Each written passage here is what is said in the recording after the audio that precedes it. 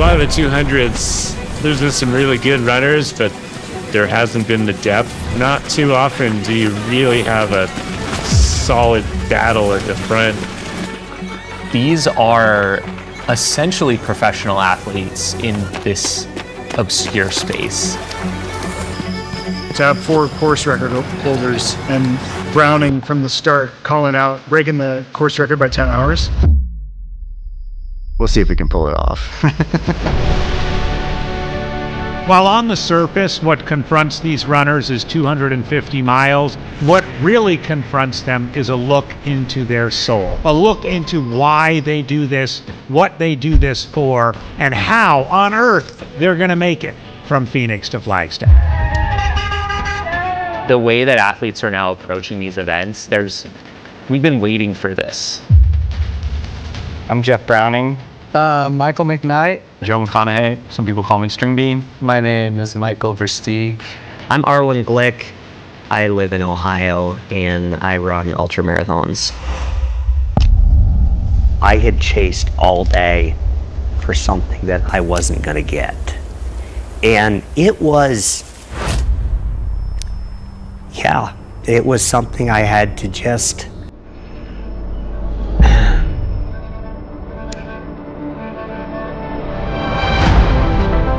success so many times comes from just like that drive, something that lights that fire. I don't really feel like I have this need to like prove to people that I am something, but I think everybody has a little bit of ego somewhere deep down inside. This is definitely the most competitive 200 I've ever been a part of, and it does excite me. They are competing just as much as 100-meter runners on the track are. It's just spread out over a multi-day experience, and I think it's fascinating. Cocodona is one of the few races where you're like, you will absolutely have an experience, and it's going to be more than trail running. It is an eccentric mix and cast of characters, and I think that's part of why I love it so much, and I love this sport so much. I just nailed it. I think it just would have fed my ego. That's not always what we need. Sometimes it's what we want. That's not what we need. I mean, I know this film is like focusing on like the 5 guys at the front or whatever, but like there's 10 other guys that could win this race. It's like you just have no idea.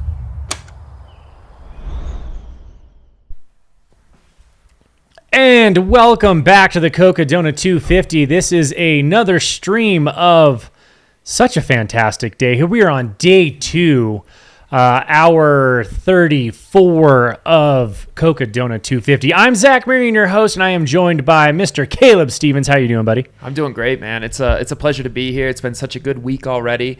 We're just a little over a quarter of the way through the race. You know, when you think about that, slightly more, 34 hours out of 125.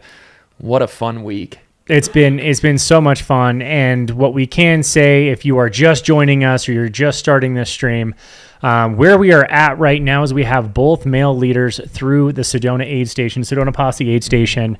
It has been a back and forth battle all afternoon between Dan Green and the veteran Ryan Sands. What did we just witness over there, Caleb? What happened in that aid station? Yeah, both guys came in. They got some food. They got taken care of by their crew. Both vibes were a little bit different, but I think that's probably just general characteristics of those two, you know, between Dan and Ryan. Dan was, you know, pretty excited and kind of popped out of there. Ryan, a little more calculated, seemed just like pretty dialed in, pretty focused. So it'll be fun to watch in the upcoming aid stations too, if they maintain that same demeanor, both of those guys. You know, that'll be fun. And then we have, you know, we've got Rachel getting ready to come in also to Sedona. She's a few miles out, as well as Michael Versteig. So we're going to get some really good shots here of the top of the field. Yeah, absolutely. And I think that one thing to make a note of is, you know, Rachel Entrekin and Michael Versteig are still under course record pace. Like, they're all under the course record pace. Now, for those of you who are just joining us, the weather has been, as you can see, a little inclement. You don't quite know what you're going to get out there. It's been not exactly cold, but it has been wet, rainy, and humid, which a wet body is going to be a cold body, especially overnight. So as you can see, we've got rain jackets, we've got thermal layers on Ryan Sands right now, and he's being smart by not letting himself get too chilled before he goes into the evening.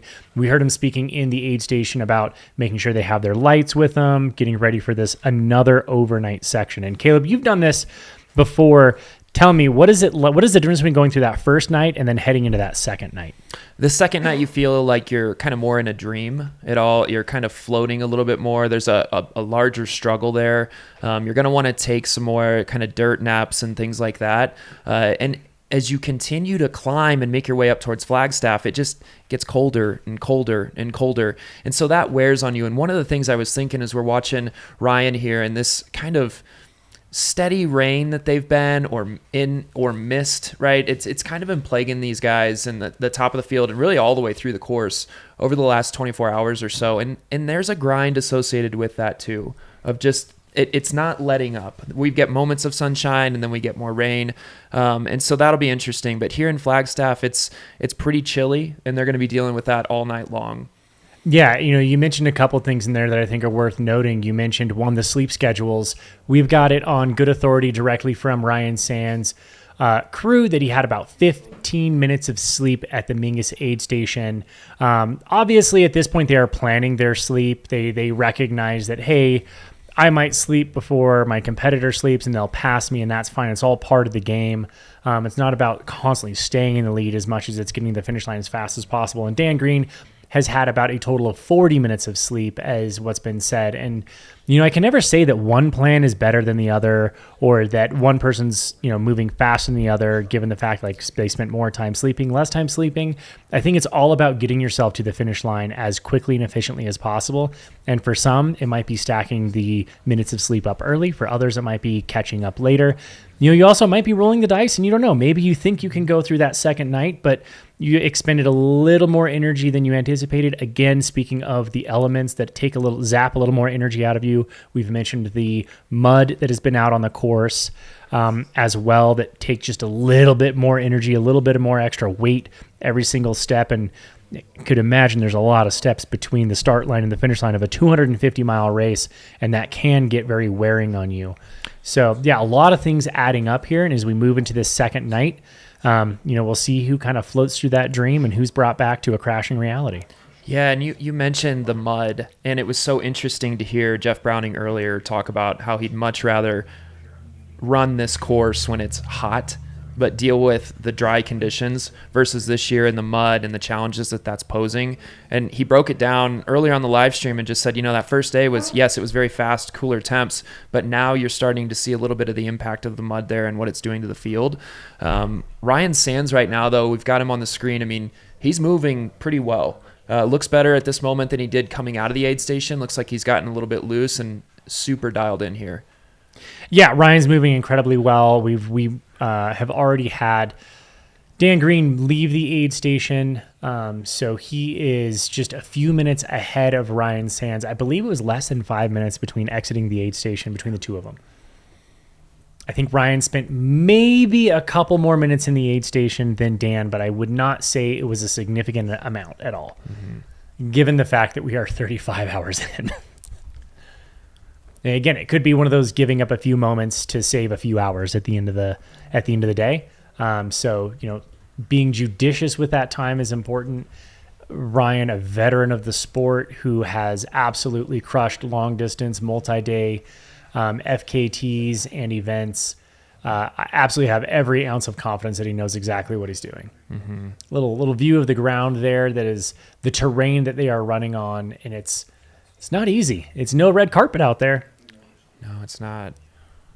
It is that desert red carpet. Yeah.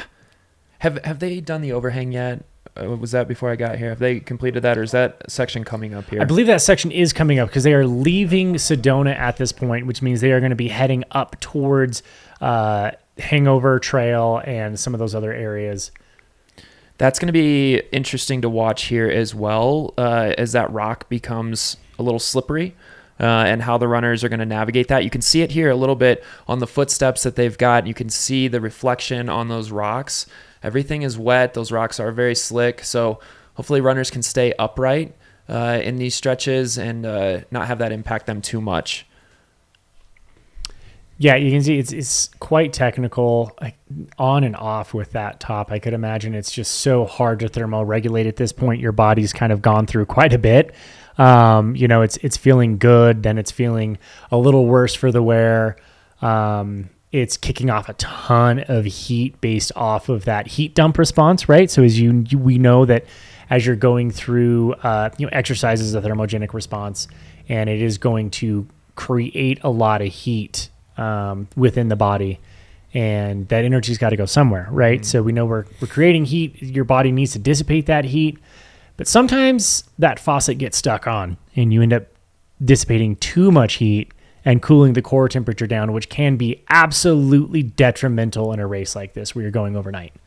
Yeah.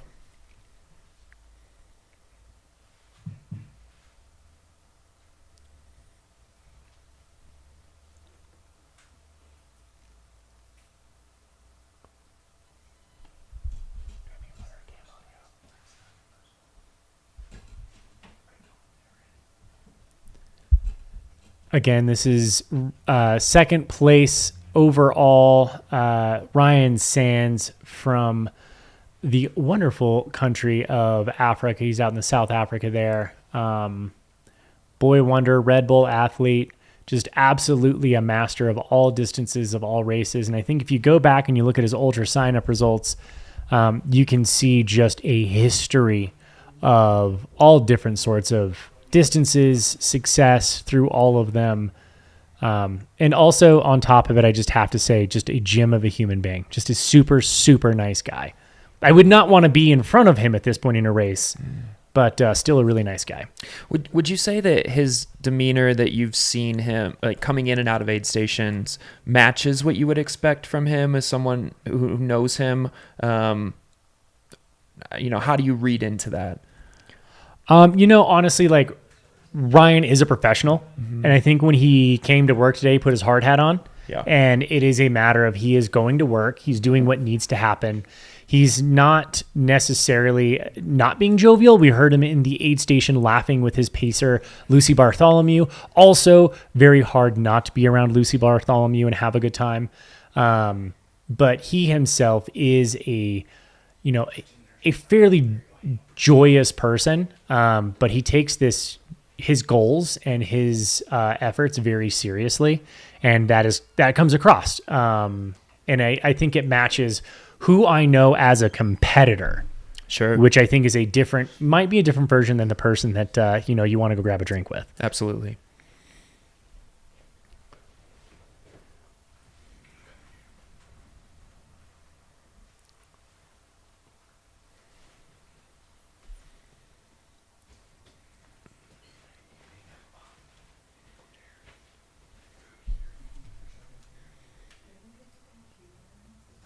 So this is actually just outside of Sedona, Arizona. These runners have made their way all the way from Black Canyon City, finish line of the infamous Black Canyon 50K, one of the aid stations for the Black Canyon 100K.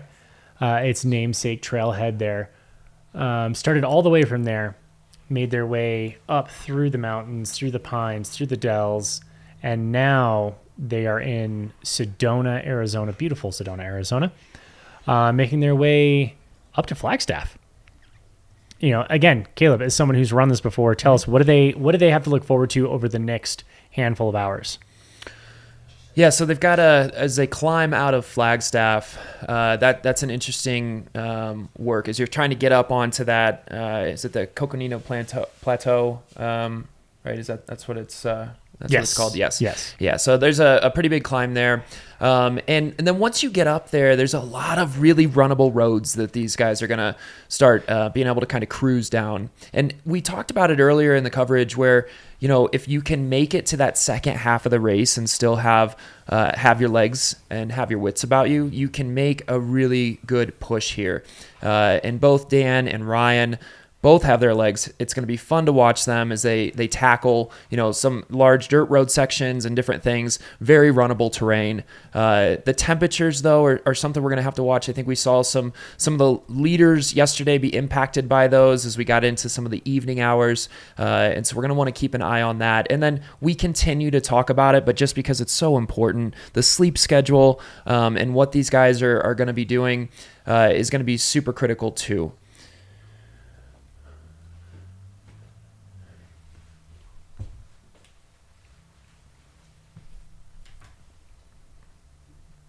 Yeah, I'm curious to see what the sleep schedule ends up being. And let's not forget, there's an entire race going on behind these guys. Mm-hmm. Obviously, this is the tip of the spear, but there is a lot going on. It looks like we've got eyes on, is that Mike McKnight? That is Milky Mike, if anyone has gotten the trading cards.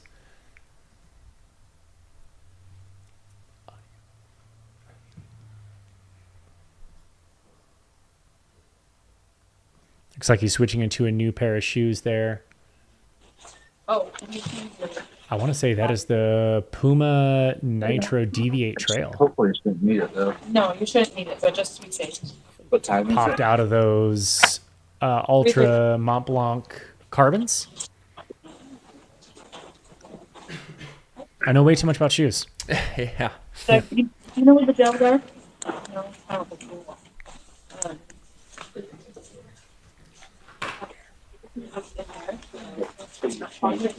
Yeah, you put the fresh one in. No caffeinated, right? We believe that this is not Dead right now, Horse no. Aid Station. We're going to kind of keep an eye on that and see. But Mike McKnight taking some time here to change the shoes.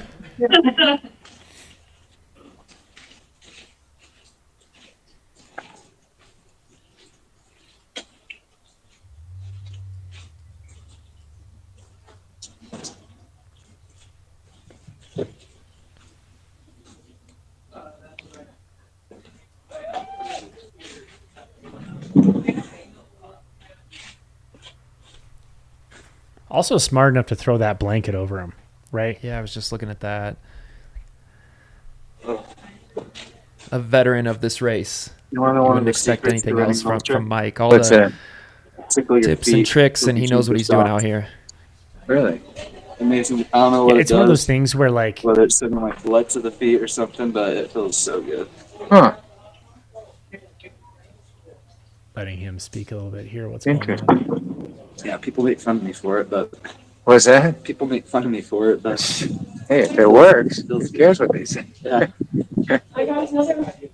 As a Gingy sponsored athlete, he's got those toe socks. I have to say, there's a lot of hate given to the toe socks. As someone who was a partner with the brand for many years, that is all I ran in for about 10 years. And they work, but you will get made fun of for it.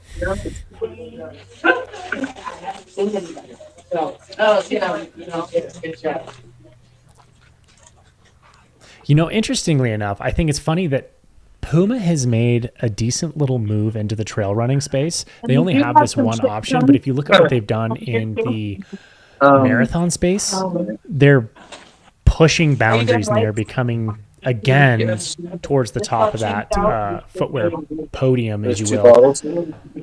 And I've heard a lot of great things from a lot of athletes about this shoe. I'm very curious myself to get my feet in a pair, give them a try.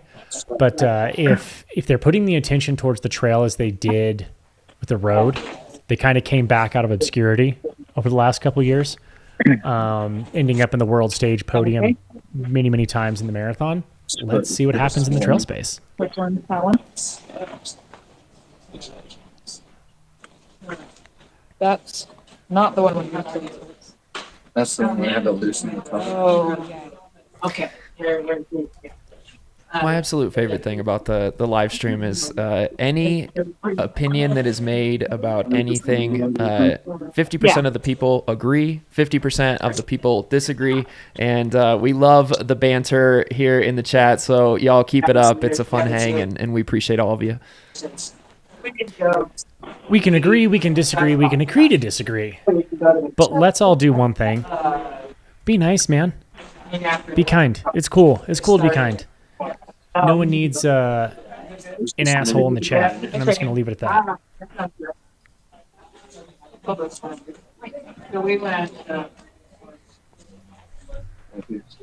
All right, so we got eyes on Mike McKnight here in the aid station, a veteran of the race, someone who has done very, very well here on this course many, many times. Thank you. While we keep eyes on him, this is a perfect opportunity for us to step away for an ad break. We have a lot of great sponsors that allow this to happen, and if it wasn't for them, we wouldn't be able to bring this to you for free. So we are going to give them their few moments here while we keep an eye on Mike at the same time. I'm Zach Marion. I'm going to be stepping away, and we're going to have another guest step in here for a moment. Caleb, it's been fun. It's been real. Michael, what is it's that been you're real drinking? fun. What is it? And I'm going to go ahead and step away. What is this? Wilderness Volunteers is the official nonprofit partner of Cocodona. The mission of Wilderness Volunteers is to engage people in meaningful service that conserves and protects America's wildlands. Spend a week in the great outdoors on one of their 30-plus annual projects in wilderness areas across the country. Give back to the wild places you love by removing invasive plants, building and maintaining trails, rehabilitating wildlife habitats, and much more. Learn more at wildernessvolunteers.org.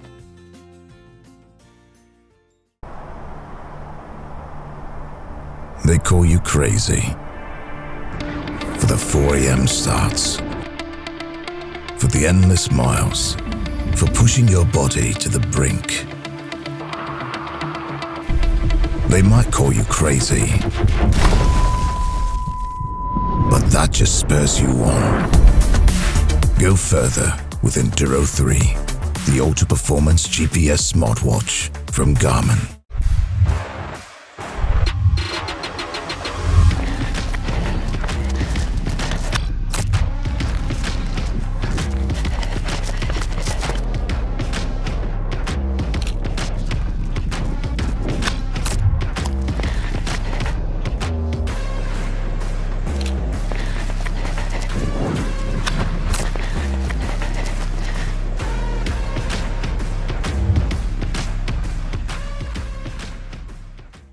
Big race coming up?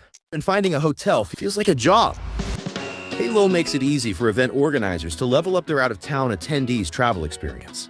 Book vetted hotels close to your event, enjoy special perks, and stay with other like-minded athletes. Tailored for athletes and supporters, with discounted room rates, donations to local nonprofits, and on property activations. It's a whole nother level. Stay where the action is. Celebrate like you trained for it. Learn more at poweredbyhalo.com. Hey Cocodona fans, here to tell you about the new RX FPY from Speedland, our first road super shoe and the first super shoe ever to come with a BOA fit system. We take fit so seriously, and this commission was no different. A cushioned trainer, then you slip the removable carbon plate in. You got all the pop of a pro marathoner. It's made for the roads, but just as good on dirt roads or gravel paths. Go pick up a pair now. Runspeedland.com. Use code CCD20 for 20% off. Welcome back to day 2 of the Cocodona 250. We are 34 hours in, almost 35. I'm excited to be joined here by Sierra DeGroff, Caleb Stevens at the desk as well. Sierra, so excited to have you here as my co-host. Tell the audience a little bit about yourself. Sure. I'm actually an Aravipa race team member, so very excited to be in town for this event. This is my first time being around for it and not following from my home. So very excited. I do have a runner in the race that I'm helping later in the week, Brianna Cornell. She's doing pretty good right now, so we'll probably be hopping in with her maybe later this evening or tomorrow. And yeah, super excited. Thanks for having me. Yeah, it's awesome. It's awesome to have you here. You're a super accomplished runner in your own right. What are some of the big races or the Aravipa races that you really enjoy running? I know I saw you out at Jackpot this year and some other ones. Do you have any favorites on the racing calendar? Yeah, so I do jackpot usually. I did it this year and the last couple of years, so that's a fun one, the 100 USATF. And then, I mean, they're all fun. The Damn Good Run was a good one. That was my first time doing that. Let's see, Across the Years is always a good one. And Javelina, can't forget about that one too. But this year, I'm trying to think of what else. I might be at Fat Ox, so still TBD on that, but yeah. Awesome. So here we've got some really epic shots of Sedona, just an incredibly beautiful place. You spent a lot of time in Arizona at the races and whatnot. How unique is it to see the landscape like this, just kind of coated in clouds? We've seen a lot of kind of rain and mist and fog throughout this race. Super unique for this type of, or this time of year. Oh, definitely. I mean, I'm amazed at the amount of precipitation that's been happening since we got here on Sunday. I feel like every other year's been hot and dry and everything that this year isn't. So it's definitely a different sort of experience, I'm sure, for everyone. And will you be doing any pacing out there or mainly just crew? Pacing. So I'll be picking her up at Munns, and then I'll be taking her to, what's the one past Fort Tut Hill? Was it Walnut Canyon, I want to say? Yeah. Yeah. Yep.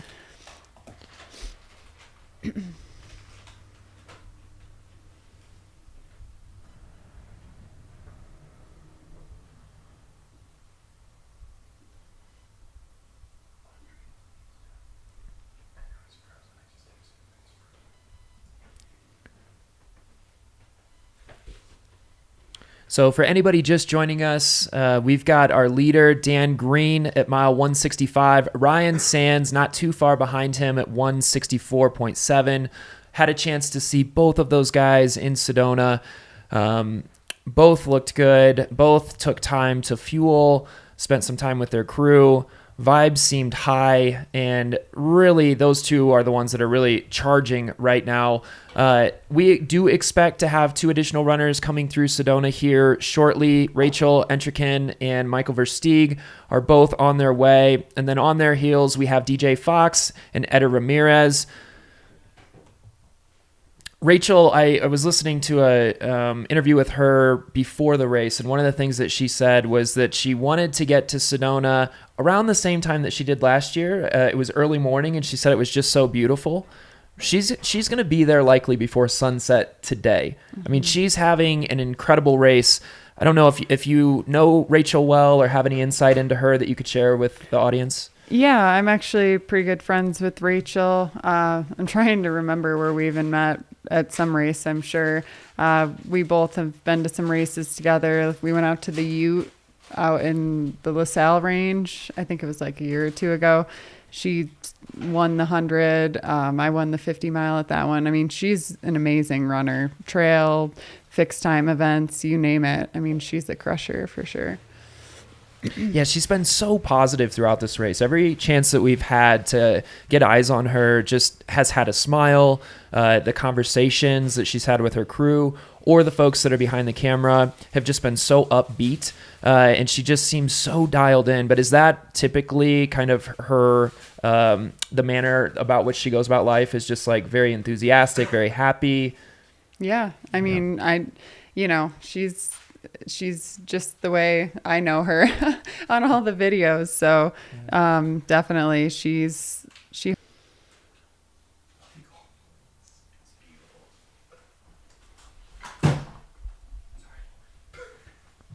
So again, we've got some beautiful shots here of Sedona.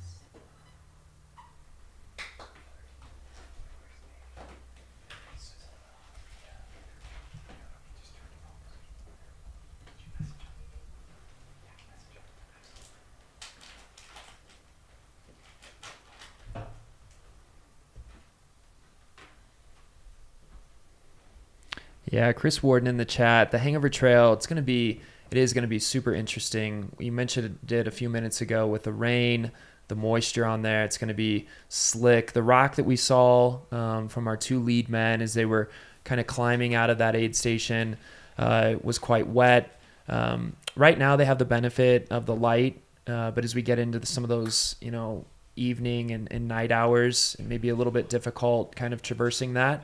But this is what these runners sign up for. And I hope you guys are all enjoying these amazing shots of a really beautiful place. Yeah, absolutely. By the way, this is Zach back on the mic here. I couldn't stay away for too long, guys. I felt like it was just worth it to come out and chat and have a good time with you guys.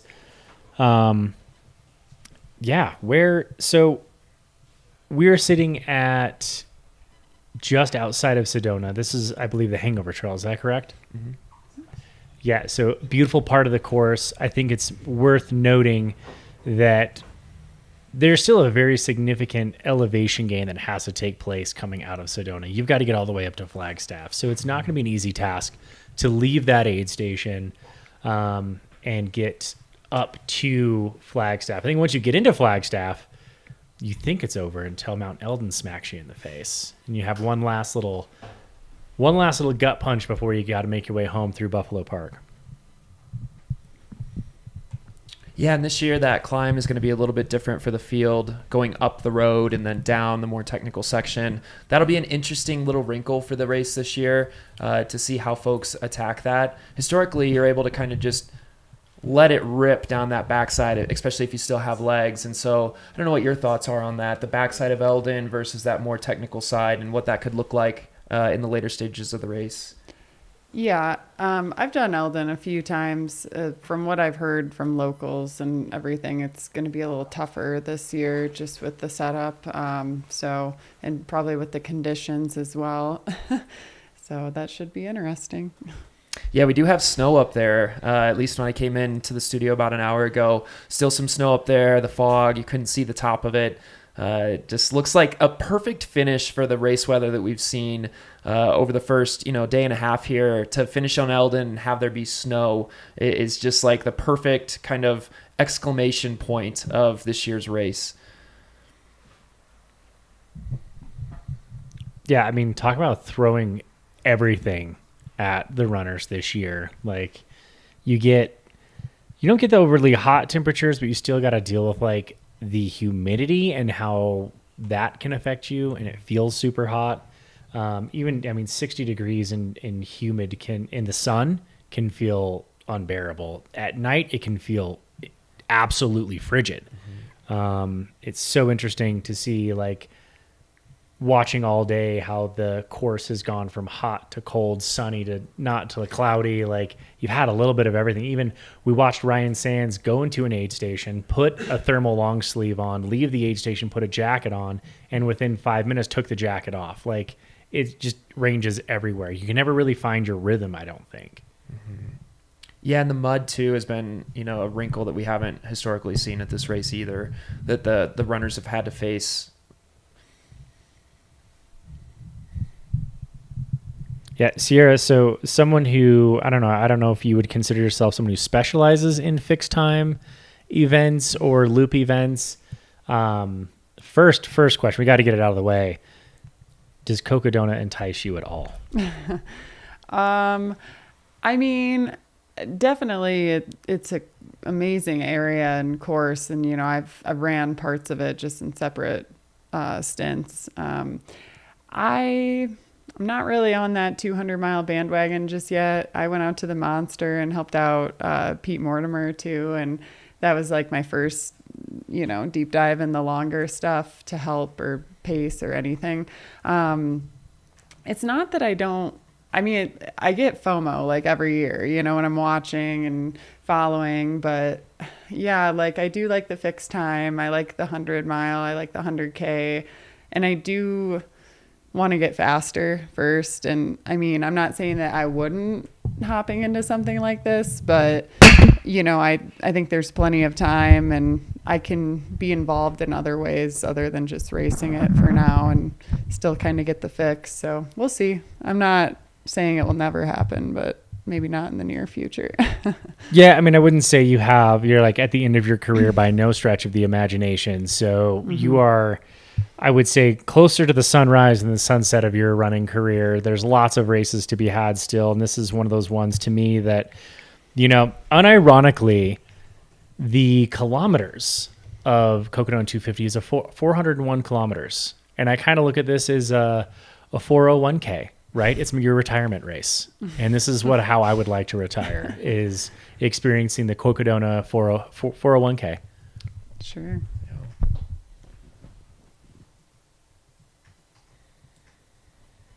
But also, can we talk about the potential in future years if Courtney Dauwalter wasn't able to finish this? One thing I know about Courtney is she's not satisfied until she executes in the way that she feels is good.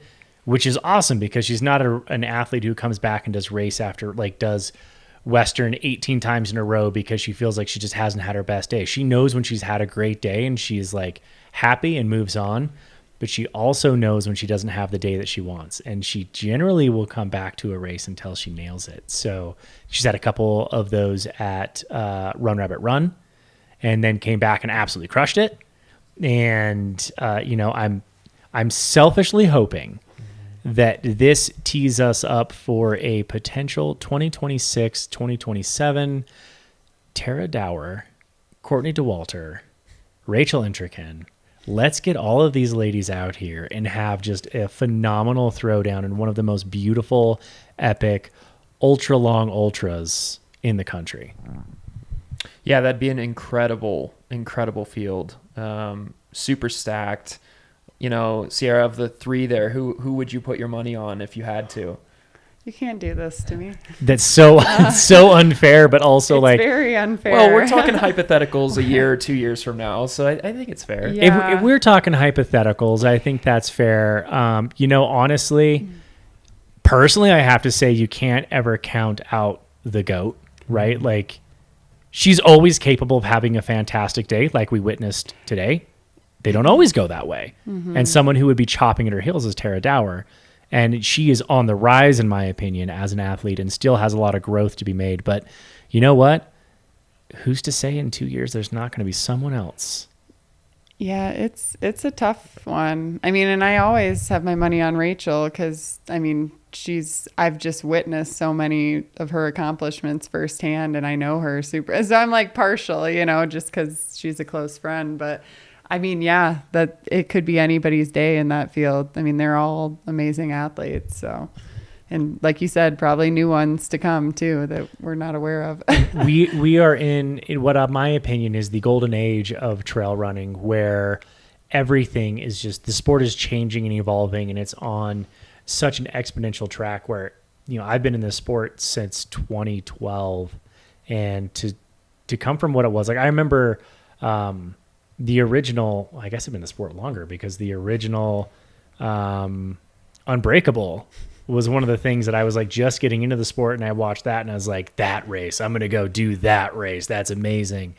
So that had to be 2011 is when that came out. So I've definitely been in the sport for a while, but to watch it grow just consistently and steadily, but then as witnessed by this year, the last 2 years, really, how many course records have gone down in the last 2 years? Mm-hmm. Quite literally almost all of them. Yeah. All of the significant major world record or course records that we all thought were unbreakable, unbeatable have just been consistently being just lowered and lowered and lowered. So I think we're in that exponential growth of the sport. We are excited as Mountain Outpost to be able to broadcast that, to bring this to the world, and to continue being responsible for telling these stories out there. But it really is because of obviously our sponsors that help us so much, and a few visionaries, namely Jamil Curry, who has invested so much into this and allowed us to have these live streams on quite literally a world stage. But our sport is growing. It's growing in its own little bubble. And now that it's actually able to reach the world, I am almost scared to see what happens in this sport over the next couple of years. I think we're going to have such a major growth boom of incredible athletes that we don't know exist that are going to be brought to this this wonderful space, and it's because of epic views like this and incredible competition. And also huge shout out to the trail and ultra running community, all of you guys in the chat here who keep this thing going. In fact, I'm looking right now at 4,500 people watching this, and I'm only seeing like 250 thumbs up. So let's get that number a little bit more even. Let's throw some thumbs up on there. Smash that like button, as all those young kids say. Or maybe that's a boomer saying now, I don't know. But go ahead and smash that. Help us out a little bit. If you aren't subscribed, subscribe. That helps us bring this to the world for free. It doesn't cost you a dang thing. It wouldn't bother you at all. But we would greatly appreciate it. Yeah, and as we're having that discussion for the chat, who, if you had to decide or put a bet today for a 26 or 27 race between Courtney, Rachel, or Tara, who would you pick? Let us know in the chat. Let's see it.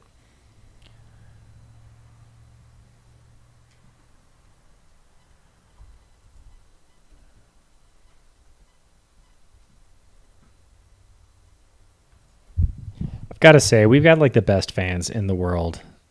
Y'all are awesome. We got eyes here at Mingus Camp. So this aid station is where a lot of the lead runners hit overnight. And this is the bulk of the race is kind of hitting it now. So that kind of puts into perspective that an entire afternoon's worth of running later, this is, us normal folk are just hitting this aid station. And it kind of really showcases just how incredibly elite these people are. Yeah, look at the vibe in here right now. This is the ultimate hang. Everybody, bunch of runners, their family, their crews.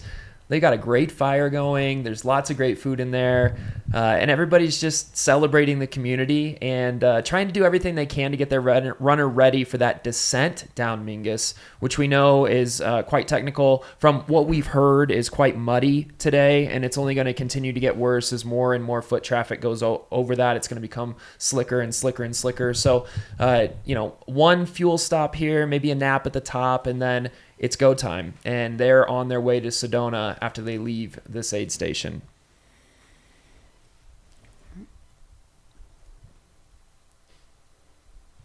Sierra, have you ever had a chance to do that climb to the top of Mingus or any of the running around the Jerome area? I don't believe so. I've done like the Whiskey Basin race, so that's kind of near there, sort of. But yeah, not really. I mean, I just come down, I do races or like runs with people who live down here, and I don't think I've done that one yet. No, sorry. Yeah.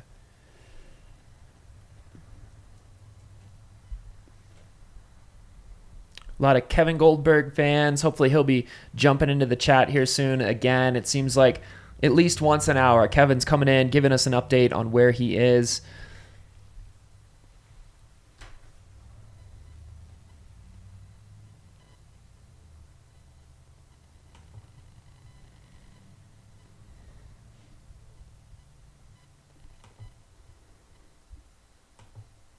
Looks like Rachel is getting close to Sedona.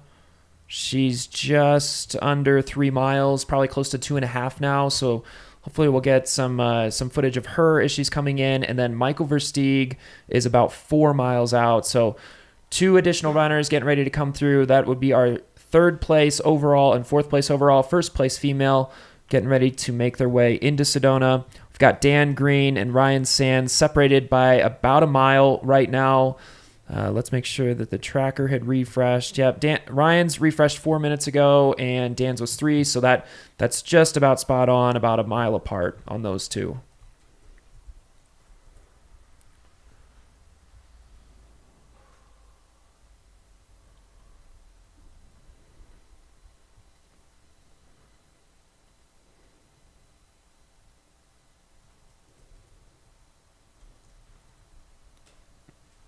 I believe that Cody Poskin is in Mount Coast shoes out there, the T1s, I want to say.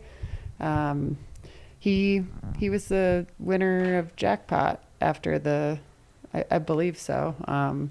And yeah, the T1's a great trail shoe. So I'm excited to hear some feedback on that. Honestly, I was sent a pair of the original one. It's the R1.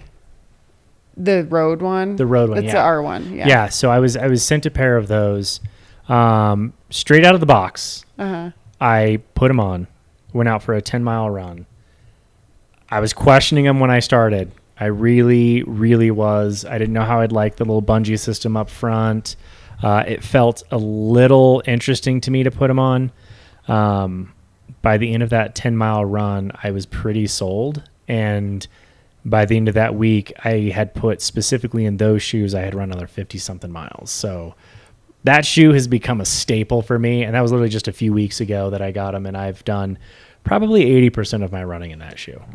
Yeah, I guess I should have pointed out first off, I'm an athlete for Mount to Coast on their pro elite team. I've been running in the R1 personally since last April, so about a year now. I did Badwater in the R1, never changed the shoe once, Javelina in the R1. I mean, really, yeah, you can run that shoe on trails too. I think I even did Silverton Alpine in the R1, which was probably not the best idea, but it worked. I'm curious. I gotta ask, how does the T1 compare to the R1? Does it feel very similar, just like a better tread pattern? Yeah. So the T1's a lot different.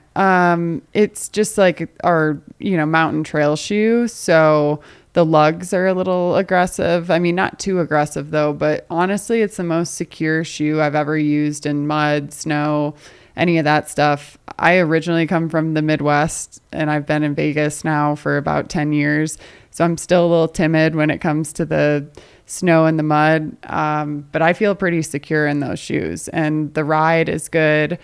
I will probably be wearing those the first 25% of Western states. And then the H1 would be more of your road to trail. So smaller lugs, wear that on anything that's not super technical. So.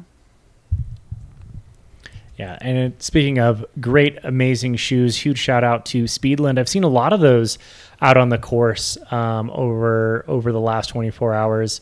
Seems to be another great up and coming brand. It's been really actually fun. So as a shoe nerd, as someone who's loved shoes and was a former product line manager for Ultra Footwear when they were first getting going and managing several lines of their footwear. Being involved in that has just been so much fun, but it's been really exciting to see all of these smaller up and coming young brands that are really kind of making like a mark in the industry, kind of like, I wouldn't say boutique-y, but kind of very specific and niche-y. I think that obviously Mount to Coast has their own unique spin on things. Like a shoe is a shoe is a shoe. There's an outsole, there's a midsole, there's an upper. There's a few other like pieces and components to it, but realistically there's not a lot to it. You can't really reinvent it. Save a carbon plate, which was pretty interesting over the last handful of years, but you can add different kinds of components, different types of foams, uppers, you can decrease weights, you can add different tractions, but realistically it's kind of how you blend it all together. And it's been kind of fun to see the Speedlands, the Mount to Coast, the Topo Athletics, really kind of make a mark in the space and grow as much as they have. But Speedland, being the official shoe sponsor of Cocodona 250, just released their CCD version of their shoe. Absolutely awesome. You're going to see Cam Haynes in the GS CCD. I believe that's his shoe specifically, if I am not mistaken, but pretty awesome. Bib number 204 saying hi there.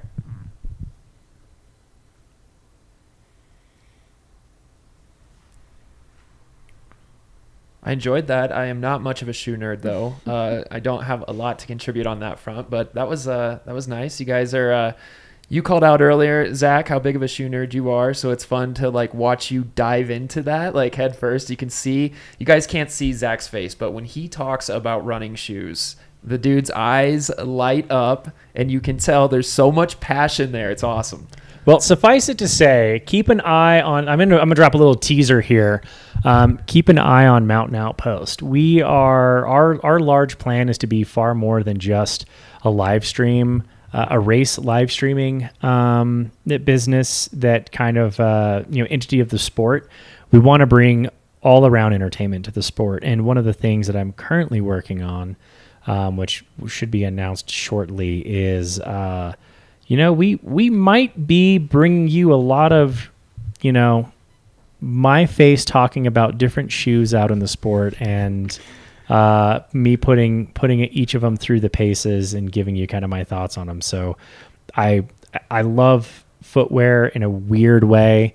I think it's just a blast to see how they work. And one of my favorite things is there's no such thing as one shoe that works for everybody, or one, best, quote unquote, best shoe out there. And it's constantly changing. As we mentioned earlier, we saw Mike McKnight putting on a pair of Pumas. When was the last time this sport has seen a Puma trail shoe? But the Nitro DV8 Trail has been an incredible push into the sport by Puma, who has made a resurgence in the sport over the last handful, in the sport of running over the last handful of years. If you can look at how many times their elite trail racers or road racers have been on the podium in a world stage, it's going to translate to the trail scene in not too long. That I can guarantee. But yeah, so much history in footwear and how each company jockeys for position, and then they become too comfortable and another brand comes up. And, the story of Ultra just 15 years ago, coming out of nowhere and doing something totally different. And I remember working at Ultra, and Hoka came out, and we were like, what is this goofy shoe? This is absolutely like, no one's gonna buy into this. This, like, it's all about minimal shoes. It's not about the maximal shoe. And we got our butts kicked heartily by Hoka over the next couple of years. They succeeded past us and just have obviously been on a tear in both road and trail. So I think that it is fun to see the brands shift around and recognize that there is no such thing as one best shoe. There are shoes are just like tools, and there are some that are better for the job than others, and there are some that you're just more comfortable using than others. And I think that that's the fun part of it for me.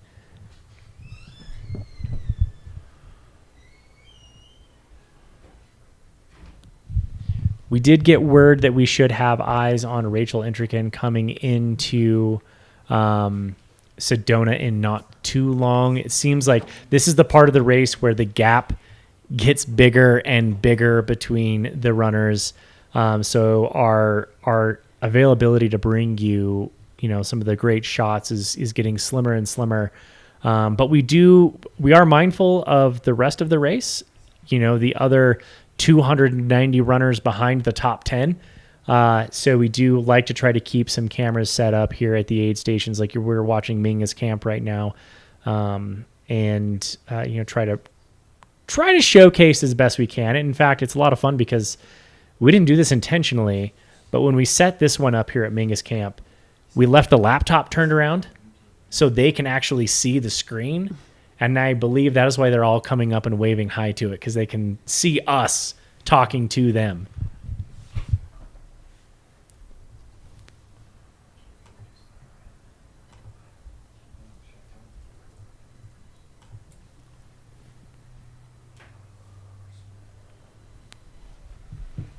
Yeah, so if you're just joining us, just kind of a quick rundown of the leaderboard. We've got Dan Green leading the charge. He's at almost mile 167. Right behind him, Ryan Sands. We got a good look at them probably about, 30 minutes ago or so as they were in Sedona. Both looked good. Both looked fresh. Rachel Entrekin, as Zach just said, she's going to be coming into Sedona here shortly, so we'll get eyes on her as well as Michael Versteig. Rachel is our leader on the women's side, and then following Rachel, we'll have Michael Versteig, DJ Fox, Eder Ramirez, Cody Poskin, and Harry Sabertas.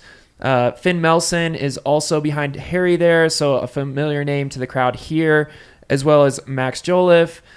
So really exciting group of runners coming in. And then Lindsay Dwyer is at mile 133.2.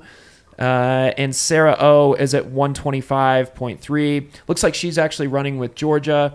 So that's, I'm sure, fun for those two as they're sharing some really special miles together. Oh, here we go. We've got eyes on Rachel Entrekin as she is heading into Sedona. Oh, I know her pacer too. Right here? Yeah, we met that guy at the Moab LaSalle race that we did. The Ute. He was out there. His nickname's Moab. So. Oh wow. His name's Evan, I think.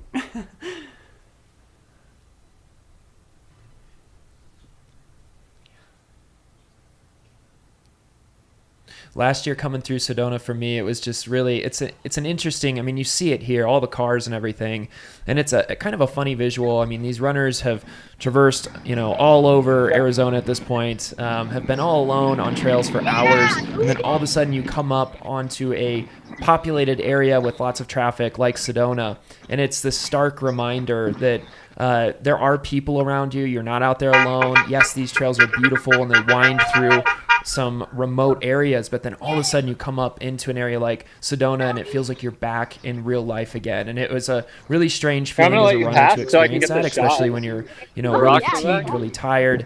But she's heading in here to a really well-stocked and great aid station, and she's moving pretty well.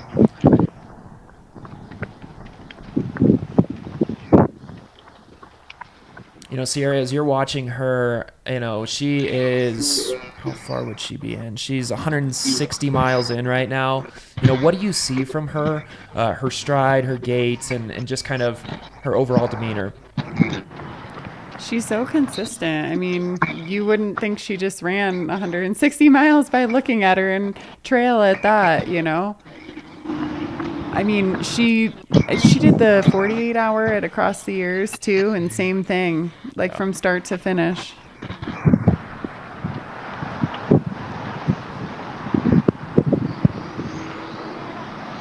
Yeah, so not only is she 60 miles in, she also has 22,000 feet of climbing on those legs as well. Minimal sleep. She is just rolling.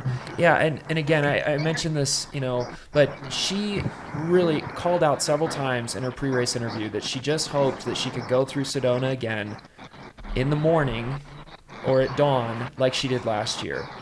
And that was on her mind leading up to this race. And I'm sure that she's feeling some fairly strong emotions right now, realizing that she's in to Sedona while the sun is still up the night before. That is incredible what she's doing this year. Yeah, I mean, I would say she's arguably one of the best women mountain runners, trail runners out there. I mean, she's amazing. Yeah, you mentioned Across the Years last year. She also won Crazy Mountain 100 after Cocodona last year, which is a race in Montana. It's got something like 23 or 24,000 feet of vert and loss. I mean, it's just, you're constantly going up and down. So she is just built for this. And then to be able to go and compete at an event like Across the Years, 48 hours, something where you don't have as much climbing, and it's just this grind, that you're so familiar with a race like that. What is that like for folks who haven't experienced something like that?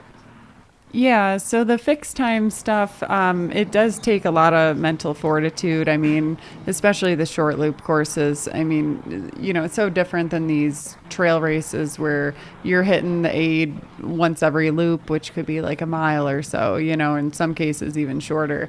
So that just creates a lot more opportunity for stops and, or just giving up in general. So, I mean, I think those races are great to build that fortitude to just come out and crush something like this too. I mean, she's just so, versatile, so just killing it in both fields.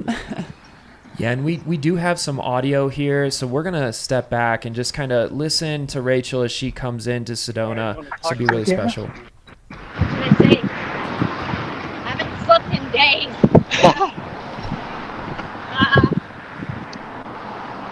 I don't know what to say. Yeah? Yeah, I think I like last year for a little better though it was.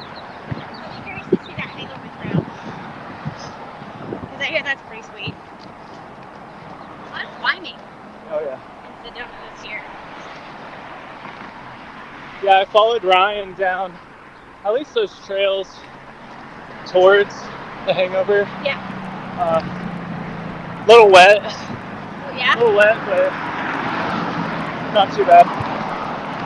Real pretty, but at least the rain's kind of held off a bit. Yeah.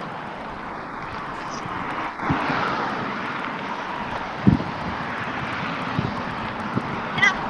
I thought last year you like ran along all those mountains. Alright. Turn here? No, keep going straight.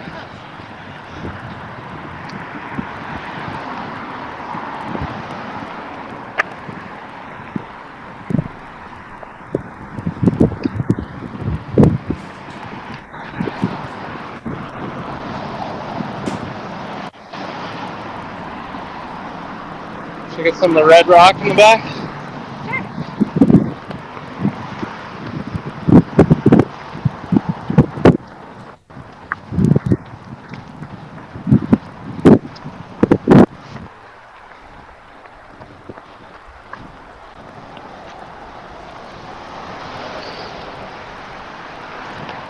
Y'all already have a strategy for aid station?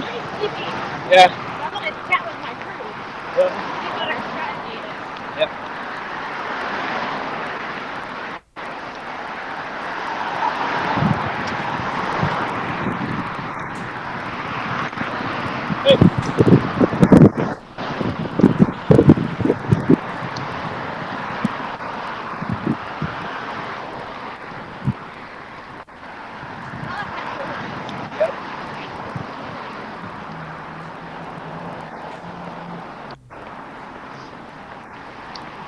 Yeah, no strategy since day one. Beautiful. Yeah. I cannot tell you how to do this.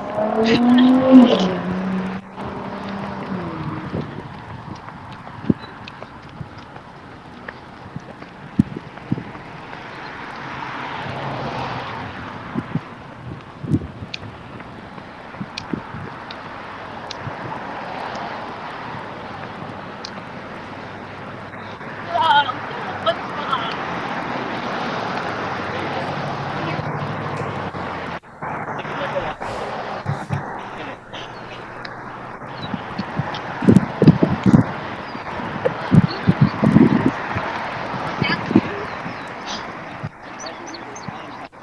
Dude, this is good along.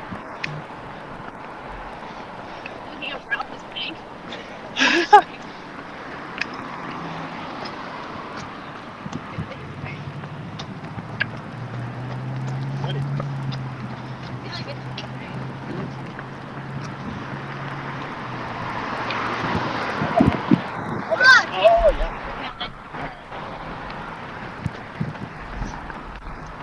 Ready. Here we go.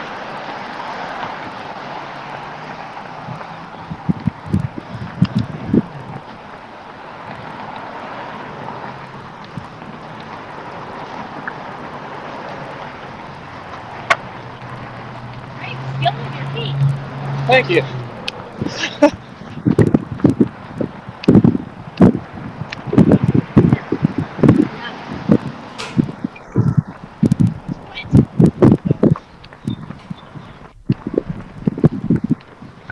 Where y'all from? Colorado, both of us. Yep. Conifer, right? Yeah. He's from Colorado Springs. Nice.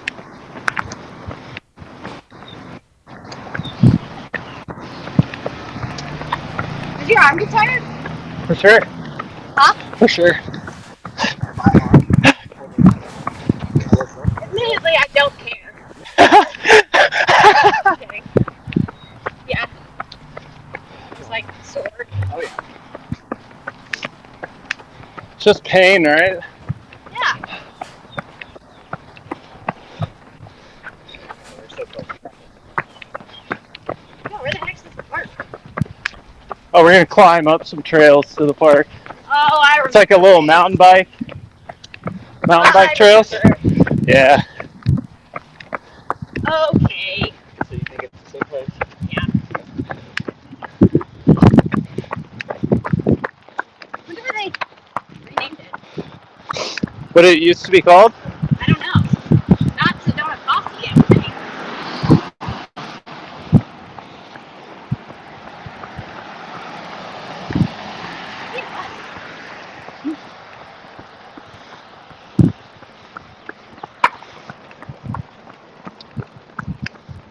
Yeah, it looks.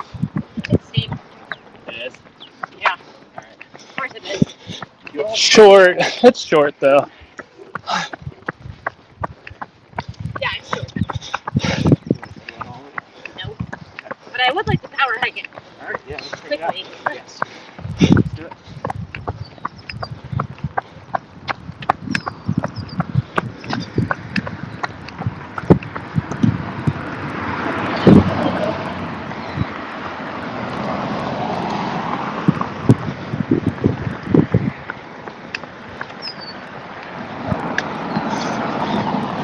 Let's get a view real quick where we're going.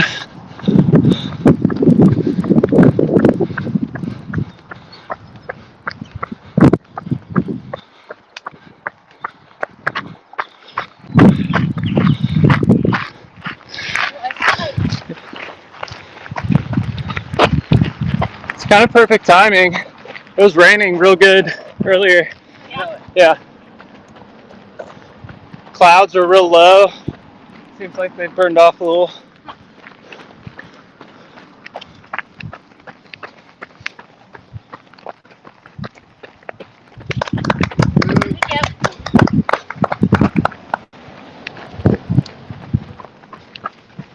tell me, what's it like to be a normal person? Who's that?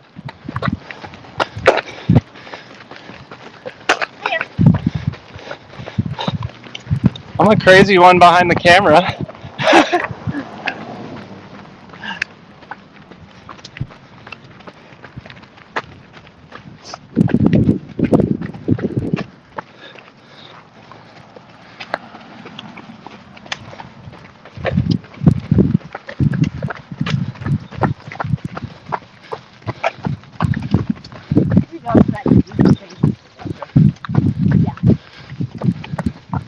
I mean, at this point, do you get tired of the views?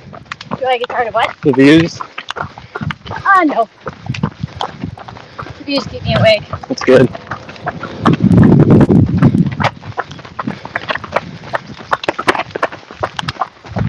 I get tired of views. I know, right? I think the people need to hear that, though. Yeah?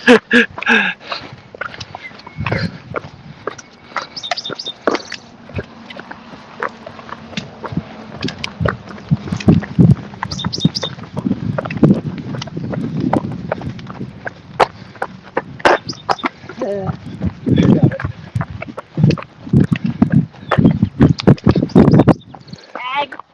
Rabbit. What is this? Why is it so steep? My friends are just right there. Yeah. Run loud. Take back rides to the aid station.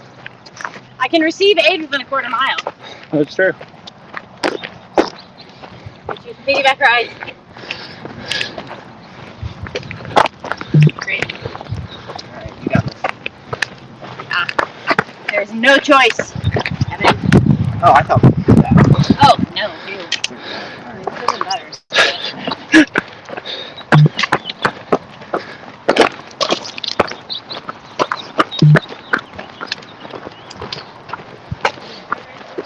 Hello? Okay. Where are you? I can't. My legs don't work. Come get me. Is it Croak? No. Right behind me? Oh, yeah. Oh, he's big. Check it out. I'm an athlete. At the height of my prime. Runner. Yeah. You know.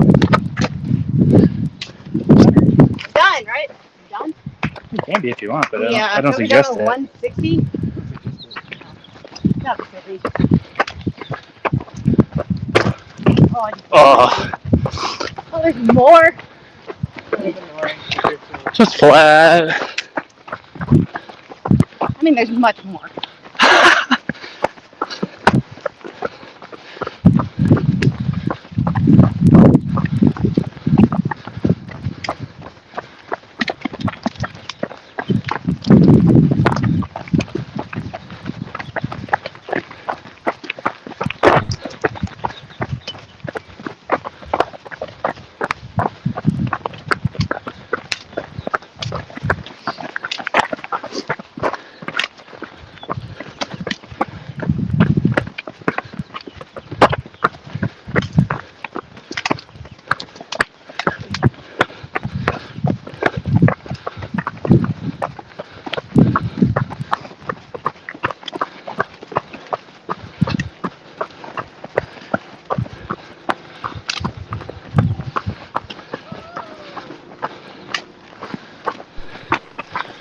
Again, if you're just joining us, this is Eyes on Rachel Entrekin, last year's female winner of the Cocodona 250. She is just coming into the Sedona Posse aid station here, where we should have Hillary Yang will be with her momentarily.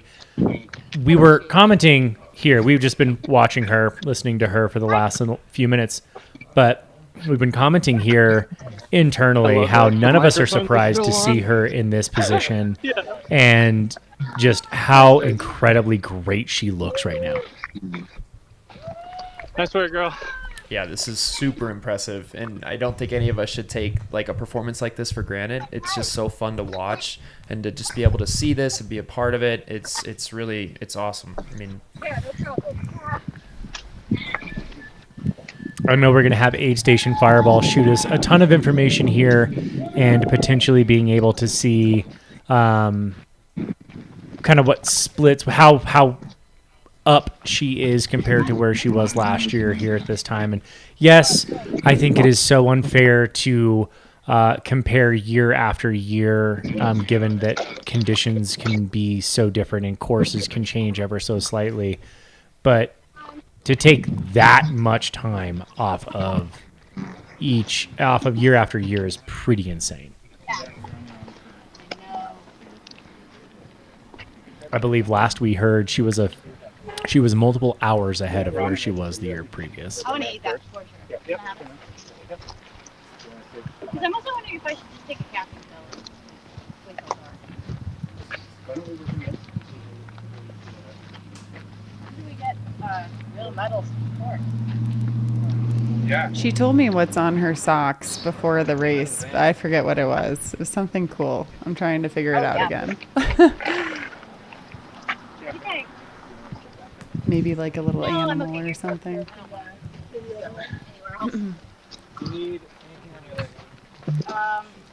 That's Gus Gibbs to the right there, her crew.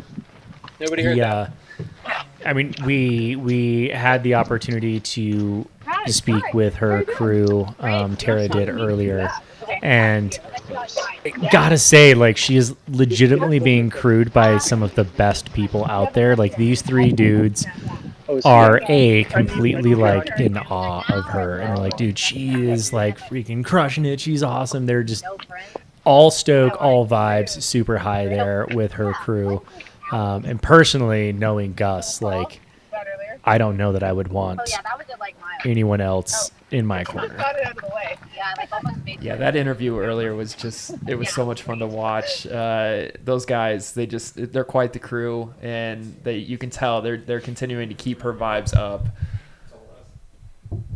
Although I don't know if she needs a lot of help with that. She's been smiling the whole day. I don't know who's giving better vibes. I don't know if she's giving vibes to them. Like, it's okay, guys, you can do this. I know you haven't slept very much, but thank you so much. You're awesome. Or if they're giving it to her. I think it's the former. I think she's feeding them vibes right now.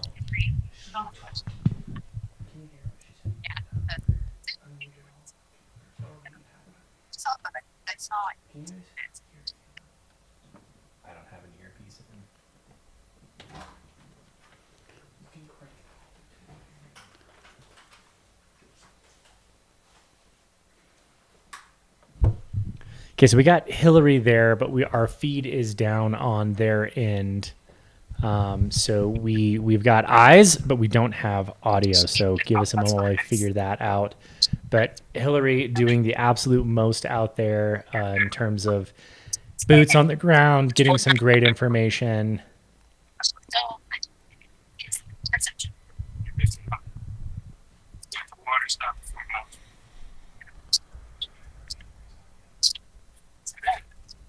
Find out well. Yeah, it does.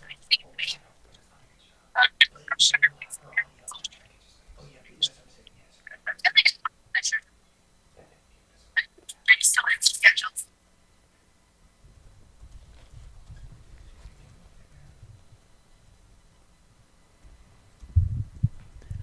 Still hoping that we can get some audio from one of those cameras out there. You know, that is the challenge. You think it's hard to run these races. Imagine hauling all sorts of gear out there and trying to put on a live stream. I can tell you, I think I'd much rather run these things than sit back here and stress out about broadcasting the entire time. But, you know, it is just as much a challenge with just as many hurdles as it is to run it. But let's hear it in the chat for Rachel Entrekin here, our female leader, third place overall here at the Cocodona 250, currently sitting with her crew in the Sedona Posse aid station. I mean, she's basically got her own aid station. No more than 20. Yep. Okay. Yeah. Like, let's. Oh, Yeah, But it I sounds like really we want got to see some this audio hangover here. trail in the daytime. Yeah. So that's my predicament. I'm vegetarian and this is beef flavored, so don't tell anyone. It's probably fake beef anyway. I have no idea. There's little bits of something in here. I'm just trying not to eat them. It looks like carrot. Well, there's a kind of sort of beefy- veggies. This I don't know what that is. Don't ask those questions right now. It's good protein. Let's go over some of those questions again. Okay. Are you ready to climb into bed? Yeah. I don't want to make you repeat yourself. I I can don't care. always tell them on the camera. Oh, I don't care. Yeah. You can ask me to repeat myself. You're just gonna have to repeat the question. Well, I forgot. eat your noodles and then we'll talk. You can ask me. I was just asking how you're feeling that last section. Oh, it was pretty. It was fine. Yeah. It got a little hot. Actually, Yeah, but and those sleeves are dry. This is nice. yeah. But yeah, it did not rain. I don't think. But it did. Yeah, the sun came out for a little bit, and that Do you I think that entire do you want me to section use the sleeping I bag didn't really again? recognize, like the part in Sedona. Yeah. I don't know if it's new, but I definitely didn't. I thought we like ran it completely on the other side. Oh, and I do of know the they canyon. made a couple changes around here. Like the so Ridge maybe- Trail, I think is new. Yeah, that's cool. You're a But fan? it was a lot of climbing. Yeah. And last year there wasn't any, so I guess I'm a fan. Unless you just blocked that all from your memory. Yeah, maybe. How does it feel? Like you're running so much faster than last year. Do you feel like your effort level is similar? Do you feel like it's the mindset that's different? I don't know how I feel. Weather. I am just running as best I can. I just have to tell you, you have so many fans in the chat. Everyone is so inspired by you. You can just, Thanks. like, yeah, you're so just enjoying the whole experience. Well, it's a fun race. Yeah. Fun. Yeah. Fun. It is a fun race. I'm not sure if everyone believes that, but no, it is. It's Yeah, beautiful. it's been really cool actually, I think, to be able to be running this fast. Or fast. Oh.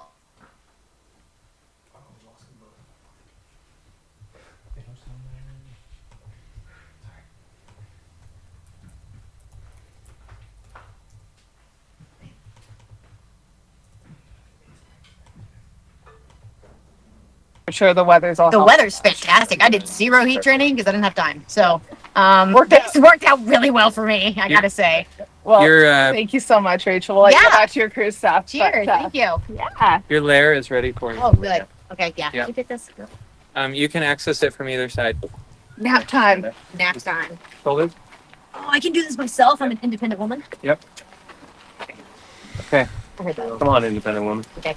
Bye, guys. Independently get in bed. Not bye. Good night. Good night.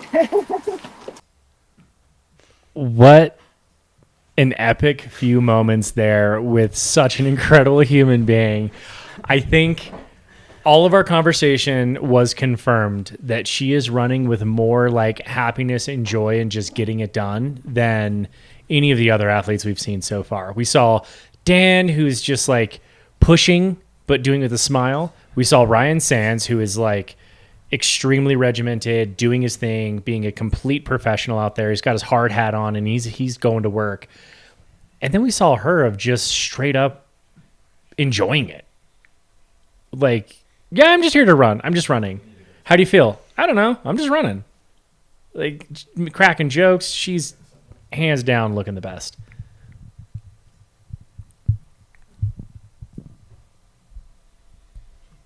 What I was actually really like taken aback by was the fact that she was just like, yeah, I didn't really have time to heat train, so the weather's working out great, and there was a little more uphill there, but oh well, it is what it is. Like, she's just rolling with the punches. She's so nonchalant. It's like she's just, you know, if she's out for a run. I did love the fact that she's going to go take a little nap right now. This, I think, it also confirms, Sierra, what you said earlier of like, I don't believe she has taken a nap, and I think this is her moment to actually take some.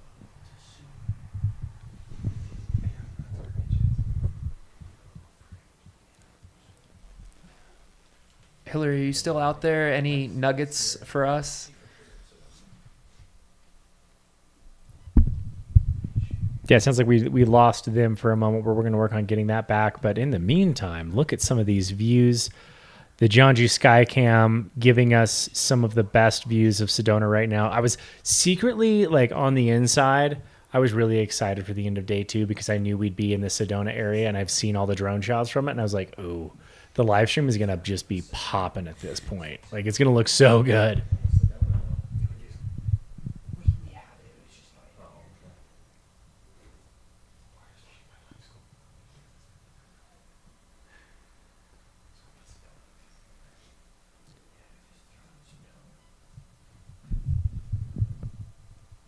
Again, so those of you who are just joining us, we've got our overall race leaders. Top 3 have been through Sedona Aid Station, heading their way up over to the Hangover Trail.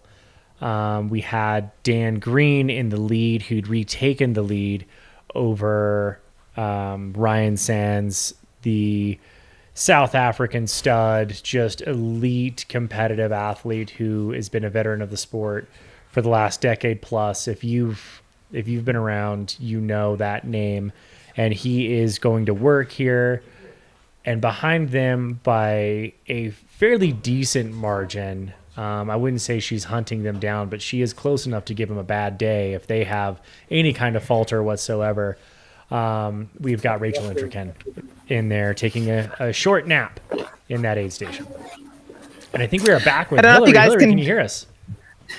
I can hear you. Sorry, we had to do some battery changes. We were getting adventurous trying to go over to Rachel's van and crew there. But yeah, just what you guys were saying, her energy and her enthusiasm right now it's so real. Like, it really doesn't come across like she's just putting on a smile as she comes into the aid station. It's very genuine. I think she's just very curious about where she can go in this race. Like, it really comes across like she's having an incredible race. She's having the race that we all dream of having when we go out and train and put these miles in, and you just hope that everything comes together. And for her, it is coming together. And that's not to say it's not a lot of hard work. It is so much work that she's putting in out there. And you can see that effort. You can see the toll it's taking for sure. She's tired, but she also just seems like she's in the moment. She's very present, and she's just very like, wow, like where can I go from here? Where can I sort of push the boundaries of what's possible and take advantage of this experience? How cool. Getting a little choppy out there. She's coming back.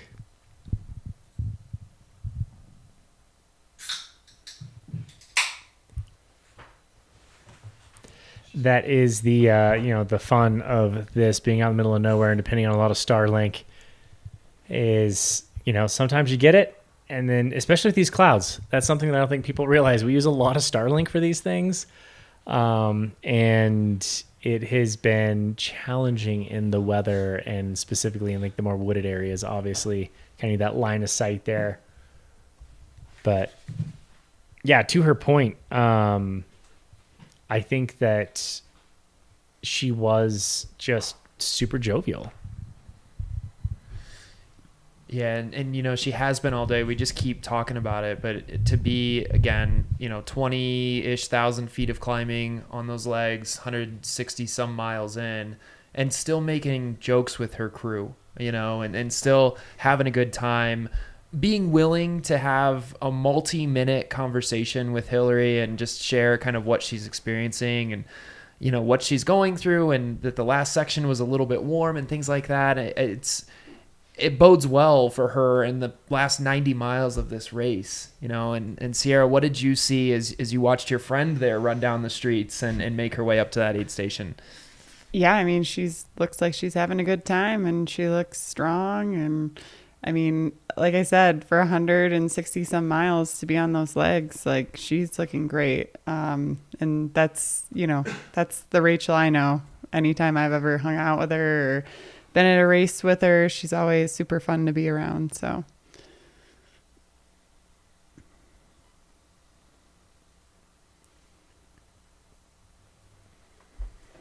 I think right when she was coming in, you were talking about the 2-day fixed time event across the years, events like that. You know, with Rachel being such a good mountain runner, and a race like Cocodona sets up so well for her, what can she learn though, or what can she fine tune in a race that is a fixed time event where, you know, a lot of times it's just running in circles and circles and circles, and you have so much free time with your thoughts there. You know, you're an expert in those types of races. How can that experience translate for her to a race like Cocodona?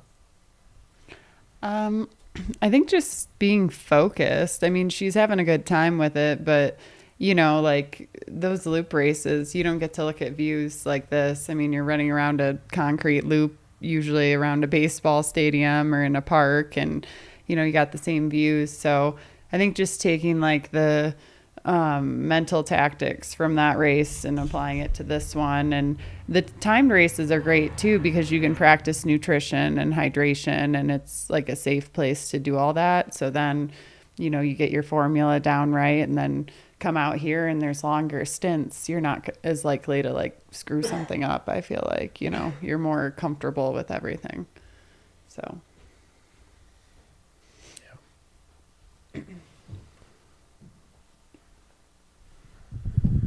Yeah, I mean, I think that it goes without saying, but the most obvious takeaway from her is the ability to roll with the punches. Just seems to like, yeah, that vert sucked. Yeah, it got a little hot. That was different than last year, but like, it is what it is. Like, finish line ain't changing. It's there. Nothing's gonna make me get there until I actually physically get there. So complaining about whatever happens in between the start and the finish is just useless. Might as well attack it with a little smile and some joy. I'm really curious too how long of a nap she's going to take here. Right? It's been kind of well documented. She hasn't had a ton of sleep, and really curious what she's going to want to do. I wouldn't think she'd sleep that long. Mm-hmm. I mean, you know, just knowing her, I think I don't know, maybe like 30 minutes to an hour would be my guess, but I haven't talked to her about her plan or anything. Yeah. So here in the chat, let's hear it. What does everyone think the over-under is on her sleeping? You know, are we looking at 15? Are we looking at 30? 25? I think her stoke is just so high. It's going to be hard to sleep very long, you know? Yeah, she has such excitement. I don't know how she's even going to be able to fall asleep, but I would say that the cap on it, I can't imagine she's there more than 45 minutes or an hour, in my opinion. Just with how positive she is right now, it doesn't seem to be a huge need other than just knowing I need to get a little bit of rest. I heard her say something too, kind of like faintly, that was like a predicament that she wanted to see certain trails in the daylight. So I wouldn't think she'd sleep very long. Yeah, and it looks like we do have Hillary back. She threw a puffy coat on. Hillary, can you hear us out there? All right. Yes, I can hear you guys. Can you hear us? Absolutely clear. Ah, beautiful. We restarted. Nothing a good reboot can't do. Yeah, we just had a chance to chat with Rachel before she went into her van for her first sleep of the race. She's planning on about 20 minutes. So I don't know what the over-under was in the chat on her sleep schedule, but that's the current plan. It'll be interesting to see if she gets up and out on schedule, just being the fact that once you lie down for the first time, I think it's probably all going to hit her, you know, just like all the fatigue and everything. But yeah, who knows whether that'll be enough, whether she'll hit that snooze button before she gets up. We'll kind of find out in a few minutes. But yeah, just chatting with her. I mean, she's eating great. She scarfed down that cup of noodles with no problem. I don't know if you guys could hear her talking about how she's a vegetarian and she's like happily eating the beef one. I think she's at the point where it just doesn't matter anymore. But yeah, just really, really positive, really, I think, enjoying pushing her limits and exploring just how far she can go. And I think to have the point of comparison from last year must be really fascinating for her. You know, when you run a race again and you're sort of like comparing yourself to how you felt the last time you did it, and you have all these like memories entrenched. And I think to move through these sections now and feel so good and to be so far ahead of her pace from last year, like, has to just be an incredible feeling. So it's really cool to see her just in it. Like, she is just enjoying the heck out of this whole experience.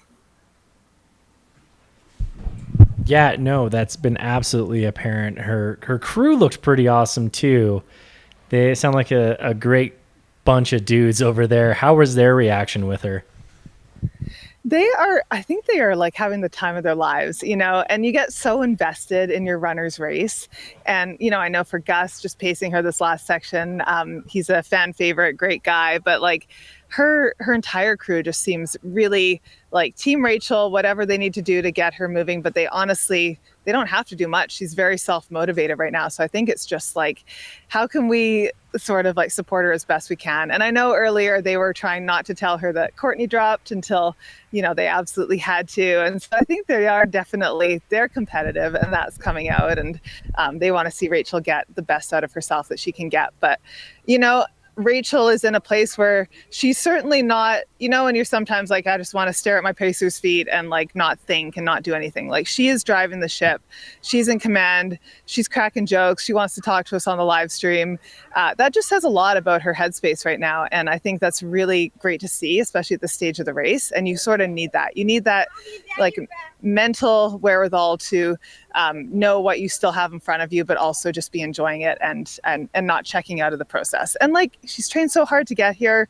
It's just great to see her enjoying it all. And it looks like she's got the best crew. They're really taking care of her. I think they were all quite relieved that she took them up on the suggestion of sleeping. I know Gus was saying that he was a little concerned she hadn't slept yet. And there's always that moment of when is it going to hit, you know? And so when she has the chance to reset, it's like, okay, we sort of bought some more time on the clock here. Like, you know, we can push again. So yeah, I think the nap is great. We'll be curious to see what she looks like when she gets up, whether it's a little harder for her to get moving again, because she's been blitzing in and out of these aid stations so fast, right? It's like, that is incredible to see. But at some point she had to sort of have this moment of reset. So here we are. We'll see if the 20 minutes is enough. But yeah, man, it's a privilege to watch her race. It's really, really inspiring. Absolutely. I wonder how she would ever do in like the Sierra Nevada. It'd be really interesting to get her somewhere out like that. Moving on, I think that you will have a special guest here shortly with Mr. Michael Versteig. Has made his way into Sedona, and he should be over into the aid station soon.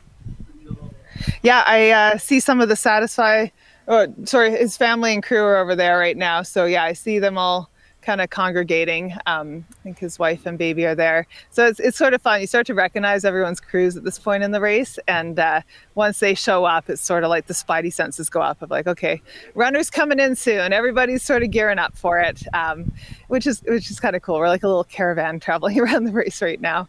But yeah, it's been incredible to see Michael just come back from what looked like a frustrating first day. You know, when I saw him yesterday, even as early as Crown King, he didn't seem thrilled with where he was. He just, you know, like there was one moment where he was sitting in a chair with his like hand over his head and just, I think he was sweating a lot more than he wanted to. He was losing electrolytes. He was having a lot of trouble managing the weather conditions. And it's tough, you know, like it's easy not to drink enough water when you're cool, but you're also still sweating. And I think for him, he really struggled with that. And to see him sort of get that all under control. And also, I think the thing about these races is it's really easy to get caught up too early in the race part of it. And I think yesterday, everybody went out hot. We all knew it, but then there's always that feeling of like, oh my gosh, am I going to be able to keep up? You start kind of doubting your strategy. You start doubting all these things. And especially when the paces are sort of thrown out the window like this, right? Like, I mean, we're feeling it on the live stream team, the aid stations, everyone's sort of like, well, they're hours ahead of schedule. Like everything sort of has to adapt. And so to really be able to stick to your plan and then to trust that the race will come back to you and that you are good enough, your fitness is good enough to be there, and to just kind of carry on with that and not to get caught up in it. And I think that's what Michael did. He executed his own race. And then sure enough, the race is sort of coming back to him and he's finding his place. And now he's able to actually make some moves and race. And there's so much strategy that goes into these multi-day races as far as when you make those moves. And psychologically, I think it's really important not to burn those matches at the very beginning.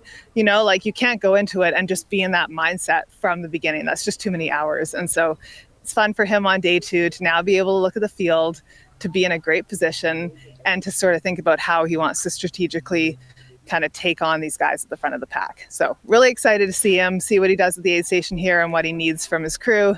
But it's really cool to see that. This is sort of a masterclass in trusting the process, trusting the race will come back to you, and just like running a really smart race and troubleshooting. A lot of troubleshooting. Yeah, I mean, Versteig is no stranger to this distance, specifically this race. Kind of he knows what needs to happen to get the best out of himself. And he is kind of a very like, I'm going to do my own thing. I want to be competitive, but I'm not going to race competition. I'm going to race in my own little world in a lot of ways. And that's just kind of how Versteig rolls. And it has paid off for him in this instance. Like you do take that risk when people go off hot of, am I ever going to catch him? Mm-hmm. You have to trust that you're going to get to that finish line as fast as you possibly can. And you have to just hope that maybe they're pushing beyond themselves a little bit. Because at the end of the day, if, you know, Haroldus or any of those other guys would have gone out and been able to maintain what they felt was a strong push, then the race would be nearly over at this point. We'd only have a handful of hours left. And right. Versteig would have not stood a chance. But he just trusted that, hey, I got to get myself there as fast as I can. And this is how I'm going to do it. And for Haroldus, it might be something different. For Rachel, it's going to be something different. And that's kind of the fun of these super long races, is that strategy and that game plans becomes way more visible. You can kind of see the differences become much more drastic. Yeah, it's, you know, even thinking of, I mean, the way that Harry went out this year, clearly he had a different race strategy going into it. And I really admire him for stepping up and sort of just seeing what was possible and pushing up against that limit and sort of just, you know, testing the waters. And I think it's brave. And I also think, you know, Courtney did the same thing. And, you know, we don't know a lot about why Courtney's race ended, but I would argue that it was incredible for Rachel to sort of be part of that, because I think it did challenge Rachel, and she was so stoked to be in the mix. And now that all of a sudden she looks around and it's just her up at the front, it's sort of like now she has that belief that she can be up at the front and that she should be up at the front and that she deserves to be up at the front. And so I think that's sort of a gift that Courtney could give her, and that is, you know, really exciting to see her sort of take that and literally run with it. And as I say that, I'm looking over my shoulder, you guys, and she has emerged from her van. So I don't know if we had a timer going on how long she was in there for, but I don't even think it was 20 minutes. I think it was even less than 20 minutes. Just saw her pop out. Now her pacer Gus is coming running over. There is porta potties. I don't know about a real restroom, but it does look like she was up and mobile, and nap time is over. So that was short-lived. What do you figure, you guys? How long was that? Maybe 15 minutes? I would say that was a 15-minute timer. It maybe have taken her a minute or two to get in and out of it. We were just under 20 minutes total. So that's a quick nap. I wonder if she actually was able to sleep, you know? Like, it's hard to come down from the energy level that she's had to close her eyes. Did she actually sleep? We'll ask later. Yeah, no, Did she actually- as someone who has slept a grand 40 total winks, of, all right. I think 6 to 7 hours over the last couple of days, I can confirm that if you're the slightest bit tired and you close your eyes, you will fall asleep for 15 minutes very easily. Yeah, it's true. Gus sort of yelled at me 40 winks. So there was a little bit of sleeping happening. Probably not a lot, but yeah, I think she took advantage of that downtime, which is awesome and really encouraging because there's always that sort of ticking clock as far as like, when is that moment? They're going to have to stop at some point and grab a couple Z's, or they're going to be doing it on the trail. And, you know, the weather's getting better here, which we're very thankful for. But up until now, dirt naps have just not really been a thing. You know, like no one's out there napping in the middle of the night when it's raining. So really, really glad for Rachel that she was able to get that. And so to see Michael Versteig's crew running around in the background here too, getting ready for him to come in. He's just going to pop around the corner here in a couple seconds for you. Cool. Yeah, we'll take a wander over and see if we can check in on him and how he's doing. But it looks like Rachel's next pacer is gearing up. Oh, sorry, go. Oh yeah, we hear him. Yeah, there he is. He's making his way around the corner here. But you did bring up a good point, Hillary, which I had not thought about. I guess I understood but didn't quite comprehend, which is a little different. And yeah, if you're running it in the inclement weather like this, you're not stopping at night because a little dirt nap means hypothermia. So you do have to strategize differently, and that's something I never thought of.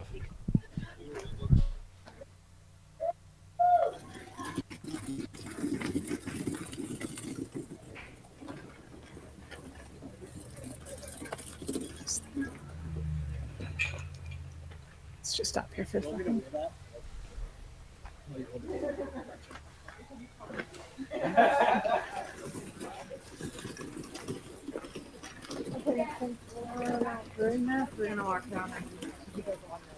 He's going to take a sleep. He said he was sleeping.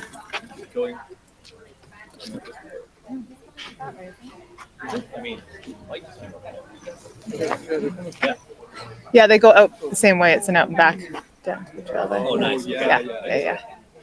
I remember seeing that in the map. This thing. It was. I did some more later on. Literally, so my dad texted me when I think they were talking about it. No, you're good. We're not on right now. Yeah. They were talking about the broadcast. My dad's like, "Were you fighting?" Absolutely. That does not sound like that was not me. We'll just start a bunch of rumors on the broadcast. Everyone's parents are like, "What?" Hey, Hillary. Hey, you've had a chance to see Rachel quite a few times throughout the race. And obviously, one of the things that we've commented on is just her vibes have been so high all day. She's been so positive, and it's been impressive for us. Every chance we've gotten to get eyes on her, it's been the same Rachel. Have you noticed that as well as you've watched her throughout the day? And what is that like to just witness in person? Bye, Rachel. Yes. It's, there's very few runners, and I've seen a lot of people tackle this distance. There's very few people that can stay locked into that truly positive headspace. I think it's like a skill. It's like a muscle that you have to exercise, but I've always believed that when you say things out loud, you sort of speak them into truth. And so if you're sort of saying these things or talking about what's hurting or whatever, you start to believe it more. And Rachel doesn't even allow her mind to go there. Like, she's just so locked into the fact that she's feeling good. She's grateful for this weather. She's sort of grateful for all of these pieces that are coming together, grateful that her feet haven't fallen apart. I think it's just sort of having that attitude of what can I be thankful for? What can I look for that's positive? Yes, I'm tired. Yes, everything hurts. That's sort of a given. But she is in that zone, and she's thanking everybody. She's really she's present enough to sort of see all the people around her that are helping her get here. and she's not just in this tunnel vision of her own little world. I also think that's really important to sort of like zoom out, even as a runner, and be like, all these people are here to help me, or they're here to volunteer, and just to appreciate this experience, because what a cool experience it is. And then to have a race like this where she's just able to push and to be so strong and to feel so good, I think it's very genuine. Like, it's just everything's come together for her, but she's also kind of like seeing how far she can push it, and how like she's not just sort of coasting through it at all. Like, she was out of the aid station as quickly as she could. She took the time she needed, but she's clearly sort of like curious about what she can do out there. And that's just really, really, really very cool. Yeah, one of the things we shared earlier was that her goal heading into this was to go through Sedona again in the morning so she could see the beauty of it. And we've spent a lot of time talking about just how special this has to be for her to get there the night before when it's still light. She gets to see it, and she's so far ahead of where she was last year. It's just it's a blast. And we're watching her right now take off down the trails, leaving the aid station, and she looks great.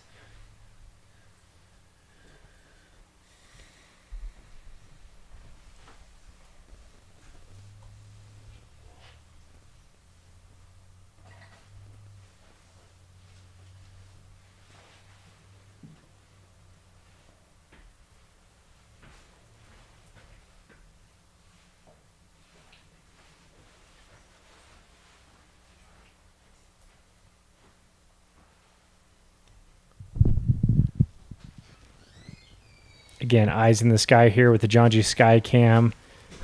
Watching Rachel boogie on out of that aid station. That was not pressured at all in the aid station, but extremely efficient. Taking a picture there with her pacer just demonstrates the positive mindset that she's got right now, able to stop and take a selfie here, waving at that John G camera. Really fun to see. Yeah, and as we tracked it, I just did a quick kind of going back into the live stream to see exactly how long she was in the van. It was probably about 17 or 18 minutes from the time that we kind of saw her enter into the van. So whatever sleep she got, it wasn't a ton, but great spirits still. And that will be interesting to watch. I mean, she has such a massive lead right now on the women's side, and just continues to push up towards Dan and Ryan, who are the men's leaders. But we'll see. We'll see if that impacts at all the sleep that she's gotten. It's been well documented. That was the first time she'd really laid down to take a nap. And again, probably somewhere in that 15-minute range. And who knows how much of that time she was actually asleep for.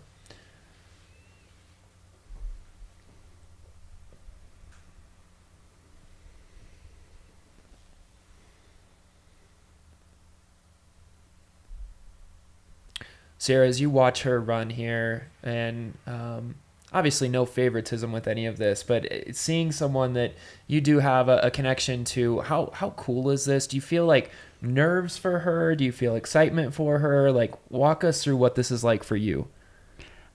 Definitely excitement. I'm not nervous because I'm confident that she's confident in her plan and everything at this point. So yeah, just really excited and happy for her to watch her succeed for a second year in a row. So it's great.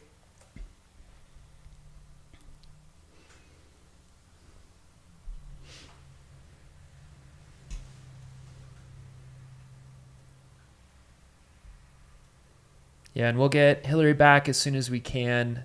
Again, just watching Rachel leave Sedona, running away with it on the women's side. Super impressive effort here today and yesterday, this whole week.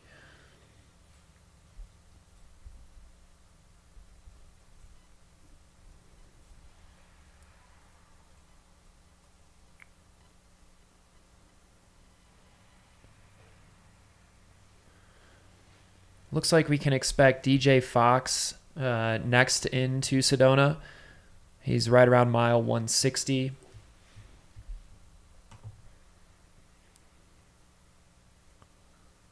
We'll also have Eder Ramirez in shortly.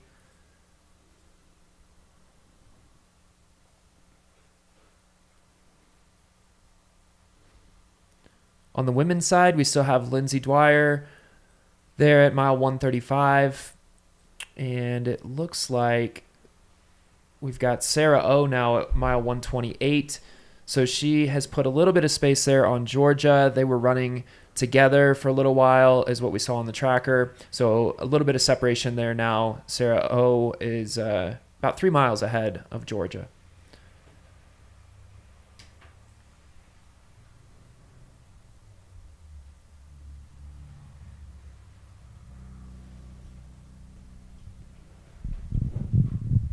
One of the things I'm noting most right now is everybody's gaits change just a little bit coming through to this point, which is a given, right? You're running this far, like things are going to tighten up, things are going to feel, you're going to feel the results of, 100 and some odd miles at this point, and 36 hours of, straight movement through various terrain, through mud, through all of that. We noticed Ryan Sands had a little bit of a little hitch in his giddy up on that left leg. Just a little stiff almost. Yeah, kind of had like that little limp going out. He was able to like shuffle out of there fine, but walking is kind of the true test because you end up putting less momentum and more intentional muscle movement behind each step. And so you can kind of really see what the muscles are doing walking versus running.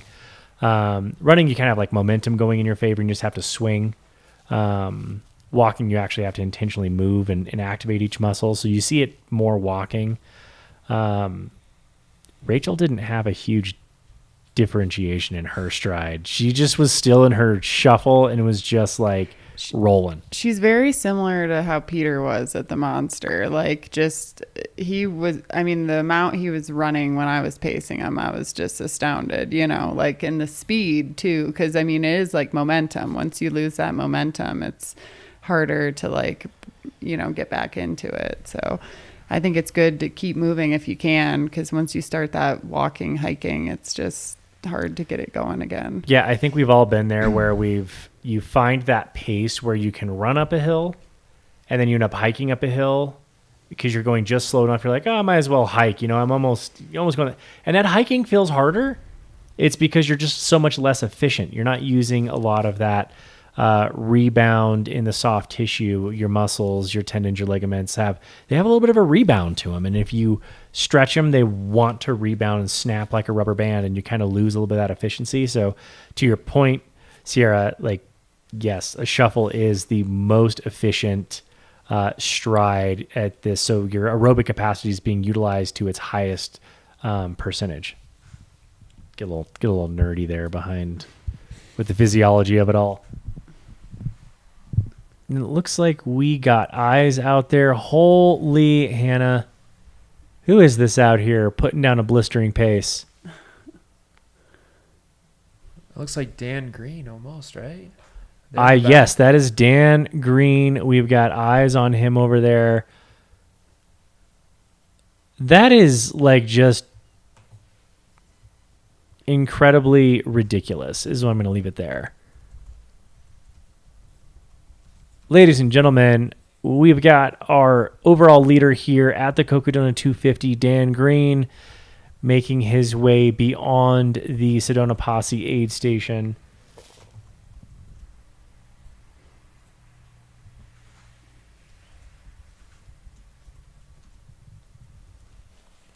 He's got his pacer out in front, leading him along, which I think is, in my opinion, my favorite way of doing it.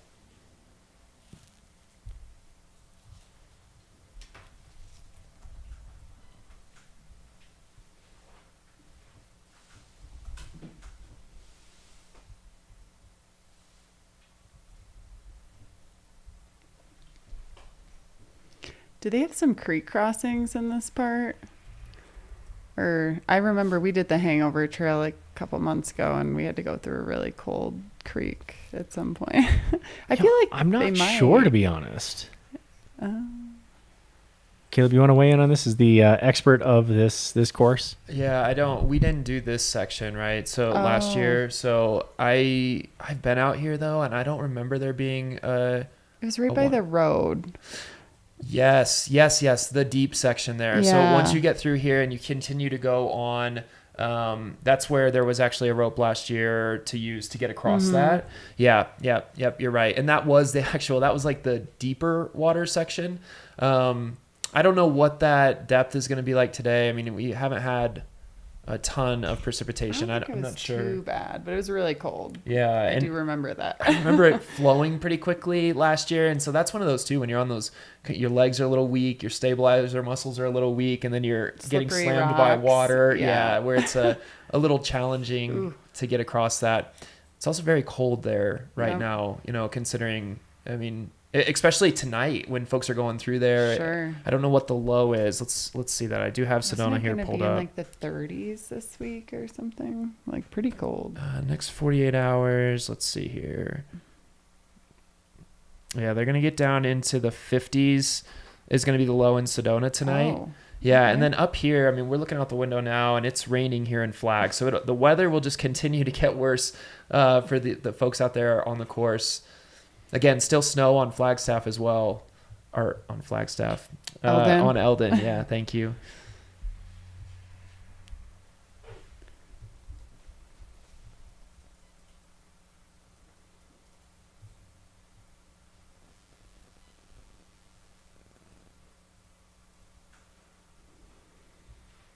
Another race team member, Maya Detmer, is running this race too from Las Vegas also.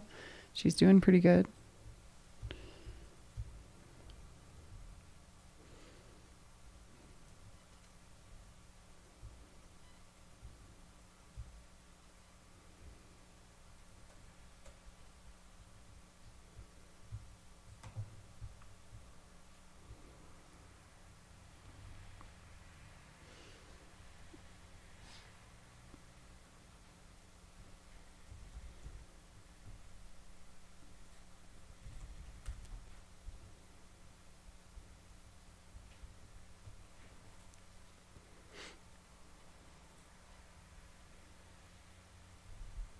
These shots are just so cool.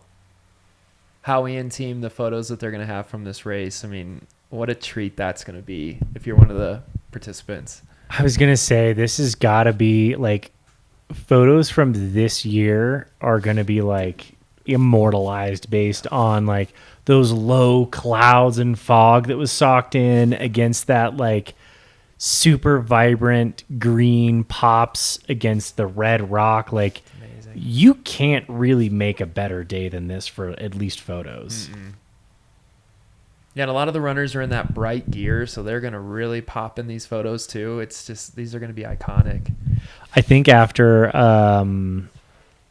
we had Tara Dower throw on that extremely bright orange hunting Walmart beanie at Run Rabbit Run a couple years ago during the live stream, and we could like pick her out of the entire forest. She was so easy to follow for the drones. We might make that mandatory like gear at all our Aravipa races that we live stream.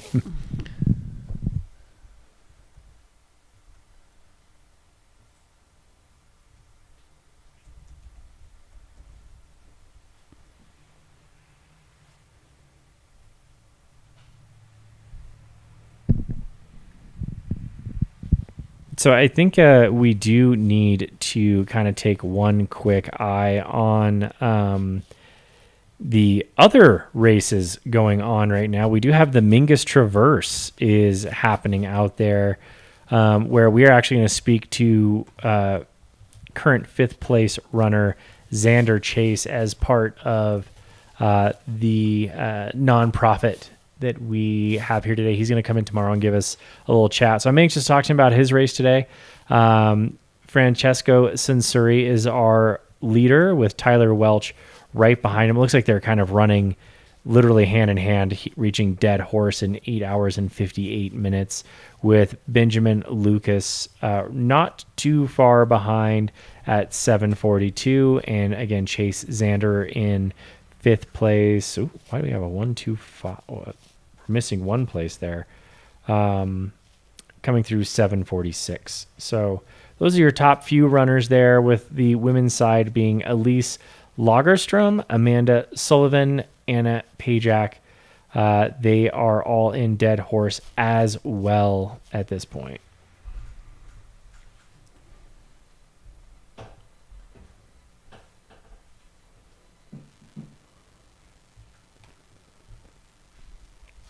We should see where we find Jamil Curry out there, because I know he's running. That part is really good for pictures when you're on a run out there. This it's is so, amazing. It's so beautiful. This is just. If you're on the fence about running Cocodona, you can't just keep watching this, because this is the why you do it. Yeah, it's a long distance, it's a lot of climbing, it's this, it's that, but imagine yourself right here, looking around at this, experiencing this. When we talk about the memories that just are with you for the rest of your life, this is what we're talking about. Yeah, there's some pain associated with it, right? There's gonna be some hurt. But that hurt allows you to earn views like this. And these drone shots are just incredible as we watch Dan Green navigate his way through Sedona.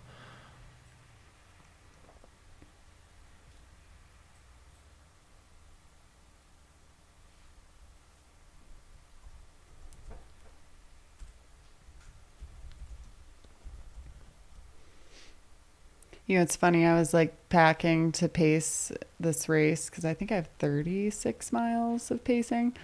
And the one thing I forgot was rain gloves and gloves. I found gloves, but nobody sells water resistant shells for gloves anymore because it's supposed to be warmer now here. It works really well for that. Latex gloves. Oh. I don't, yeah, well. There's a hospital, right? Just go get them from the hospital.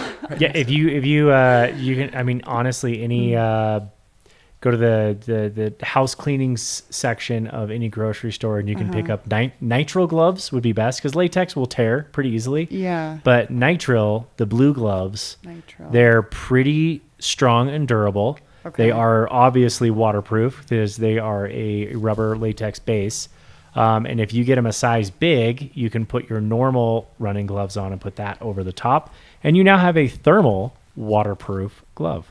I'm going to write that down. For anybody who might be running a UTMB race that is going to require cold weather gear, which oftentimes will be gloves or waterproof gloves, if you slide a pair of latex gloves in there, that counts as your waterproof gloves. And it's also extremely lightweight and small. Good to know. Tips of the trade over there.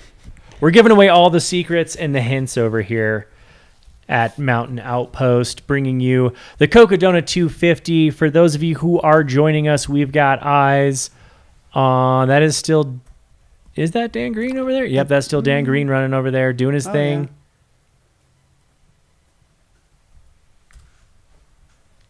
On the mic, you've got Mr. Caleb Stevens. You've got myself, Zach Marion, and our special guest, Sierra DeGroff. Sierra, how's it been so far? How have you enjoyed it? It's fun. It's definitely exciting being in the office because I've tuned in from home before for the fixed time events to be a guest, but it's cool when you're with everyone in the same place. So, well, if you ever stop running Jackpot, then we would absolutely have you out there as a special guest commentator, and you can sit on this side of things for a while and enjoy it. I think it's safe to say I'm probably not doing the 100-miler next year. I made the conclusion after Lake Warmuck last weekend that I am good on the fixed time short loop for 100-mile distance. I think 100K is better because it's done so quickly. So yeah, you can steal me after I go run the 100K. How's that? I absolutely love it. The 100K, that was sponsored by Mount to Coast this year. So I imagine they're probably going to want to do the same thing next year. And again, after making Jackpot Weekend is such a fun event, this year I for the first time in my running career, my running life, I got a little bit of a bug, just a little whisper in the ear of, but if you would have run the 100-miler, how fast could you do it? On what Friday could you really do? With the wind though? That was pretty terrible. I'm not going to lie. Yeah. I'm I think it's a great time. I'm in favor of you doing it. Part of the trouble with Vegas is the wind. It's we don't have that bad of weather, but we can get bad wind. It just about tore our 10x20 tent apart, and I'm not kidding. Our 10x10 tent was torn apart. That's a really hard sentence to get out, by the way. The hinges were literally sheared off the tent. Like, we had to buy new tents because of that race. Like, we were fine. We were packing. We were loading up. We lost one of our MacBooks. So many things just flew off the table. And we were like, yeah, it's not so bad. It's like a little breezy. And then within a matter of seconds, everything turned into like a dang near tornado.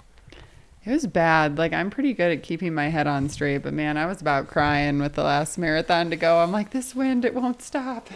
Did it ever at any point feel like you had a tailwind, or did it just feel like a constant headwind? No, it was like the whole time. I mean, because you did, I think I saw you out there at night too. Yeah, I did the 12 It was hour. relentless. Like, we might have got a couple little breaks, but then like that last marathon, for me at least, it was like torture. So yeah, I'm pretty sure there's like that duck pond there, and I'm pretty sure there were white caps on the duck pond. Yeah, like, it was the waves. Just there was like insane. waves on the pond. That's just what you think after running 10 hours of a 12-hour race. You envision things. No, I'm not gonna lie. I kind of got a little bit of a bug to maybe go out there next year. I'm sure we will provide a live stream again next year, but I think there's enough time for me to step away for a handful of hours, maybe run like the 50 miler at the very minimum. Do the 100K. The 100K would be a lot of fun. I'm not going to lie. I think that 50 mile would be nice because you're done a little bit faster, a little bit sooner. True. But the 100K, I think that deserves a little bit of attention. Also, there just aren't that many 100Ks anymore. 100Ks are fun. They really are. I love 100K distance. You can get done so quickly and take a nap on the couch, eat dinner, all that good stuff. I feel like in our sport, the attention has the pendulum is swung on both ends to where it's like either 50K or sub ultra is like super exciting, or you have the 100 mile or now above distances. And the 100K is great for the Western States Golden Ticket races, those few 100Ks. Mm-hmm. But outside of that, you don't get them that much. It probably it needs more attention. I mean, honestly, like I get what you're saying. It's not as sought after. Like even at the Lake Warramuck race I was at, it was great, but I feel like the field wasn't that big. I had like Lila Gardaw, I think is her name. She's like an East Coast crusher. But yeah, the field was pretty small, and I don't know. It'd be fun to see more of those grow and get more attention. On the screen here, I believe, is that Finn? That's Yep, Finn. that's Finn Mellinson right there. Mr. Single Track Pod himself, getting a little rest, hopping into the van. They're going to seal him up and give him a little bit of privacy right now. Good to see Finn through, I believe that was Dead Horse. Is that Deer Pass? Deer Pass, sorry, that was Deer Pass. You are correct. Be awesome if they just named these aid stations like 1, 2, 3. Like, let's just be simple with it.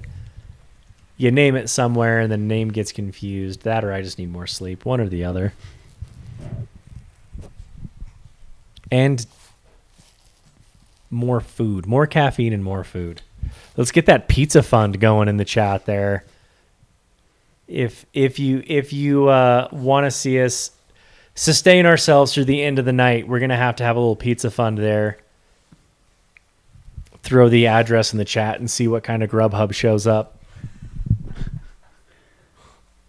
I had pretty good pho, I think, from downtown earlier. Honestly, Flagstaff has a legit food scene. Diablo Burger is amazing. I love it every single time I come through here. And we do have to give a huge shout out to Pizzicletta. Local, amazing athlete. Caleb, just one of the most genuinely amazing, kind, awesome human beings. He has a little pizza shop down here called Pizzicletta. Everyone who is watching the live stream, who has an athlete out here who's running and they're making their way up to Flagstaff, eventually you got to get here. Eventually you got to eat a meal. And if you do, that meal should absolutely be at Pizzicletta, because that is hands down the best pizza I have had at minimum in the state of Arizona. I genuinely think it is top 3 pizzas I've had in my entire life. Is that the one that's attached to Dark Sky, or is that? Yes. Oh, okay. It's cool. attached to Dark Sky. He's You got can this get good awesome beer, too. Yes, you can get a good That's beer, grab gotta some add pizza. that. It's the best of all worlds. Caleb has done some amazing things. He also has out in Sedona, actually. He's got another cafe. Oh, is that the one? It's like Hidden Garden or something garden? Indian Garden. Yeah, Indian Garden, That's which is by good, the yeah. springs out there. So awesome. He supports the local community. He found out that restaurant was in the market to either be shut down or sold, and he just could not let it be sold. It's got such a huge history behind it that he decided to buy it and revive it and That's awesome. help it thrive. He just opened up another local restaurant here. The dude grinds both on the trail and off the trail and supports the community in amazing ways. Also, if you're looking for a good brunch spot, Tourist Home has these. If you've ever been there, they have the best churro donuts. Tourist Home? Yeah. Oh my gosh. Every time I come here, I have to go get one of those I haven't donuts. been there. Toasted Owl. I feel like we go there sometimes. Toasted Owl's awesome. Yeah. Is there like a Maggie's or something for coffee? Maybe. Mm-hmm. Yep. I don't know. Yeah, and if you're one of the crews that's listening to this, on your way up, definitely find your spot of where you're going to take your runner afterwards. There's so many awesome options. Flagstaff is such a fun town if you haven't been here before. I heard by the Uber driver yesterday it's graduation weekend this weekend too, and Mother's Day, so it's going to be kind of crazy. It's a little bit of everything here. You're going to have 300 ravenous runners. Well, 300 from Cocodona, then you're going to add Sedona in there. You're going to add the Munns, whatever one it is, the pass. It's just ridiculous how many starving runners are going to be here. Oh yeah.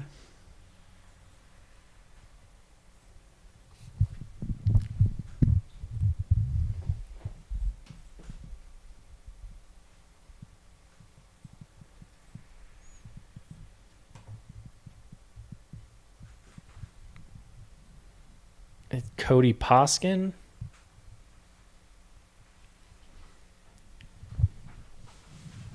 Oh, it sounds like we got Hillary on the mic. Let's go to her. Hillary, what's going on out there? Hi guys. Yeah, just hanging out at the aid station in Sedona right now, watching this bank of threatening black clouds, thankfully staying on the other side right now. But had a chance to chat with a couple of the crews that are here. So we got Michael Versteig in the aid station right now, and he came in, I want to say maybe 20 minutes ago or something like that. And kind of came in looking pretty exhausted. And the first thing he said to his crew was that he needed to sleep, and had a chance to chat with them once he sort of went off to their van and lay down. But sounds like this is the first time that he's properly sleeping. He tried to take maybe a 5-minute nap at, I think, Dead Horse, but nothing really stuck. And so this is his first time actually lying down and sleeping. And he looks pretty tired. His pacer for the last 30 miles, I was catching up with him, and he was saying, the biggest challenge is just when he gets tired, trying to eat. You just get to the point where you're not interested in food. And I think once you're sort of in that cycle, it can be really hard to stay positive and sort of have that perspective on how you're doing.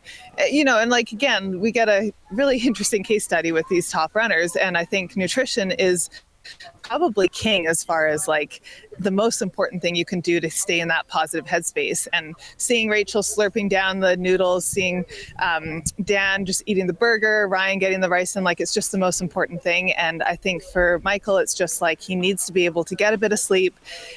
He's apparently going to eat a bunch of pizza when he wakes up, and then I think he'll be a new man and ready to go out again. I think he's moving well, but there's just only so much you can do when you're sort of in that deficit and you're really getting behind and more behind. And I think, this crew is trying to remind him, you're doing incredible, you're moving up in the field, you're in 4th place now. But it's just until you get past those sleep demons and get the calories in, it's difficult. So yeah, just kind of will be interesting to see how he feels when he wakes up. It's definitely still chilly here. I have my gloves on today. I learned a little bit from yesterday with the cold hands, but it's, standing around here, it's cool. You can see how if you're tired, it's even harder to stay warm. we have DJ Fox's crew here waiting for him. So as a counter to the whole, like, I need to sleep thing, which we've sort of seen everyone else sort of dealing with, DJ isn't planning on sleeping at all for the entire race, which kind of blew my mind. He hasn't slept up till now, and apparently his crew says he's not planning on sleeping. And, like, he's got a lot of experience on the Colorado Trail, and they're sort of looking at this as like, this is short compared to the Colorado Trail. So, if you want to really look at perspective, I guess that's sort of how they're trying to manage it, is just like, hey buddy, like, you've done this long stuff before. So it could be interesting, if that is his strategy, if he's really just pushing through and he's still feeling good, which it sounds like he is. Like, there could be some moves sort of made between him and Michael as he comes into the aid station if he's sort of rushing back out of here again. But yeah, sort of cool to just like get a read on everybody and how they're doing. And, like, the crews are great. Everybody's just doing their best to patch people up and send them back out again and not ask them how they're feeling, because we all know everyone's tired right now. That's, just sort of interesting to see all the different strategies play out. Yeah, I think everybody's got their own strategy that gets them to the finish line fastest, and it's a huge risk not sleeping, but he obviously knows himself well. He knows the distance, but he's gonna do what he feels is best for him. And I guess the good thing is, if you ever need to just stop and lay down and take a quick nap, you can. It's not like he's not taking nutrition with him thinking that he doesn't need that much or something like that. It's something that can be easily remedied in the moment. But what I fear, and Hillary, you kind of spoke to this a little bit, is, if you're getting tired, you lose a little bit of that mental capacity in terms of reminding yourself to eat, or you think you ate 10, 15, maybe it was like an hour has passed by just because you don't have the or full 2 hours, right? Yeah, exactly. Or 2 hours goes by. Time is irrelevant at this point of the day. Yeah, exactly. And you've got that like mental deficit that just gets worse, which makes you make worse decisions. And so I think that it is one of those, like, you've got to have a crew or a pacer with you who probably knows that fine line of, all right, dude, you need 15 minutes, take a nap. You're getting a little loopy, you're not paying attention, or the crew that is going to make sure that you are taking care of yourself, so that you can just mindlessly move forward. Totally. Yeah, and I think that's where having a pacer is so important, and having someone that is a little bit fresher than you that's able to just say like, hey, I think all of your problems will be solved if you just lie down for a few minutes and reset. And, I think his crew is very aware of that.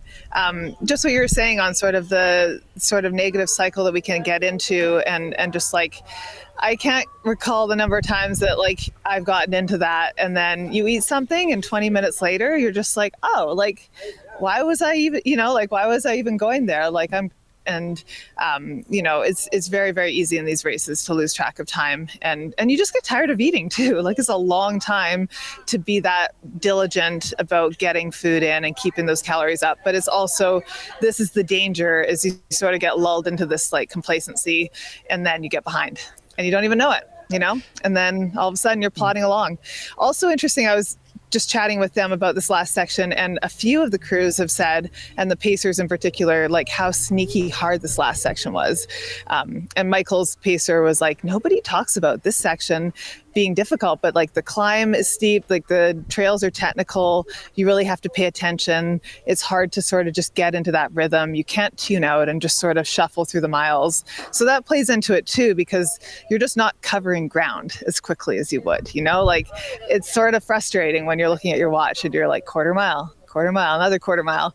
And that can be hard, psychologically, to just stay positive and to stay motivated. And you sort of forget that everyone else is dealing with the same terrain and the same challenges as you. And you just sort of start feeling like, oh, I'm the one that's just crawling along here, So yeah, really kind of tough things on day 2.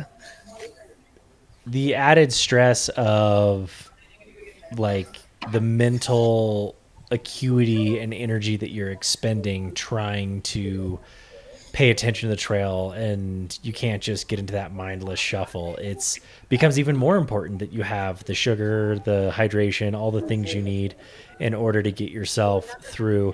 And one thing that we just saw with DJ running through town there, pacers also make really great car deterrents.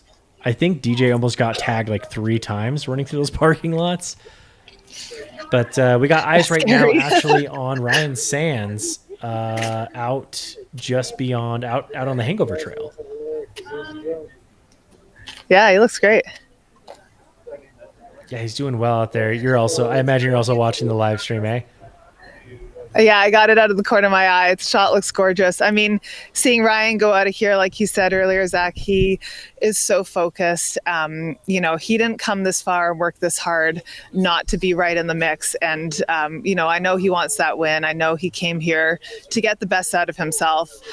It's his first time at this distance, at the, you know, Cocodona, and just sort of tackling a race like this. And I think it's sort of, you know, he's in that stage where it's just long and there's a lot of miles left to cover. We could definitely see that fatigue on him when he was sitting down in the aid station. You could see a few of the cracks, you know, just with some of the foot stuff, and things are starting to hurt. But you could also see that fight in him, you know, like there is absolutely no way that he's not giving everything he has out there, and he's so committed to finishing this thing, you know, as strongly as he started. And it's really, really cool. It's really neat to see these veterans of the sport go into these longer distances and pull in all the experience and everything he's learned through incredible career. You know, admired Ryan as an athlete for a long time, and so to see him being able to sort of parlay all of that into this space is really, really, really cool to see. And I'm really stoked for him. And you know, like, it's, again, we were talking about earlier, that whole like youth versus experience thing. They have their different strengths, and I do think that, you know, I wouldn't, if I were Dan, I would not be resting on my laurels right now just because I'm out in front of Ryan, you know, like. Oh, absolutely not. He's not someone that you can sit back and feel confident at any point if he's behind you. Just being such a veteran, being known historically as a great closer. I would be running very scared being in front of him. That, which is also exhausting too, right? If you think about that, I think, you know, in a sense, it's sort of smart for Ryan to want to trade the lead a bit, and for, you know, to be in front the whole time and to be constantly checking over your shoulder, checking the tracker. At least Ryan knows where Dan is, you know? And so he's just sort of got to do his best to keep everything together and cover those miles. But, you know, if he wants to keep that lead, it is constantly like, where is Ryan right now? How's he doing? How am I doing? Do I need to go faster? Do I need to be pushing harder than I want to push right now? You're sort of adding more of those questions into the mix than Ryan is, in a sense. So, you know, but yeah, it's they both, we're seeing their different strengths play out. I think the sleep thing is really going to come into play in this last little bit, because at some point Ryan is going to probably want to stop and take a little bit more of a break. And that's where we start to see, like, is that elastic band going to snap? Is Dan going to be able to really put some time on him? Is Dan going to have to sleep again? Is he going to be able to hold this up? You know, all those questions. All those fun things that you kind of get to answer overnight, right? Like, there's a lot. From our armchairs. Yeah, Hillary, I have a question too. We're talking about Dan and Ryan and the battle going on there.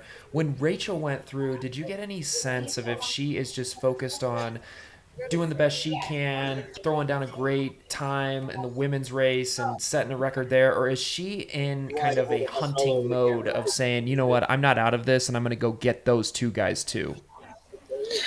It's a great question. I get the sense that it's not just like, oh, I'm leading the women's race. I think it is like, I'm in third place overall, and I'm going to see if I can go catch those guys too. And I mean, even when like Michael came in, and I know like all the guys' crews, they're very aware of where Rachel is, because she's very much their competition right now.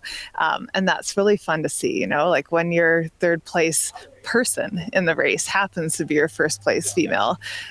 That's just an exciting race. And I do think that's where you know, like the power of women in the sport getting so fast is that we are seeing that sort of overlap in the podiums. And I don't think that the guys are like, oh, it doesn't count because it's Rachel and she's, you know, like I think it's very much like, no, like this is the third place person.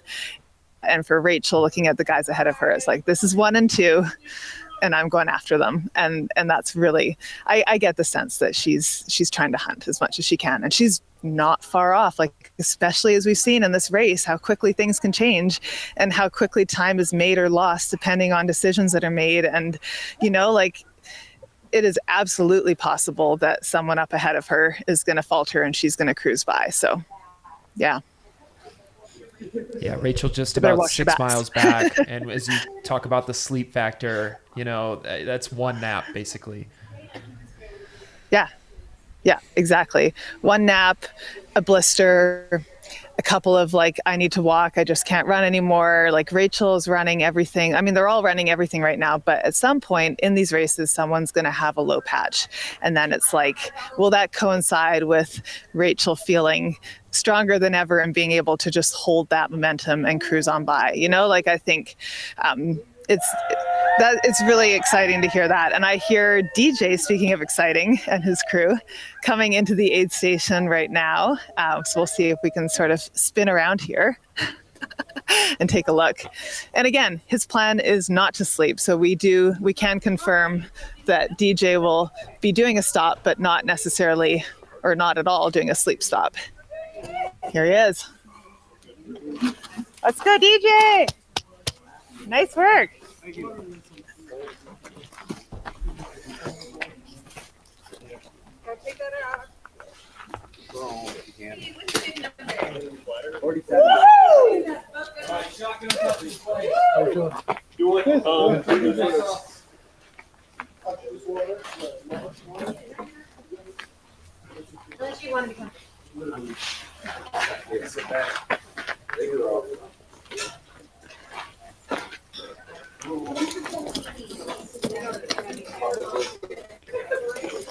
All right, so I don't know if you guys can follow us. We got DJ sitting down in the aid station here, and he's got this awesome like dry robe on. I was actually admiring it before he came into the aid station. His crew had it. It's sort of like a giant sleeping bag.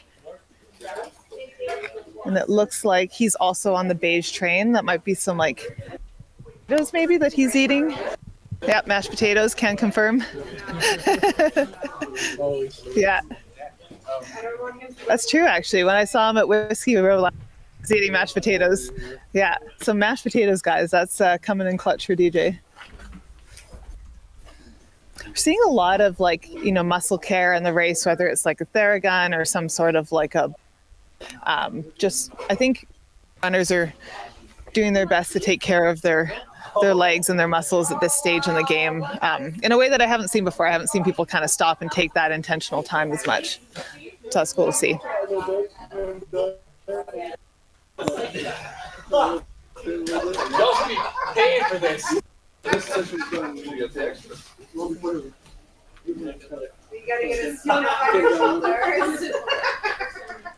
It's got a full service crew over here. NASCAR pit stop here. Yeah, as NASCAR as we get in a 250-mile race. But again, you know, like I think the temperature thing is so important. You know, you are seeing runners come in, throw on the warm layers, even if they're just sitting down for a few minutes. Like it's cool enough here that you're not coming in overheating right now.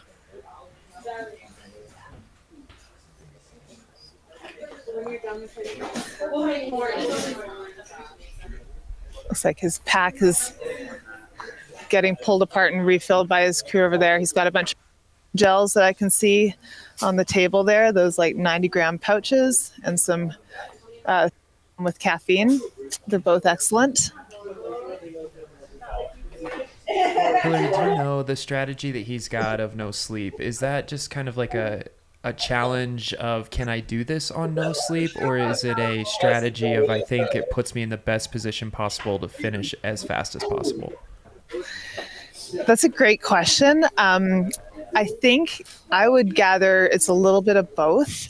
I think there is a certain element of like it is a personal challenge to try to just stay mentally in it, to stay focused, to never let up on the gas the whole way. And I think that's worked for DJ in the past. And so he's sort of just taking that mindset and applying it. But also, yeah, maybe there is that sort of fear that if you lose the momentum or you lose that time, you know, that you're not going to be able to get it back. So whatever it is, I think a lot of it is psychological. Like if he's gone into the race sort of telling himself that that's the move and he's not gonna stop, I think you don't even like entertain that, you know. You're just you're in that zone where you're like, I'm just going to be here. I'm going to go as hard as I can, and we're just going to sleep when we finish, you know, sleep and flag. Yeah, that's so a that's great point. sort of like the motto. Yeah.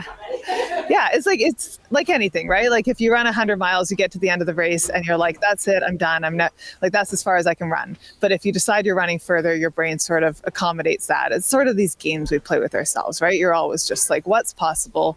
What am I going to tell myself I can do? And then how am I just going to believe that and then hope I can kind of carry that through to the finish? You know, I don't know. For me personally, I think I need those like sleep resets. I do need that just like quick reset of the brain, but I could also just like start a trend of, you know, making you sleepier. So, you know, we'll see. Like we'll be able to ask you these questions at the finish line of how it worked out for him. So we'll have that real-time feedback on whether it played out. But as far as I know, he's the only one I've chatted with so far that is trying to do the no sleep thing. So yeah, could all. Yeah, in general, just on sleep, because it's, you know, so topical right now as we head into night 2. Of the runners that you've talked to, typically, what's their kind of range of sleep that they're looking for across this week? So start to finish, you know, targeted hours. What is that looking like for these leaders? For most of them, I would say they're averaging anywhere from 10 to 20 minutes per nap, no more. And of the runners that have come through here, they're sort of sitting in the like 20 to 40 minute range that they've slept so far. I think Harry is probably on the like more sleep side, obviously DJ on the less sleep side, Michael Versteig taking his first nap now, and he's been there for a little bit. So I think he really is taking a proper sleep now. But I think I would expect most of these runners to maybe finish with a cumulative total of between 60 and 90 minutes of sleep. And maybe even a little less than that. Like they're definitely pushing the edge of sort of what's possible, right? Like you work so hard out there, it's hard to give that time up in the aid stations, even though you know that you need it. And so there's constantly that balance of like, can I get away with a little bit less? But yeah, I think at this point in the race, most people are sitting at maybe 20 to 40 minutes, somewhere in that zone. And have you noticed crews encouraging runners to take a nap at an aid station versus out on the course and a dirt nap, just given what the weather's like? Absolutely. I don't think anyone's taken dirt naps yet. You know, I'd be very surprised. Just the weather has not been conducive to it. It's hard. Like you lie down even for a few minutes and you get cold. And so I think like sort of essential that you sleep or warm. I know, was it Harry was saying he slept for a few minutes? I think Tara was interviewing him this and he like nodded off in the warm bathroom, which I thought was really sweet. But yeah, it's sort of like you just can't sleep if you're out on the trail and cold. And that's a challenge because for some people that is their strategy and they do like to just sort of go until their eyelids are closing on their own and then just lie down for a few minutes and then go again. See, I think it would be really hard to get going and it could potentially set you back and cold and make it hard to get warm again. Because once you're cold out here, it's not like there's sun coming out to warm you up right now. And we are heading into the nighttime.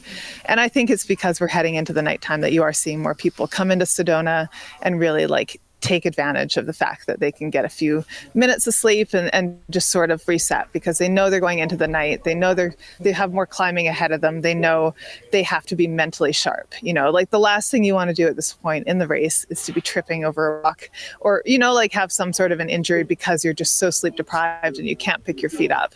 So it's really, I think, critical to go out of Sedona knowing that you're going to go into the nighttime section, the next 15 miles, that you can handle that. And so, yeah, that's what we're seeing right now. And honestly, we're seeing those dark clouds that were sort of in the distance rolling over this way now. Yeah. So we are not done with the weather here.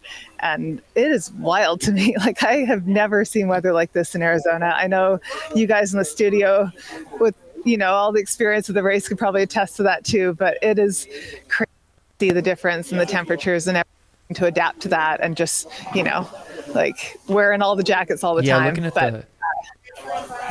the weather right now is saying you're going to get hit with some rain between 6 and 8. I mean, there's almost a 93% chance, actually, is what it is, at 6 o'clock of rain through Sedona. Checks out. Yeah. Very much checks out. Yeah. No, it's, yeah, the clouds above us are ominous. And so, you know, that's another thing for the runners as they're heading back out, I think, is they really do have to make sure that they're ready for it. And I see DJ is putting on his rain jacket right now, getting ready for that weather. I think especially for the runners, often noticing that the pacers are not sort of as bothered by the temperature changes. They're able to regulate a bit more. And that really speaks to the sleep part of it. And I think the runners at this point in the race, when you are tired, it's just harder to stay warm, harder to keep your body temperature up. And so we're seeing the runners sort of need to worry about their layering more. So that's just sort of like interesting feedback, right? Like how much that sleep deprivation starts to play into all these other factors in your race. Yeah, and just for folks in the chat, yes, this is Max that we see on the screen here. Hillary is actually in Sedona. Max is at Deer Pass, so we aren't able to get Hillary over to that area. She's capturing the area, or the access for us up again at Sedona. All right, Hillary, anything else for us that you're seeing on the scene there? I mean, that was the fast transition, I think, that we saw out of this aid station so far. DJ was really in and out very quickly. He scarfed down a large bowl of instant mashed potatoes.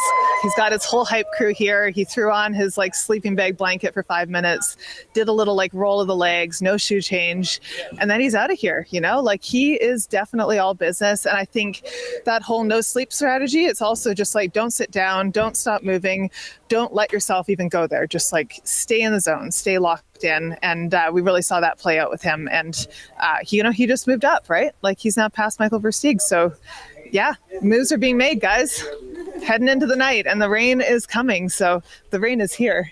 Yeah, we'll see what the next few hours bring us at this aid station, but I have a feeling we're going to see more and more runners coming in cold and wet and really needing that reset before they go back out into the night.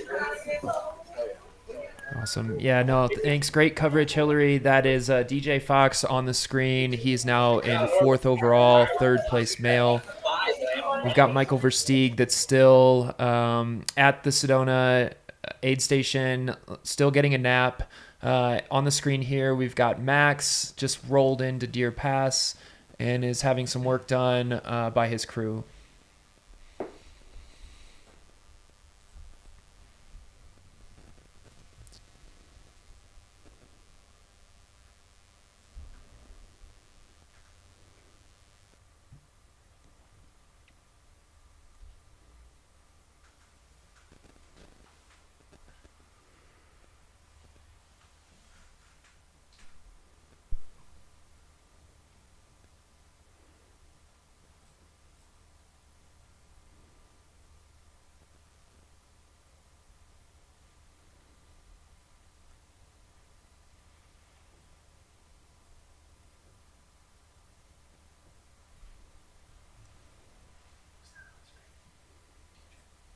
Yeah, so on screen we've got DJ Fox just left the Sedona aid station. DJ's strategy is no sleep. We saw him come into Sedona, grab some food. Hillary was covering that for us.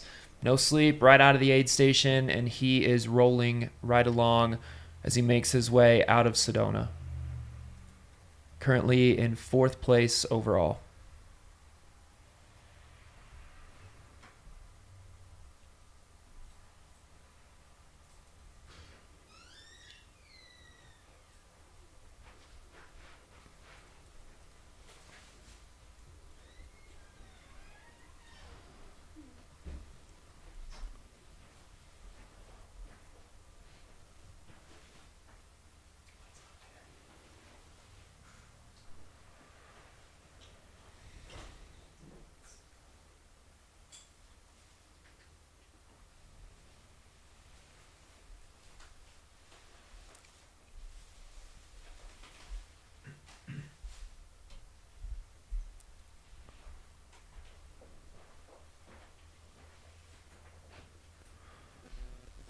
Well, Sierra, how has the experience been for you covering Cocodona 250 from the studio? What are some of the memorable moments, or what's something you'll take away from your time covering the race? This was fun. I mean, I've enjoyed it, and I definitely, don't mind watching my friend Rachel crush it out there also, and, cheering for her, but also getting to, brag about her and talk about her on the live stream. So that's been fun. Yeah, it's just, like what I would be doing back at home, but also getting to kind of chat about it with you guys too. So it's been a blast. Yeah, super fun. Really great to get your perspective on Rachel, a unique perspective, something we haven't been able to provide. You know her so well, and it's been fun to watch her as she just continues to crush this year's race. Yeah, I definitely think she's going for the win overall. I mean, knowing her, so it's exciting to watch, and I'm rooting for her.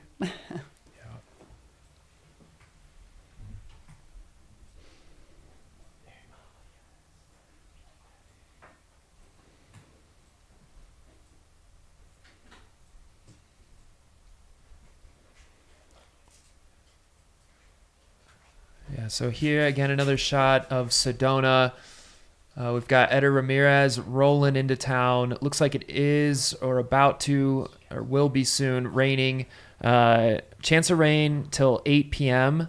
High chance of rain, so runners will need to be dealing with that. But Eder looks really good here as he makes his way up to the Sedona aid station.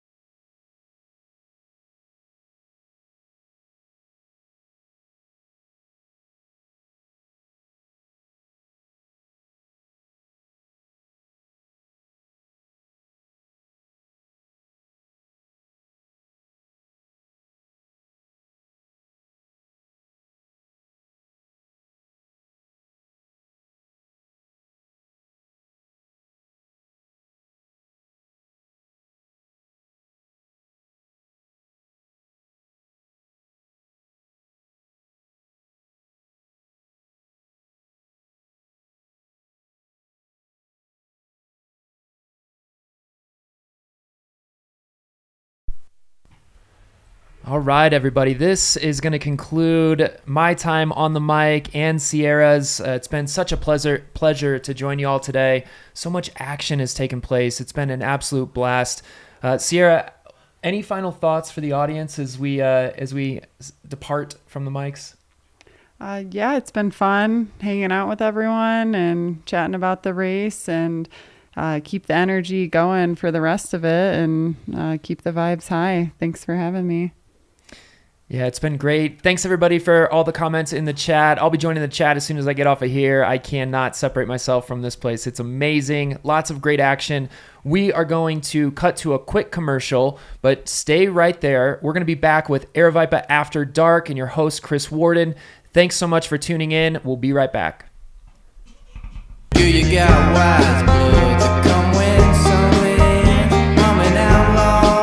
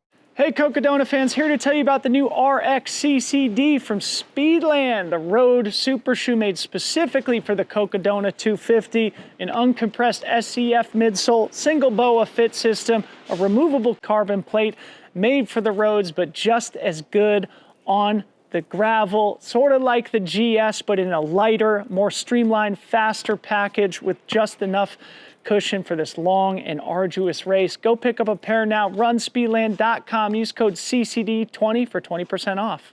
Hey, I'm Steve, Cocodona Race Director. Some parts of the Cocodona course are hot, really hot.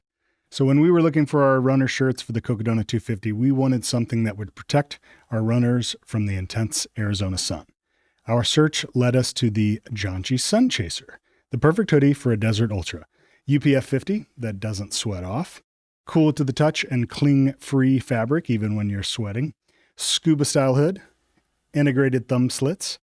It's lightweight and super breathable. Thank you so much, John G. Chase the sun, but don't let the sun chase you. Happy running.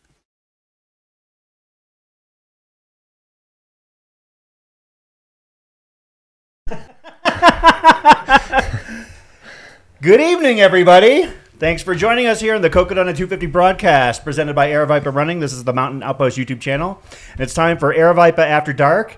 And we're getting really good at this. We've been doing this now this is our 4th year doing this? Yeah, I think so. And, sticking with the Tuesday night. It's pretty good. So I like it. Yeah, we kind of have this like regular time slot going. With me now is, I was thinking about this on my way over, and I have several friends in Flagstaff, but I think that this is the designated favorite person in Flagstaff of mine, and this is Pete Mortimer. Pete, welcome to the show. Very kind words, Chris. I appreciate being here.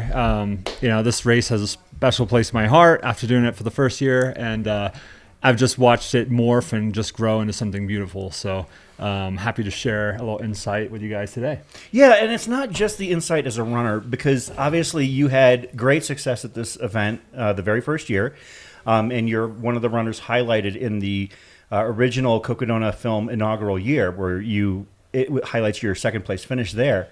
That's one of the things we'll talk about, comparing and contrasting what happened in 2021 versus this year. But also, ever since then, you have been a huge part of this race as well, and the runners look forward to seeing you. You're probably one of their favorite people on the course. So why would that be? Well, I like to cook. So I'm out there normally on Eldon aid station with Julian doing the meets, and this year sadly there won't be an aid station up there, but I think Julian and I are pretty happy about that after the weather. Yeah, well, because you used to have to basically haul everything up to the top of Eldon. Yeah, and this year it's not. Your station's not going to be at the top. Yeah, exactly, and balancing work and driving up and down that mountain and stuff, and let alone the wind and the rain and the snow this year. So it's pretty nuts. So this year we'll be doing it at Wildcat Aid Station, which is conveniently right behind my house. So at least I'll get to grill out at the comfort of my own home, and then get some normal sleep as well. Yeah, that's going to be a fantastic opportunity for you to not have to, and also the haul up Eldon, you have to go around the mountain basically to get up there. Oh yeah. How far? I know you live very close to it, and you're fairly close to the base. But when you're driving, how long does it take you to drive up to the top of Eldon with all that good food? From my house, you're looking at a good 45 minutes getting up to the top there. And now for Wildcat? About 2 minutes down there. Yeah, so that's going to cut out some time, but that's going to give you more time to help prepare, all of the Pete's meets. And that's one of the things we'll jump into a little bit later. But let's jump right into our coverage here. We've got Eder Ramirez hitting Sedona. I believe Eder is our current M5. Yeah, he's looking good. He's coming around, coming strong. It looks like, I don't know, maybe it looks like the weather's holding for a minute. Yeah, this has been an absolutely wild year. Of course, you ran it the first year where it was unbelievably hot. But that's something that has been fairly common about this race year after year. This is the first year where we've seen the weather be, in some case, when was the last time we saw runners actually having to wear jackets through Sedona during the daytime? I don't think we have ever seen that at this race. I mean, I don't think I've worn a rain jacket running out here in like months. I mean, it's just like, it's nuts. And to be this consistent too. So to have like this sort of weather, I mean, we're, in this state, we're grateful for it, but I'm sure all the people that were diligently doing their heat training and they were in for a rude awakening. Yeah, we're going to be covering the front of the pack and going to have to recalibrate what we're used to talking about here, Pete, because normally on night 2, you're talking about, maybe 38 to 44 hours into the race, and the runners are maybe hitting, the front of the pack. Where would you say? Horse, probably. Yeah, Dead Horse Ranch, about 145 or so miles in. But I think there's an outside shot that we're going to see runners hit Munns Park by the end of our live stream night 2. Oh yeah, it's kind of nuts. I know all the aid stations are scrambling right now. They're saying it's about three hours or so ahead of time, but the weather can going into the second night, it might change things up a little bit too. So it's one thing running through one night of this weather, but running day after day, it starts to take its toll. And we already kind of saw a little attrition last night from all the shakeups. And although they're right now in a warmer climate down in Cottonwood, a lot of the pack is still up, dealing with Mingus. Yeah. And then these guys are going to be crawling up into the pines. So it's going to get really cold. And we're going to be ramping around to as many aid stations as we've got cameras at, because one of the things about being here for Aravipa After Dark is that we don't have a lot of those follow cams, and drones can't fly in most of this stuff anyways, let alone after dark. So we're going to be pivoting to some more boots on the ground at aid station shots, and we're going to maybe go a little bit off the rails in a conversation or two. It tends to happen here. But this is Eder Ramirez at Sedona, getting himself caught up as far as nutrition goes. Was moving really well into the aid station, so get some good food there too. I mean, the other thing these runners really have to change up, where normally you can't even like keep food down in the heat, is like shoving in those calories, when it's this sort of weather, because your body's asking so much more of you, to keep moving, keep pace. And it looks like these guys they got an appetite, thankfully. Yeah. And that's one of the things that, I think that a runner with a healthy appetite, when they're covering this much mileage, shows that their stomach is in balance. They're not having digestive issues, because that's one thing, for those who have not run 100 miles or beyond. I mean, sometimes it happens in shorter races rather. But, especially, you've run several 200 plus mile races. When your stomach starts to betray you, first of all, can you talk about how that derails your race? And second of all, are there methods and remedies that you've experienced in trying to repair that? So I will say, as kind of a low carb runner, like OFM athlete, that, I don't really worry about it too much. It's just kind of about how you approach like your fueling process. So when it's super hot, I'm going to more liquids. I'm definitely slowing my pace. I'm just trying to keep myself from throwing everything up, so to speak, but it happens. But what I'm thankful for is being that fat adapted, I'm able to just keep going until the point where maybe it goes to nightfall or the weather starts cooling down, and then I can start getting some fuel in. But it's important to take that time and get to the aid station, even if it means getting a nap in or something to let your stomach settle. So all the blood from your lower intestines and everything can have time to de-stress, so to speak, and your body can regulate itself, and then you can start getting calories down. As you can see, it doesn't look like he's not having any problem with that.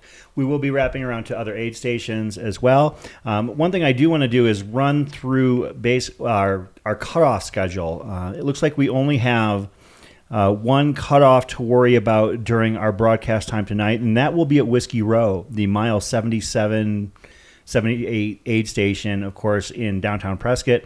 Runners have to make it there by 10 p.m. tonight, local time. I'll take a check and see what I can do to dig up how many runners are actually behind that mark at this point. I know that at Crown King last night, we didn't lose but a couple that missed the cutoff, but there were several that elected not to move forward. So we will be keeping an eye on the back of the pack just to see how many runners can hit that cutoff at Whiskey Row. It looks like about 3 runners right now are just ahead of the sweeper heading into Whiskey Row. Yeah, that's if there's only 3 that are still having to get there, that's fantastic. Yeah. Or maybe a handful, yeah. Yep. Were you going to say something, Zach? Or I too am going to join you guys. Someone's got to moderate this Aravipa After Dark thing, so got to make sure that we're keeping ourselves on track here. Slightly off the rails is fine. Well, ever since the last time where the cops had to come and break everything up, we had to sign a couple of non-disclosure agreements. But yeah, we'll keep an eye on the back of the pack. I don't think we have cameras back at Whiskey Row anymore, but we'll at least do our best to follow those final few runners that are making their way there. And we're going to keep our eye on the front of the pack as well, where one of the things that I've just been trying to wrap my head around is how fast this race is moving. You're talking, as I mentioned, you're going to see runners hitting Munns Park, in Coconino County by the end of our broadcast tonight, in all likelihood. Dan Green leading out just a hair ahead of Ryan Sands in the men's race, and then Rachel Entrekin not too far back from them. Still plenty of time, and one of the conversations that we've had over the past 24 hours is that behind the scenes is that maybe Rachel is going to mount a challenge for the overall win here. And I don't think that it's anything remotely out of the consideration. Oh, she's definitely looking strong enough, that's for sure. So, and each year that goes by, I'm like, I'm less and less surprised by some of these female athletes and how strong they are. And personally, I mean, I was pulling for Courtney for overall. I think a lot of us were, but it's like, I don't know, that would be fantastic for Rachel if she could pull that off. Yeah, I think that it would be disingenuous for most people who have been following this sport for any amount of time to have, quote, bet against Courtney in any regard. And I know that, some people out there were saying that she went out too fast or, had some sort of rationale. When you're talking about, especially athletes like Courtney, she knows what she's doing. Like, she's not going to race herself into some folly. I mean, she follows her own strategy. And frankly, one of the things I love talking about with our guest last night, Pete Kostelnik, was that, when I asked him, I said, if she is running this race the way she wants, she doesn't care about, quote, first or second or third until maybe a certain later point in the race. Yeah. I mean, that's the way anyone should run these races too. It's just, it's so easy to get caught up in the start and everything that's going on. And,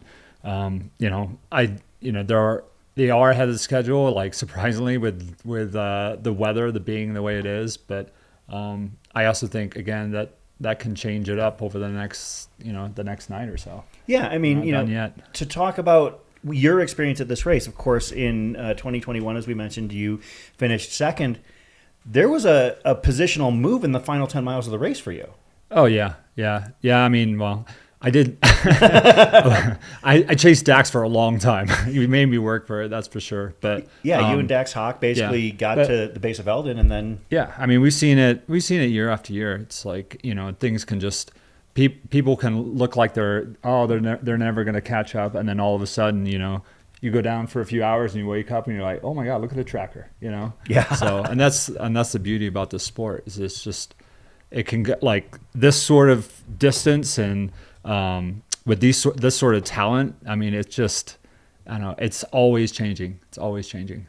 Of course, with us having a shot at the aid station of Eder Ramirez here in Sedona, looks like he's getting ready to head out. Yep, that looked like a little kiss goodbye.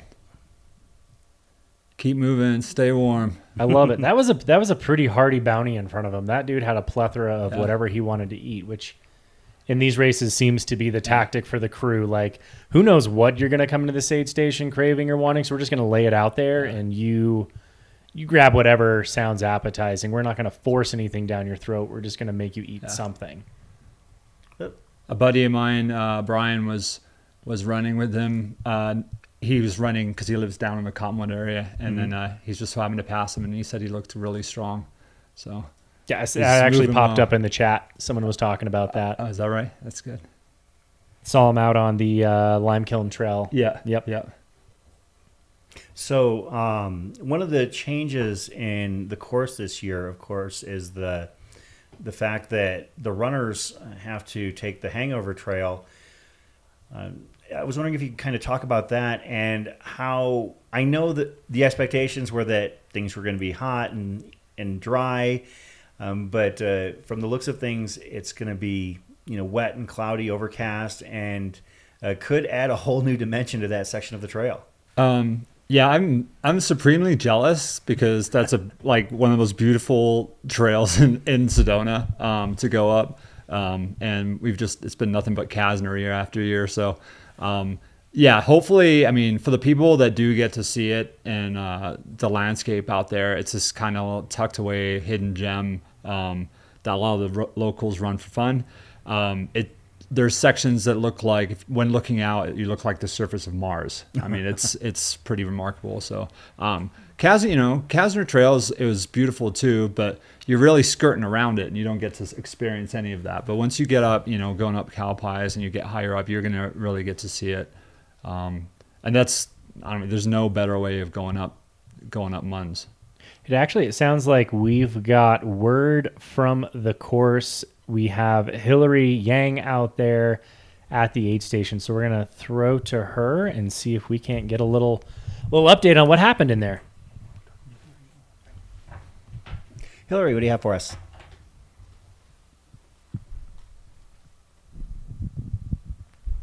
Hillary, you're good to go. Can you hear us?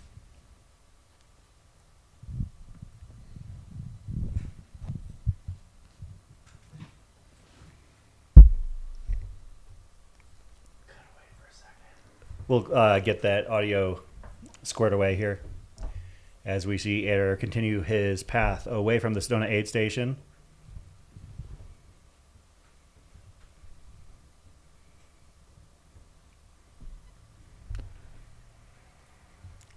The pass of the runner cam. Yeah, got some nice clay for traction, but just stay off those rocks because they're slick. Did you hit this area in day or night when you ran the race? I went through Sedona during the day, but it was, yeah. Well, I did the airport loop at night and then slept. And I remember that was like one of the worst circles of my life, going around the loop. But woke up and had breakfast. But most of Sedona was during the day for me.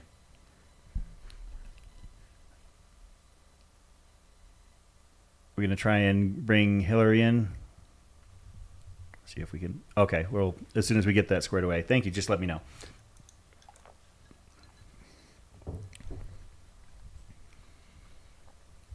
So I see you have a beverage with you, Pete. What are we sipping on tonight? A little Diet Dr Pepper. No, there may or may not be a little bit of whiskey in there, but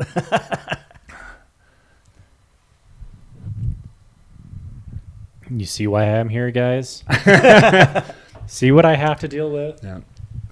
I am moderating or just double checking the meats right now. So I threw on a brisket and 2 pork shoulders before I left the house. So hopefully my house is still there when I get back. Got them going slow and low? Slow and low, Nice. Hopefully I'll have a little bit ready for some of the top runners. Just depends if they're willing. A lot of the front runners, when they come through, they're not. They just want to get it done. I understand that, but there's going to be plenty of barbecue for everybody and veggie options. That's important. That's very important. Right. I'm glad to hear it. What inspired you to do this? Because of course you ran the race the first year, but you still came up later in the week to the Eldon Aid and brought some grub up there for all the runners that were coming up behind you. Yeah, I think it was, the first year there were a lot of like hiccups and problems. I mean, it wasn't a perfect race. I think the biggest thing for me was just kind of the food options. Like, there was some hot food at the aid station, but it's like it hadn't really been done before, and a lot of the volunteers may have not known what to do. And so my big thing when I was coming through was like, yeah, we need to like have more regular food. So I just, after I finished the race, took a quick nap, went to Sprouts, and then picked up a bunch of food, took it to the top, and I already had some friends up there cooking, so I just joined them and tried to cheer on the other runners as they were coming through and made a big party of it. It was so fun. And then after that, I just wanted to be a part of that aid station. So, I joined Julian and Claire and those guys, and we just kept doing it year after year. But again, I'm happy it's not up there this year because it's so cold and wet. Oh my God. Well, we went out to dinner last night, and we were at a restaurant just right on Route 66, and we could see the mountain clean, free and clear from where we were at. And, with that layer of white over the top of it, that's one of the things that you said. We were just like, man, I'm so glad that we don't have to go up there this week as far as, for the feeding of the runners. Absolutely. I want to give a shout out to some of our sponsor partners here, Speedland, Janji, Knack, Ultraspire, Tailwind, Catula, Squirrel's Nut Butter, and Satisfy. So actually, speaking of Squirrel's Nut Butter, as we're looking at Mingus Mountain, mile 108 here, runners are getting themselves probably rested, refueled, and ready to go. But we were supposed to have a special guest here this evening, and this is not to call him out in any sort of negative or pejorative fashion. We love the guy. But Chris Thornley, the founder and man in charge at Squirrel's Nut Butter, was anticipating joining us here, as he has in the past. He's joined us on the Cocodona Livestreams to kind of chat about his involvement with the race and his company and how much he loves being a part of this. But he couldn't join us because one of the things that he does to be involved with this race is basically help as an assistant captain at Fort Tuthill Aid here in Flagstaff. And normally their plan is to start getting Fort Tuthill set up on Wednesday morning. They wake up early, head over there, start to put the aid station together at the I guess it's the Air Force vacation or recreational area there. Yep. And he said, I can't make it because we have to start setting up tonight because these runners are moving so fast. And it's entirely possible that our first runners are going to hit Fort Tuthill dawn or before dawn even, which is just absolutely something we've never even come close to seeing before. Yeah, it's at least I think at least the top 3 or 4 runners will be through tonight, like no doubt. Yeah, so that's I mean, amazing. I could see someone like coming through even like close to Eldon, maybe around like noon or 1 tomorrow. Right? You think about it. We were kind of handicapping the finish time, and I had somebody asking, is it going to be something that you cover on Aravipa After Dark tomorrow night? And I said, I don't think so. Yeah. I think we might be having the interview with the winners after they have a nap. Yeah. Like they're moving. I'm thinking maybe late afternoon or mid-afternoon could be when we see those first runners come across the finish line, which is, so much faster than we've ever seen before. Of course, 60 hours, just a shade under 60 hours was what Harry ran last year, which puts us in the 4 o'clock hour of Wednesday afternoon. And these paces that are happening now are, a couple hours ahead of that. So that last stretch is definitely going to be the hardest, I think, with the change up in course this year. Going up Eldon is so much easier than going down Eldon, especially with 240-ish miles under your legs.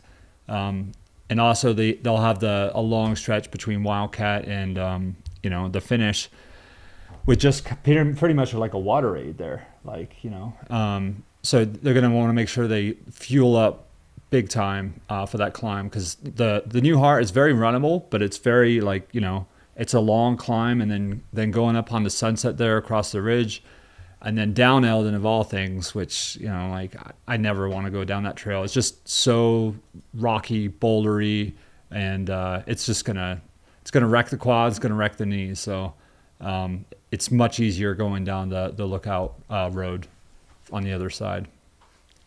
Looks like we have Hillary at the Sedona aid station. We are going to take it to her. Hillary, let us know what you got. Well, the rain arrived. We are just kind of all taking shelter from it, but I had a chance to chat with Eder's crew and his pacer, Fernando, who just finished pacing him for the last 30 miles or so. He said he's paced him for about 50 miles so far. But, you know, I think the key to Eder's success, as we were chatting, was just he is doing a great job of fueling. And Fernando is saying Eder is like the champion of just getting food in. He's constantly snacking. He's constantly just like whatever's in his pockets. And it just makes everything go better, you know? And he's really, I think, keeping his pace up, and it's really helping him to stay in that positive mindset. We're sitting in the aid station just back there, and I was taking a look at what he was eating, and he had simultaneously a bowl of bananas with oatmeal and milk going on, a croissant with Nutella, and then rice and broth. And he was sort of like alternating between all three of those plates. So he's like hitting all these different palate points. Yeah, it was completely, just sort of little this, little that, but just, I think, probably consumed the most variety of food and really just very intentional. Like, he was only in the aid station for, I don't know, maybe like 7 or 8 minutes, but most of that was spent eating, threw on a rain jacket, and sort of off we go again. And that was very impressive to see. Also, like, the Nutella and the croissant looked really good. That was a new one, and I think, I could go for that, right? Sounded pretty good. So he was basically eating off the tasting menu, basically, or maybe having a tapas dinner. Yeah.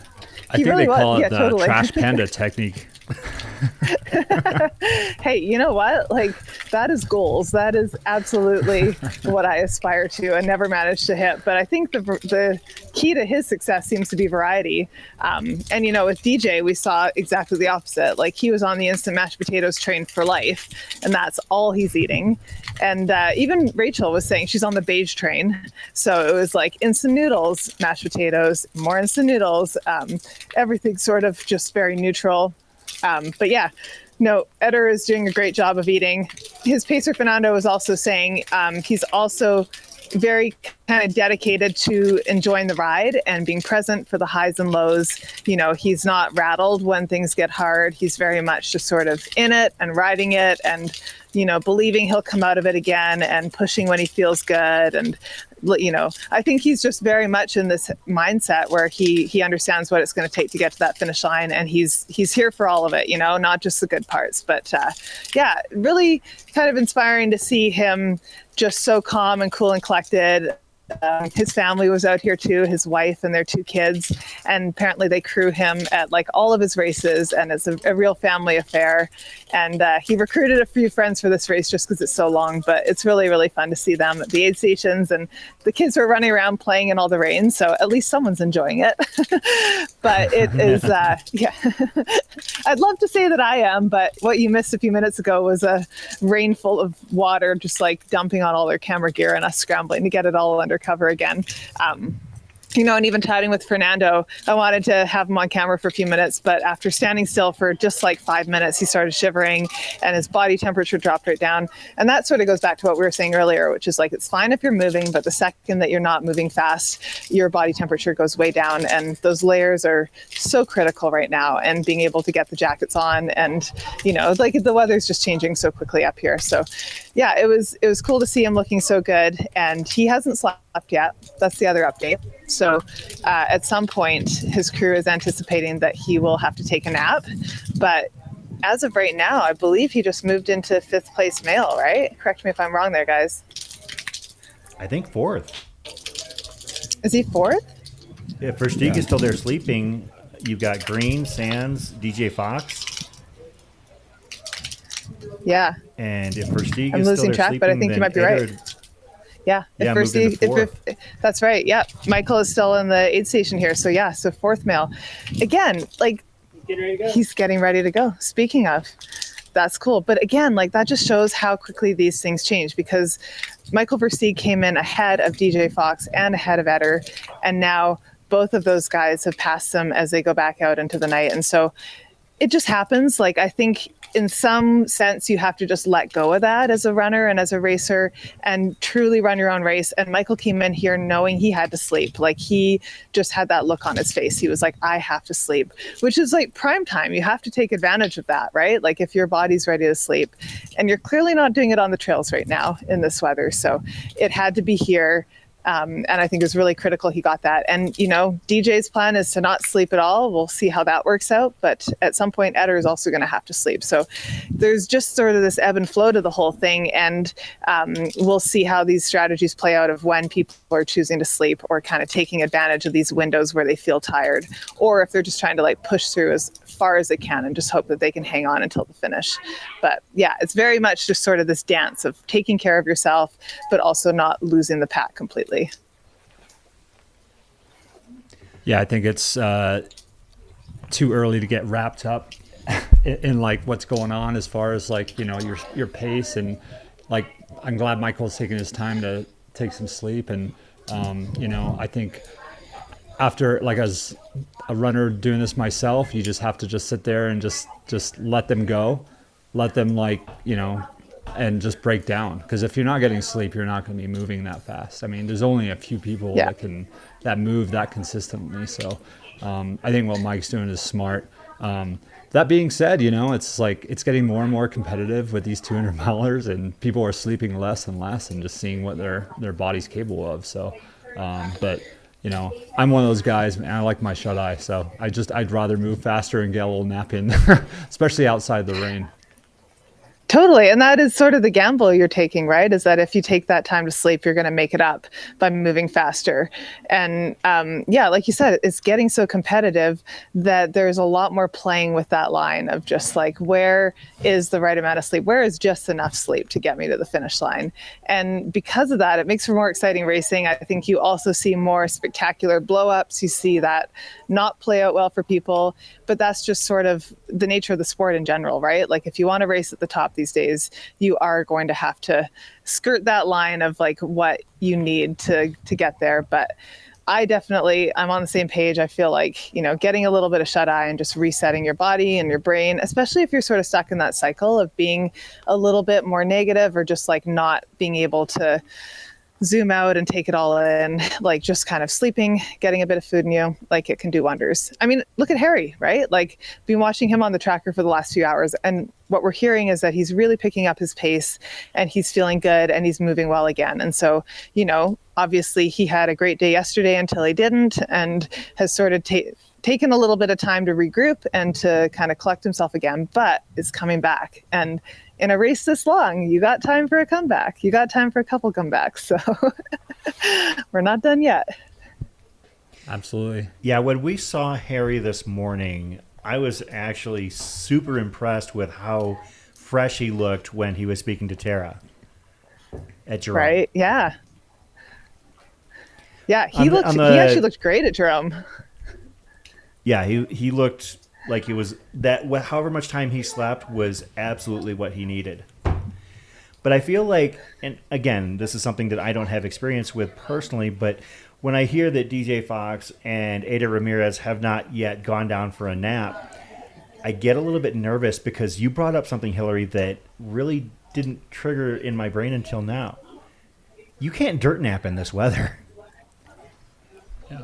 That's going to be a huge factor. You're going to have to get to a sleep station. It's a big deal. Like just even with this rain right now, I think the trails here that had started to dry out are back to muddy again. Like, there is no napping on this terrain. And it really does mess with a lot of people's sleep schedules for Cocodona, because you sort of, for a lot of people, they don't ever plan on sleeping in the aid station. They totally plan on doing the whole thing with just a few dirt naps, you know? And we see a lot of the fastest runners get away with that. But when you have weather like this, Yep. Nope, that's not happening. So, yeah, seeing people sort of pivot and having time in their sleep to the aid station, and you get there and maybe you're not sleepy, and then you feel like you've wasted the time. Like it really does get into a little bit more of that, like kind of gray area for how much time you want to devote to sleeping. But then, you get to a point where you have to. Yeah, these runners are going to have to basically get to Foxborough Ranch, I think, or maybe go for Munns Park. That's a long way to fight through at this point. I mean, if you're coming from Sedona, Munns Park is still what, 26, 27 miles away? Yeah. It's a long time. And I mean, now we've got muddy trails again. There's a giant rain cloud hanging over where they're heading. And it's just sort of, you need to have your wits around you. You can't be kind of sleepwalking through that, or you're going to get so cold, your pace is going to slow down so dramatically. Some of the runners too were just coming in here saying thank God it wasn't muddy through that last section. That would have been so much worse. And then it starts pouring and I'm sort of like, ooh, everybody after them is going to have to deal with that. So I think we are going to see more people coming in and really, really needing that reset here. I can say from experience up on Munns Park is it's going to be a shit show up there. I mean, this weather is just I run up there after snow and after rain. It's just you're going to be lugging around like concrete bricks on your feet. So I feel for those guys. Oh man, I know. Lucy Bartholomew was showing me photos of her feet after coming down from last night through all the trails there, and it was 4 inches deep. And if you've ever tried to walk on that, it's like moon shoes. It's the weirdest feeling, and you're just trying to kick it off. So yeah, that's adding a whole new challenge that I don't think we've ever seen at this race. Yeah. Oh, not even close. Yeah, this is unprecedented territory for us here. Historical with that, times. You get all the movement around in your shoes because it's sloppy, the dirt, blisters, trench foot. So I mean, it's total out of the norm for our race. Yeah, I mean, we did see to... Brian and Dan. Everyone's been taking care of their feet even more, I think, because of those concerns. You cannot ignore them. Well, think about where you're at in this race. You're over 150 miles in, and you talk about the mud. Even something as simple as slipping as you're trying to get into a comfortable gait, and maybe your groin maybe slides an extra foot too far, and with as fragile as your body is at this point, it could really be disastrous. Oh yeah, I mean, we don't know what happened with Courtney, but I mean, there's always a chance that something like that happened last night. It's runners are definitely going to run into it on this course, and I mean, I've had a race where I went out running in the mud and ended up with a calf strain. So it happens, and it's a long way to go. Hamstrings, all of that, right? Anytime you're pushing off of something where there's the potential for it to sort of slip, make a sudden movement, and then you add in the cold and your muscles are already tight and sort of locked in there, there's huge potential for muscle strains. We were even seeing DJ came in and was his pacers had the roller into his legs. Pretty much everybody has come in and sort of done some sort of muscle work, which I've never really seen in an aid station at 200 to this extent. And I think it's because of the cold. There's a lot more just sort of trying to keep those muscles warm and moving, because you could seriously hurt yourself if you did an accidental sudden movement out there. Has Versteig left the aid station yet? Negative on that. We thought we saw him, right? Yeah, his van over there is open, and it looks like they are prepping to get him out of here. So, he's been here for a while now at this point. I want to say he's been here for an hour, maybe? Something about that. Yeah. So this was definitely the break he needed. Yeah. Do you think he's his pacer told me his sand shirt? I do not. Not in this. Maybe if it wasn't pouring on right now. He did look a little cold when he came in. He had a long sleeve shirt on when he came into the aid station, but I wouldn't be surprised if he has a jacket on when he leaves. His pacer said the plan was sleep and then pizza. So that's the next priority. Well, it'll be interesting because with him having been a part of this race for all these years, and it always seeming like it's going to be his quote last year, I wonder if his mindset is that, wow, this is different. This is a little bit of fun. Like, I mean, you know him probably better than a lot of us. You probably spent quite a few miles with him in 2021. Could you see him looking at this as just something more interesting to do for the next 50 more miles, 100 more miles, Pete? I mean, I just think he likes to throw down. He's definitely got a little bit of an intimidation factor because he's just like so free and just kind of salt the earth kind of guy and like minimalist. What I think I love about this race is it's never the same. The course is always changing. The weather is always changing. It's like you never know what you're going to get. You train for what you think you're going to get, and you get something much different. Yeah, I mean, that's anytime you have a race of this distance, you're going to get some weather, you're going to get that unpredictability. And I do think that adds a lot of excitement for guys like Michael that are coming back year after year, because you have this sort of mental image in your head of how you felt at this point in previous years. And so much of that is probably influenced by the heat, right? Because it's usually that's the biggest kind of variable to control. And so to flip the script on its head and to be dealing with these like kind of hypothermic conditions right now, yeah, it must be just wild for him. It's probably giving him the absolute bends out here. Like, this is not what it's felt in the past. Yeah, but it's cool. I think as an ultra runner, you just have to be prepared for everything. That's part of the arsenal of skills you develop over years of training and being in the mountains. And so if anything, this is sort of the chance for people that are versatile in different terrain to sort of show that off, Now we're seeing Versteig's setup. I assume he's going to be emerging here quite shortly and then on his way. And I'd say Hillary, that's likely. like His pacer is here. Okay. It looks like the next runner you're going to see is the 2024 champ, Harry Schubeis. If things hold There we go. form. Speaking of Harry, yeah, he's definitely rallying, and that's really cool to see. Yeah, Yeah, it got kind of makes a me little bit wonder more. if Harry hadn't had that unfortunate fall, where he would be now, because he's been moving so well again. It's interesting, isn't it? Because I do think that forced him to slow down and to sort of reset and recalibrate everything and take a little bit of time. It's just so many miles and there's so much that can go wrong. I guess you can't really play that game of wondering, if that hadn't happened. But I do think in many ways now he's got like a 2.0 version of the race to sort of build on. Like it sounds like he did kind of a good reset. He's in it. I loved his little interview with Tara where he talked about how he's going to get to Flagstaff if he has to crawl to get there, That's just like my favorite type of runner is guys like that are just committed to the experience and they're going to shoot their shot, and he certainly has, but he's certainly also not giving up and he's going to give it everything he's got. So I have a tremendous amount of respect for Harry just showing up and throwing down and then hanging on and doing his best to sort of rally and come back. And I think you can do that in a race this long, There's enough time for it. Is his crew already there and set up?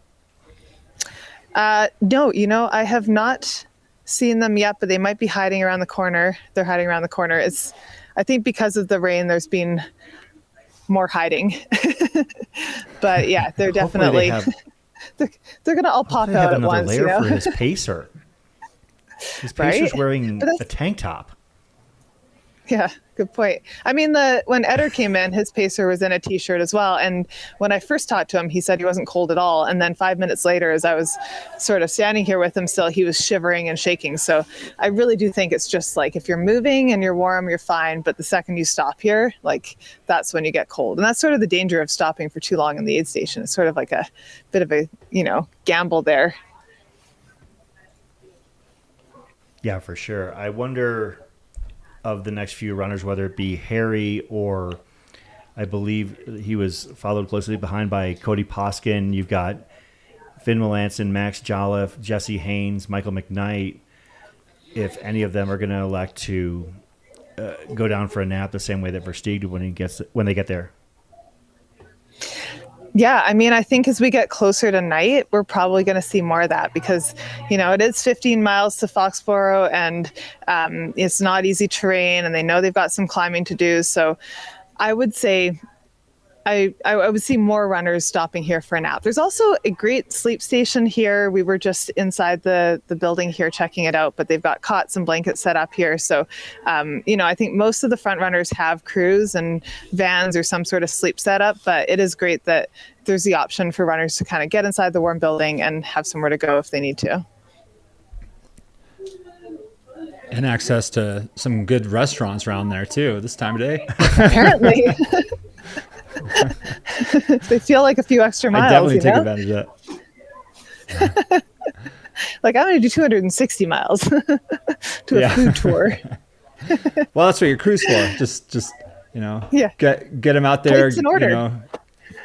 Yeah, there's Whole Foods right there. Gotta call ahead. I mean, look at how well Harry's moving. Just looking at the live stream right now, like he really is running well. All these guys at the front and Rachel as well, like they're just moving so smoothly for how far they've run. You almost forget how many miles they have on their legs at this point. Yeah, they're moving really well. Just want to keep going, and it's just going to be that long climb afterwards. That's going to be difficult. I mean, they're on nice even terrain right now, but man, it is going to be brutal up there. Yeah, and I mean, especially like you said, if it's getting slippery. With Rachel, I was actually surprised she took a nap when she did because she looked very lucid, very awake. But then when she took that nap and emerged, she looked even more lucid and more awake. We didn't think it was possible. She seemed like she had it all. And here there. it was. Yeah, it's interesting because I chatted with her crew before she came in and they were really hoping she would take a nap because she hadn't really up to this point. So I think it wasn't so much of a she'd reached the point where she had to take a nap as much as they just were aware that it was inevitable. At some point she was going to have to, and they wanted to get ahead of it. So in many ways, I think it's a good example of her really trusting her crew to make the right decisions. And I think you have to. I think you have to surround yourself with people at these races that have your best interest at heart and are going to give you the right advice and have the perspective to sort of be like, hey, I know you feel really good right now, but you also need to look at the big picture. You also need to make sure that you're playing the long game here and you're taking that time. And you could see that she listened to them. They were the ones that sort of said hey, what about a 20-minute nap? And she's like, okay. And yeah, I think that's really cool to see. And honestly, really and that's why I have a crew. That's why I have people around you to just help you sort of know when to reset. Otherwise, you're going to be trying to take a dirt nap in the rain, and nobody wants that. No.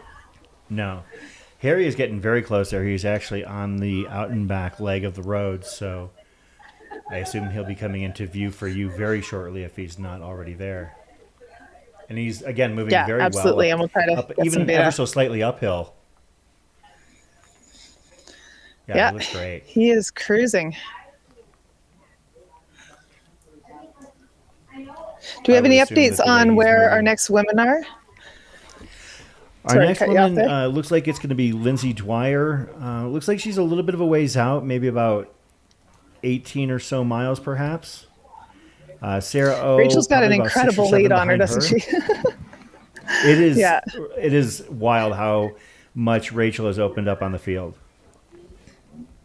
Yeah, she really is racing just everybody, not the women at this point. She's. Oh yeah, I'm sure that Dan and Ryan are definitely keeping tabs, or their crews are at least keeping tabs on where Rachel's at. Yeah. In the aid station here, all the crews were asking about Rachel and whether she'd left, and it was very much she's just as much competition for them as anyone else in the aid station. So, yeah. They're all very aware. Probably a little frightened. Looks like Versteig's still not quite emerged yet. We've got a shot of his crew vehicle right now. Yeah, I'm not seeing a whole lot of action just yet.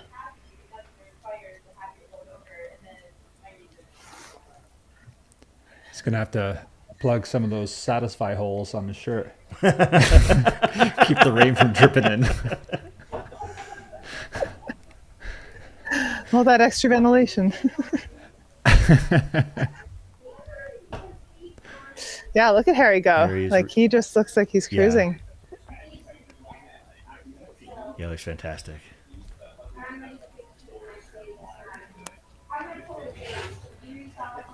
I still think Is that Ryan Montgomery? Yeah, is that Ryan Montgomery pacing him?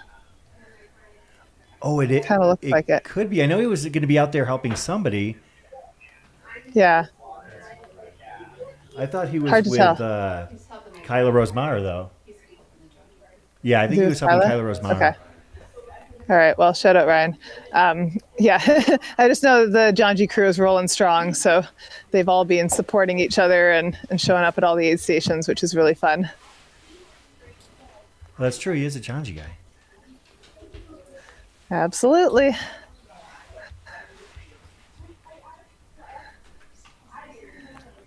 You could sort of see the slipperiness a little bit on the terrain, hey? Yeah. Yeah, it looks pretty slick out there at this point. Yes, we actually talked about that last night going into Fane Ranch. We had eyes on Versteig, and I can't remember one other runner, and we were talking about their shoes and like how the cooler temperatures and the kind of weather that rolled in made for a faster start, but once the rain and moisture accumulated on the ground, it was going to turn things into a little bit of a slippery mud. That clay can easily just stick on your shoes pretty heavily, especially past Fane. As you make your way into Sedona, it turns into more clay. And that was a very common response from a lot of the runners today at aid stations was like, yeah, it was so like 5-pound weights going into those aid stations. You were just like knocking mud off left and right. And those cool temperatures that made for some fast paces early definitely had their downsides when it came to the extra mud out there.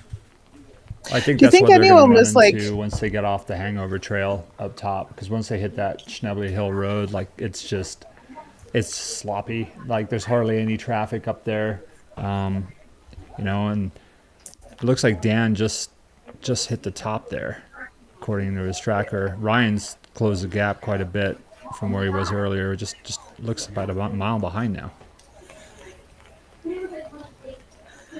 You were saying, Hillary? Sorry about that. I was just going to make a smart-ass comment about how I wonder if anyone wishes they trained with like those 80s aerobics weights around their ankles to prepare for all this mud. I only know one Come in person who handy trains right now. with ankle weights. Do they regret it?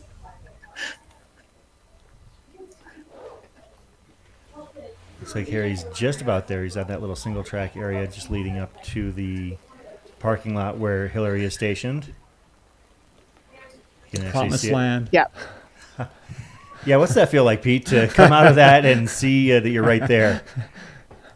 Oh, you're just thanking baby Jesus. I have to tell you guys, it is gorgeous up here. It's probably the prettiest aid station I've ever been to.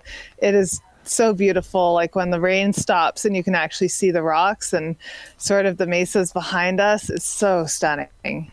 And it's fun to hear the runners come through here just talking about it. Like Ryan Sands and his whole crew, like, a bunch of friends from all over the world. They're just all sort of in awe of how gorgeous this area is and how much variety it has, which is really fun to hear, right? Like when people are really enjoying the course and just like really, I think, enjoying the diversity of the point-to-point experience. Yeah, and I think most people think of, again, Arizona and the desert and everything. And if you look at the screen, how green it is. It's Right. definitely desert plant life for sure. But it is. We've had so much precipitation over these last few weeks. It's just been remarkable. I just realized this was Aaron Kubala that was pacing Harry. Sorry, Aaron, for not recognizing you with all the rain, but he was the one in the tank top there, and Harry is now in the aid station with the whole John G crew in tow. See if we can wander over.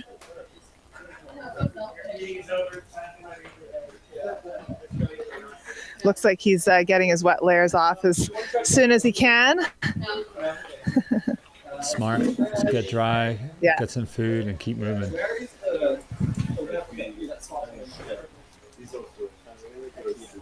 I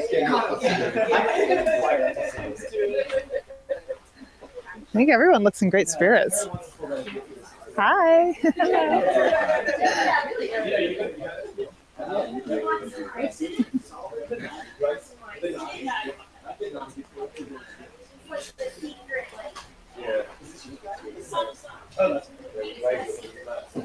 How's it going, Harry? Yeah. Can you put in the dry pack? Use the dry pack.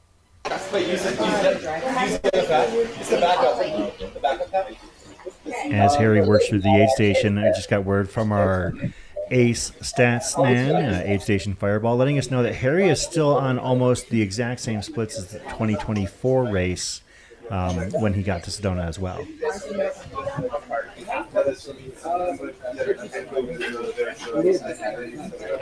Consistency.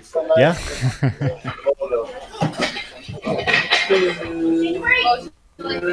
Although from here, How you split doing? comparisons are going to be pretty Can we tricky, ask you a couple questions? and we'll explain why later. Sure. Yeah. No, you go. Yes, ramen, please. I'm gonna Eat. Eat and speak. Yes. You can multitask.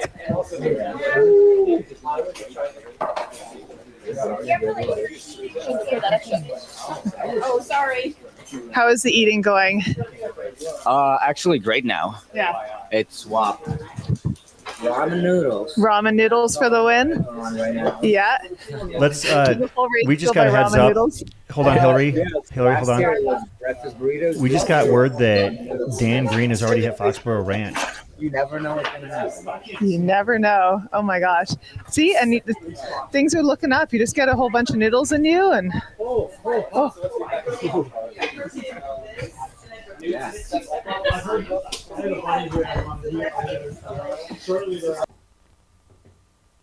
Yeah, it looks like we just caught Dan Green heading into Foxborough Ranch, which is, again, just simply blistering the course at this point. The gap between Dan and Ryan is fairly negligible at this point, unless there's been some immediate hammering done by one of the two. But it is pretty amazing. Foxborough Ranch at mile 177. Basically at the 38-hour mark of this race. It's something to behold. Yeah, at dinner last night, I was talking to you a little bit about Ryan Sands, and I was talking about it with Jeff the other day. I think he slipped a little bit under the radar. I mean, I was at Western States when he won that year, and he's gotten some remarkable FKTs overseas, but just because you're not in the limelight for a little bit doesn't mean that you can't come out and have a crusher day. So I really think, he's just closed this gap. I think he'll be coming in here pretty quick. Yeah, I mean, when you talk about like what he's been doing in his quote spare time since winning Western States, he's doing FKTs in the Himalayas. Yeah, I mean, yeah, that's just something. Just that sentence itself. You think about elevation training as we're back here with Harry at Sedona, but you're talking about a guy like was basically rolling along at 15,000 feet for several hundred miles. Absolutely, yeah. And Jeff, I had breakfast with him the other day, and he had mentioned to me being out on a few runs, and he just said, he looked so strong and phenomenal. So, that being said, it's still got a long way to go, but the way it's coming out right now, it's going to be a close one, maybe between those two.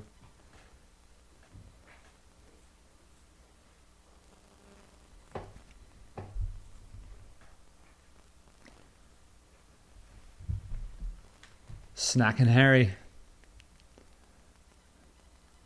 Getting that food down.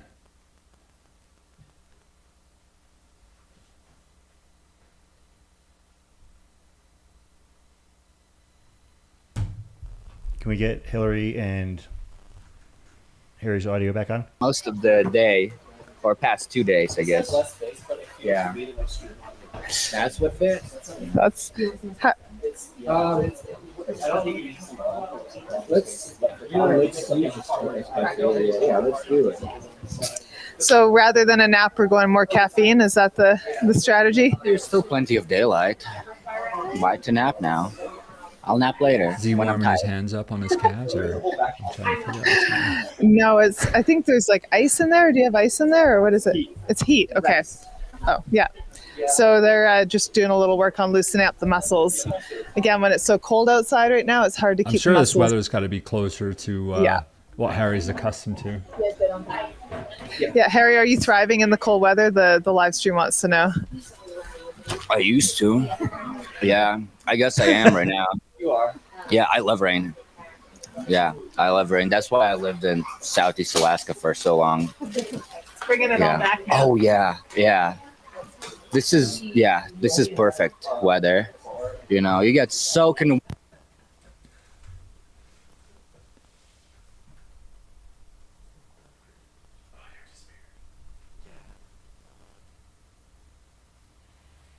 Try and get his audio back.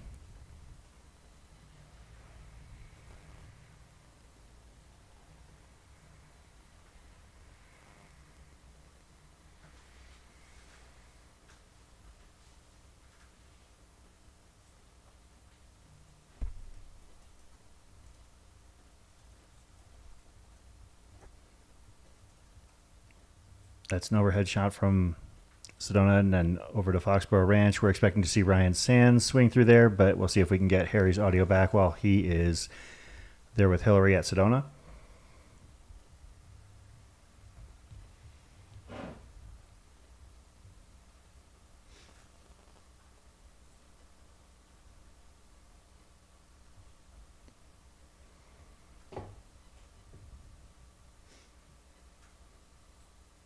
But yeah, Harry didn't really seem to take any umbrage or issue with the conditions, really. No, I've only been to Alaska one time, but I spent half of it in the rain, so I'm sure it's pretty normal for him up there, and a lot more what he's used to running in. Not nearly as cold though.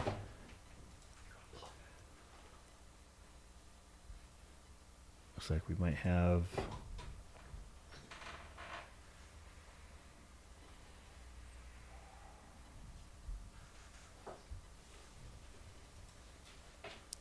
while we're checking on our audio issues out in the field, give a quick rundown of the top 5 on each side. In the men's race, Dan Green has just hit Foxborough Ranch at mile 177. Ryan Sands in hot pursuit, just about 2 miles back. DJ Fox in 3rd, Eder Ramirez in 4th, and Harry Schubeis, who is currently at Sedona Aid, in 5th. In the women's race, Rachel Entrekin out to a big lead, about 30 miles on the rest of the field, currently at about mile 170. In 2nd place in the women's race, Lindsay Dwyer. 3rd place, the 2023 champ, Sarah Ostaszewski. In 4th place, Georgia Porter. And it looks like, unless I missed my guess, Kaylee Demerjian has moved into 5th. But there's actually a really tight grouping of women between Kaylee Demerjian, Georgia Porter, Allison Powell, Shelby Farrell, all within about 3 miles of one another. It's an incredibly strong women's field this year. Absolutely. I mean, you know, everyone out here knows Sarah O, and then you've got Georgia Porter, just right off of her AZT, FKT, and just crushing it right now. Yeah.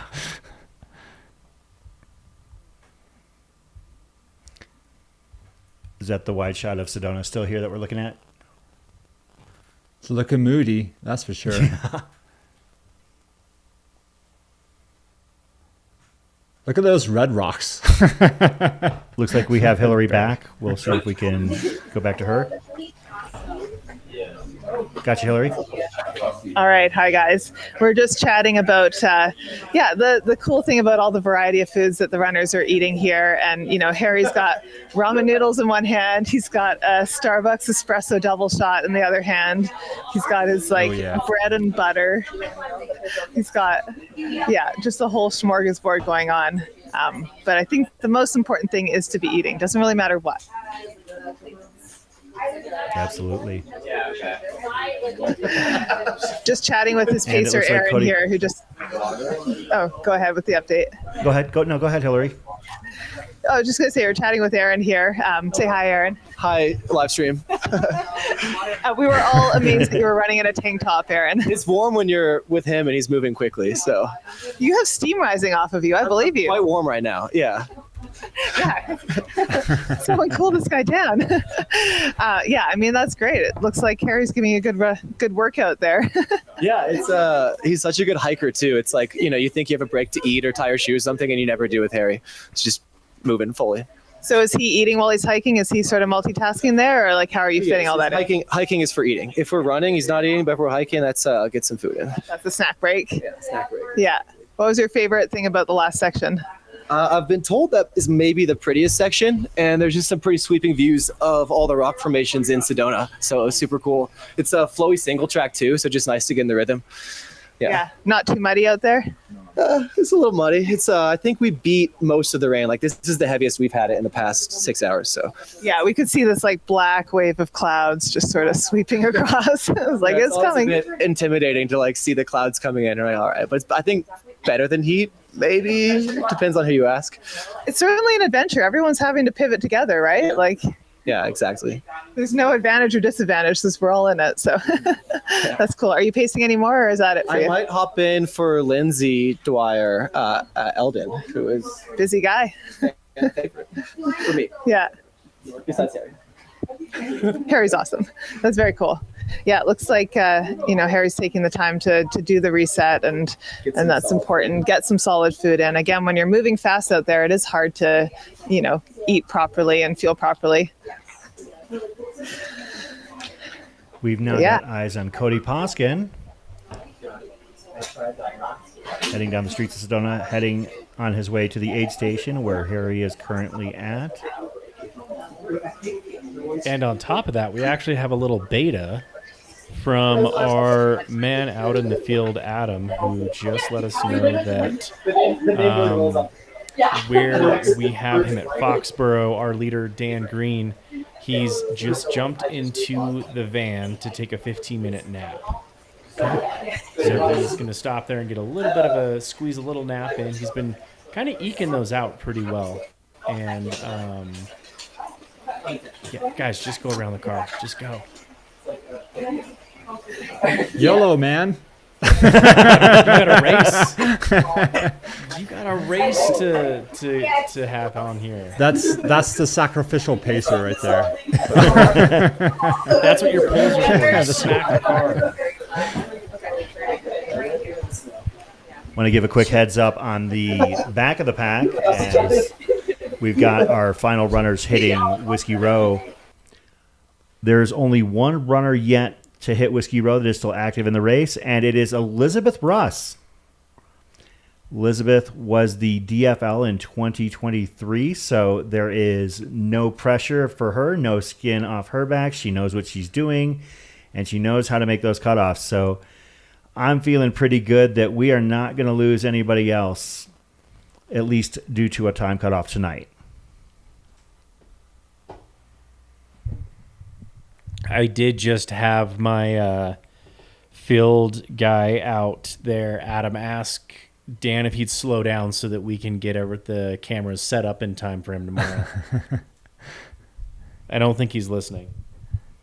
I think it was smart to take a little nap there. It's a little bit of a haul over to Munns and stuff, and I don't know. I think the trails going from Munns are a little bit better than kind of the section that he's got to do right now. So, I mean, as sure as you can attest, Zach, trying to put together a team to cover this race when you've got everything dialed in is tricky enough as it is, let alone when runners are blistering past every expectation in terms of time and paces.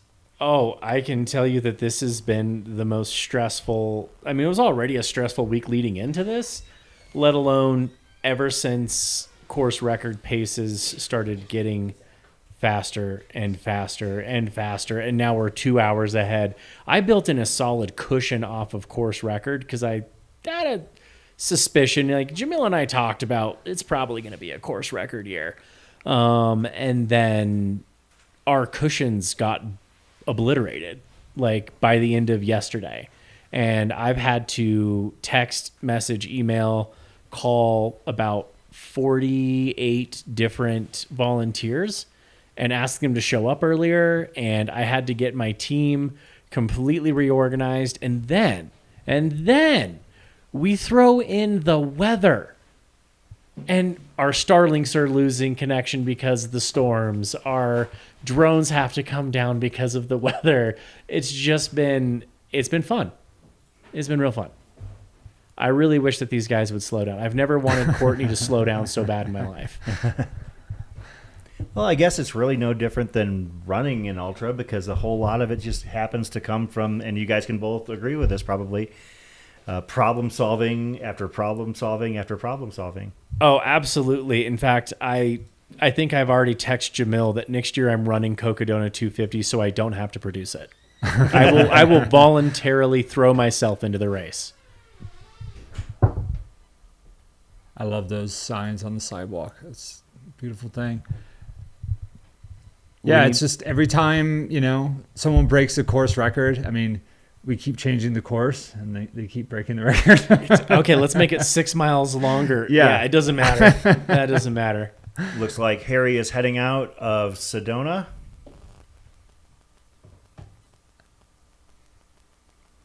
Yeah, he's still got that Harry swagger. Yeah. He's gonna get out there and make it happen. Yeah.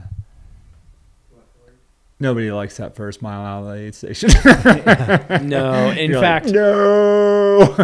So more beta from Foxborough, where Dan Green is sitting right now. They said that he's going to have a burrito and fig Newtons. He's still slamming gels religiously out on the trail. And he's really excited to get to the next section because it's much more runnable. Which tells me he's got to be feeling pretty good because you're not looking forward to runnable trail if you're not feeling great, if your legs don't have some pep in them. I'm not looking forward to slamming gels that far into a race, to be honest. I don't know how that's happening. My mind is completely blown. Most gels I've ever taken is 42 gels at Bryce Canyon in 2014. And I remember vividly because it was that 40-second gel, V-Fuel. Pete, you might remember those, Pete. V-Fuel back in the day? V-Fuel? V-Fuel. I don't think I've ever taken They had a little bit of fat in them, and it was like all the rage. Really? Anyways. So, yeah, they had like 2 flavors, but they really only tasted like one flavor. And after 42 of them, I will never forget my pacer we were in the lead. We were coming down mile 70 something, and I was 42 gels in, and my pacer was like, dude, you gotta keep eating gels. Like, we've got this. Like, we were so stoked on the day we were having out there. And he just yelled at me. He's like, quit being such a pansy. Like, just take the gel. Cause I was literally like, I can't, like, I don't know if I can. And he tore the top off it. He handed it back to me, and I grabbed it, and as I grabbed it, you can see the gel kind of like eke out the top, and just that alone just made me dry heave, and I puked up everything in 42 my gels. I was 42 gels came out of me at that moment. It was suffice it to say, I haven't had a V-Fuel gel since. Yeah. And it's taken me a couple of years to recover. So I'm not. Gels kind of they're to get me from point A to point B in a pinch, but I'm about like getting the regular food down. So, and I've had races where like the 100 milers and less and stuff, you're just pounding gels because you can do it for that length of time. But the next day, it's something dark in that toilet bruise. That's awful. Goo gut is a real thing. Like mud butt. It is so bad. It is so bad. anyone who's been out there and has had enough running plus like racing fuel, you'll know what we're talking about. Oh yeah, yeah. Looks like we're actually going to have an interesting moment where Cody Poskin, as he approaches Sedona 8, is going to see Harry departing. So he'll actually have a very good idea of how far back he is. And as far as we know, Versteig has still not left unless he snuck out while we were talking to Harry. We'll have to check with Hillary on that, but I'll also peep the tracker and see what we know. It looks like Versteig is still registering at Sedona. So yeah, I think that Cody is going to have eyes on Harry here very quickly. Yeah, and he's moving well. I think it's good. Like, hopefully he'll just won't think about where Harry is and just take his time like Harry did and the rest of the guys have before him. So it's way too early to get caught up in it. Maybe Mike's eating another pizza or something. Of course, we also have another race going on, the Mingus Traverse, the 82 miler, taking place on the course as well. We can give you a heads up on the top three in that race as we see Cody Poskin heading up to the aid. Oh, there's the pass right here, actually. Sup?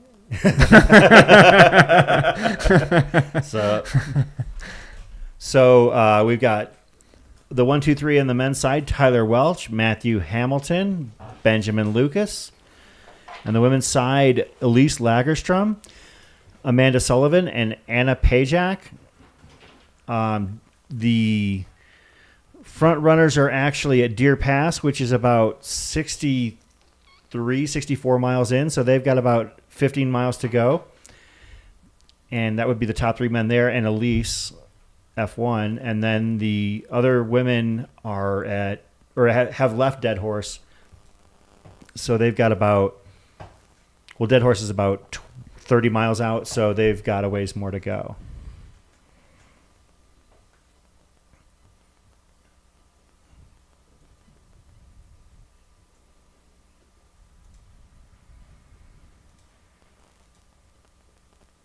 Okay, so sounds like the light in Versteig's van is still on. Haven't seen him leave. I got a bit of intel from the course from a runner in the Mingus Traverse. TJ Gardner, a friend of ours here on Mountain Outpost, has actually been a part of our live streams from time to time. Definitely spends a lot of time in the chat during the Cocodona week when he's not busy running. And he wanted us to give a shout out to Julia and Melissa at the Jerome Aid Station. He said he came in with muscle seizing and they took him and wrapped him up like a burrito and got him warmed up. And that's amazing to him since there's actually no med tent there. So that's just volunteers taking care of him like that. Beautiful and thing. Yeah, and he said a couple more runners came in and they did the same thing for them as well. So shout out to the volunteers at Jerome Aid who are taking care of these runners. I think that we're going to find out after the fact that the volunteers, first of all, they always do a ton of work and an amazing job, but they're going to be next level this time around simply because of the conditions that the runners are battling. I mean, yeah, obviously heat's no joke, but when these runners are coming in potentially hypothermic in some situations, that's no joke either. Yeah, you know what? They're out there with the runners enduring it as well. I mean, I'd rather be moving than just standing there. I mean, I know there's some like heat lamps and stuff, but yeah.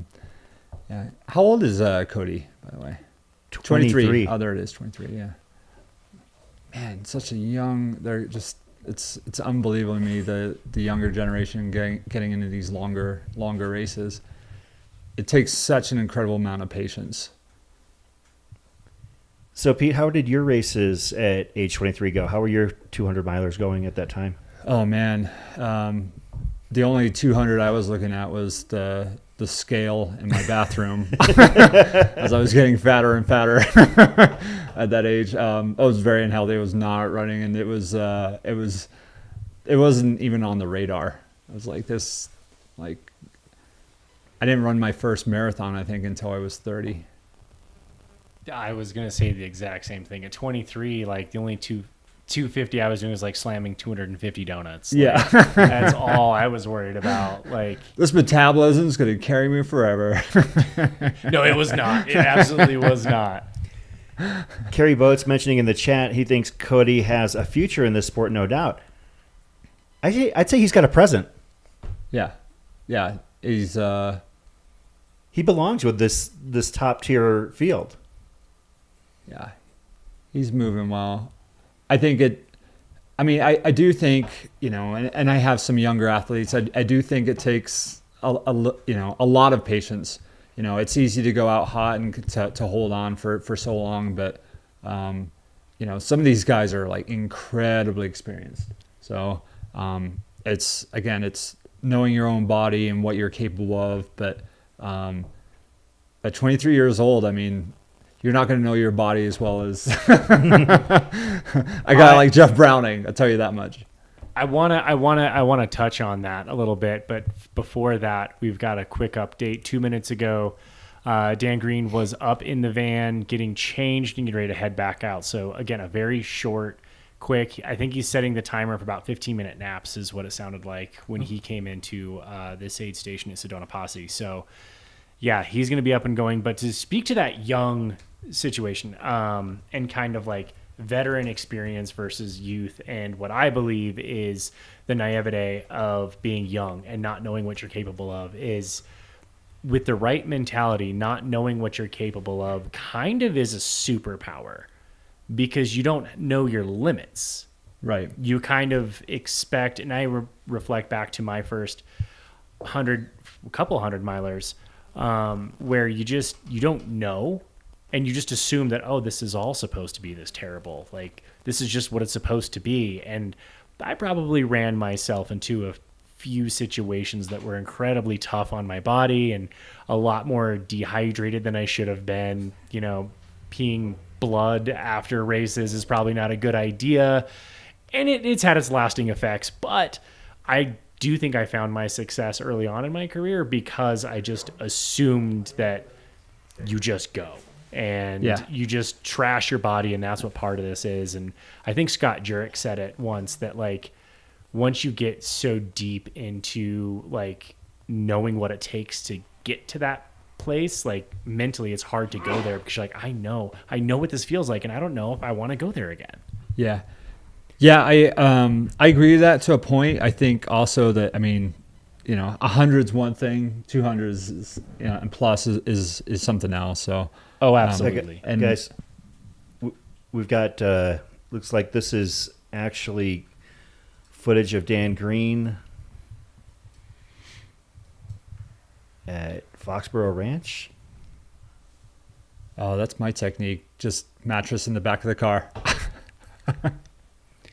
We'll also grab some footage, hopefully, of Cody Poskin at Sedona as well. But this is our race leader, Dan Green, at Foxborough Ranch, mile 177, 178.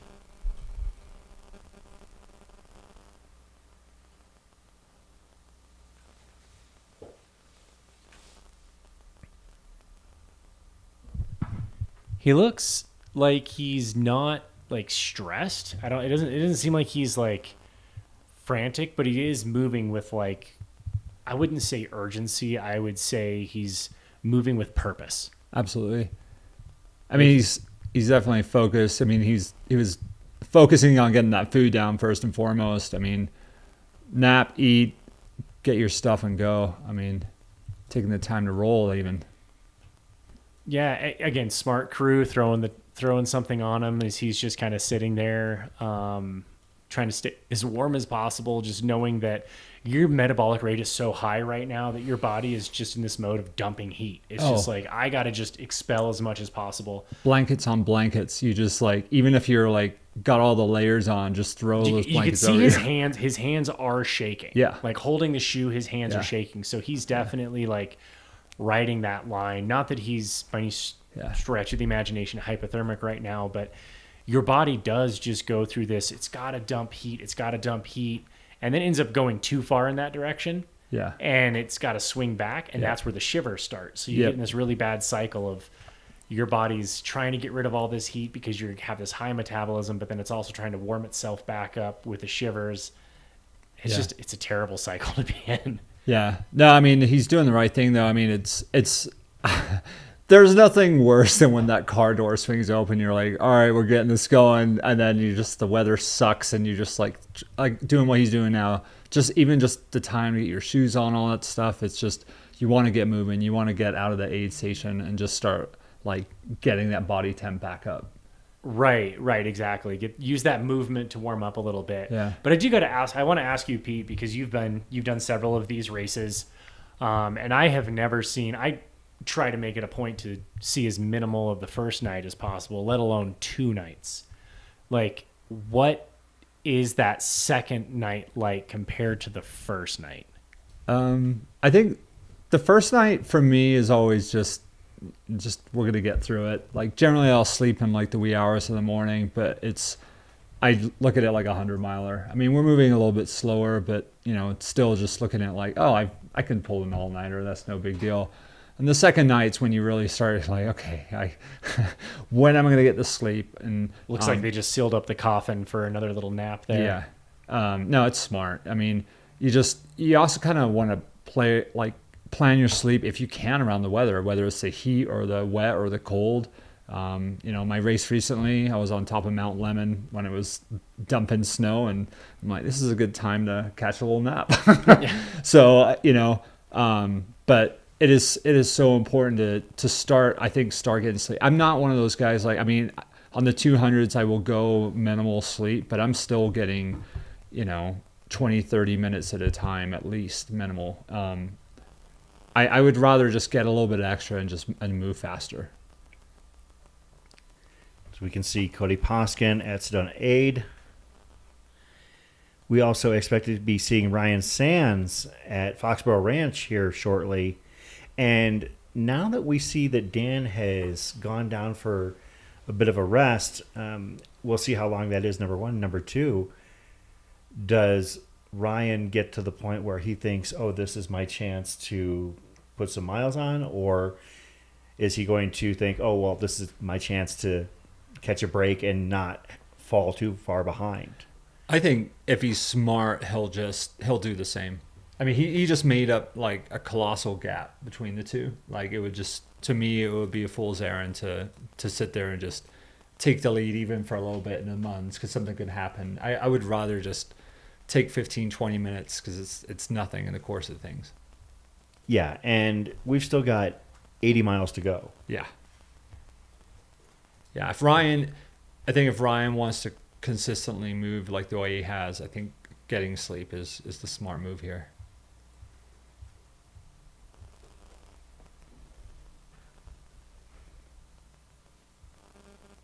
Cody being tended to by his family, who we met on the course earlier. Changing those socks. Checking the tootsies. He is moving a little bit more slowly. For instance, with Harry, you could see a little bit more bounce in him as he was moving things around. Cody does look like he might be a little bit tired. Can't imagine why. He's only 160 miles into his day. Yeah. Week. And I don't know if we have any idea of how much he's slept so far. Which one? Who is that? Cody. Cody, I'm unsure of the sleep. I will say that there's been interesting sleep strategies across the front. The top 3 all have very different strategies. I think that Sands has only had 15 minutes at this point. He had a 15-minute nap at Mingus, and then it was Dan, I believe he had a total of 45 minutes plus what he just got. Yeah. And then Versteig, we talked to Jeff earlier, and Jeff was like, yeah, he's just kind of playing it by ear and just listening to his body and taking what he needs, which why obviously he did ask for a little bit longer of a nap at one of the aid stations, and they gave him like an extra 10 minutes. And then obviously now he's trying to get a little bit more sleep, but he's only had those 2 sleeps from what we've been told. So everyone's got a little different strategy, and I think you do kind of have to roll and listen to your body. You know? Totally. That's Sands. We got Ryan Sands coming in? Yeah. Yeah, sorry, dark. It's getting dark. But he just came into Foxborough. Can't quite see it, but you can take our word for it. It sounds like we caught Ryan Sands heading into Foxborough Ranch at mile 177, 178. So basically has caught up to Dan, and we'll see what happens there. Looks like we did have somebody filming there. If they can see what's going on with Ryan and see maybe we can catch some of his activity at that aid station. I'm wondering if Dan took the time to open the car door, gear up, and then go back down. So I wonder if he was just trying to get a few more minutes until he showed up. So Ryan was 32 minutes back of Dan entering aid.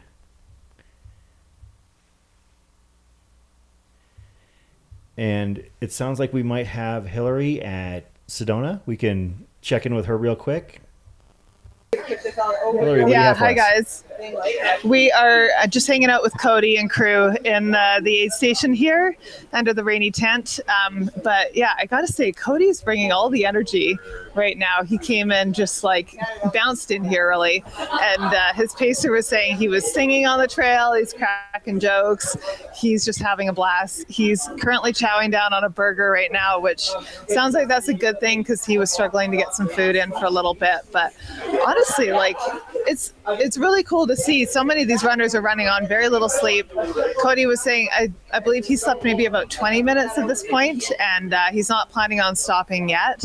Sounds like he'll stop sort of later when he gets tired. But yeah, he's got his party shirt on. He had his party hat on. He's just sort of figuring out, I think, what layers to wear for the rain as he heads back out. But yeah, he's in great shape, honestly. It's well, you know, as good as we get. It's all relative at this point, right? How is he feeling with this many miles under his feet? I mean, this is his first 200 plus race. I mean, he's done some big ones, obviously, with Leadville and Jackpot Ultras. I'm just curious how this compares. Yeah, let me see if I can ask him that.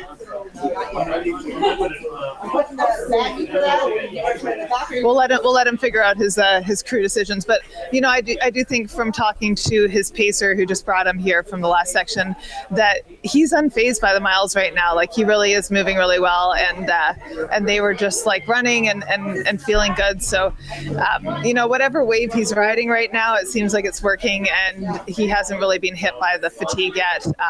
Yeah, honestly they came in here and the energy levels just sort of went straight up. So I think he's going to be one of our faster aid station transitions, and they're just going to keep pushing into the night.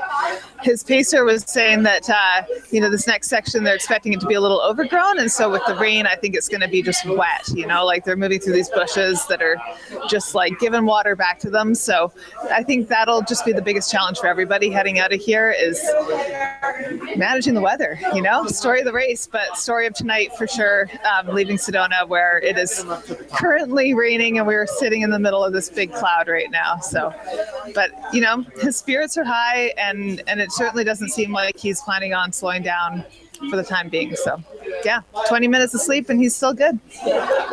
How are your legs feeling right now, Cody? The people want to know as you're in uncharted territory.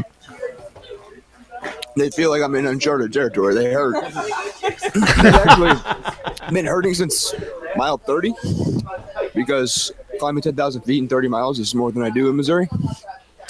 So they've been hurting for 2 days.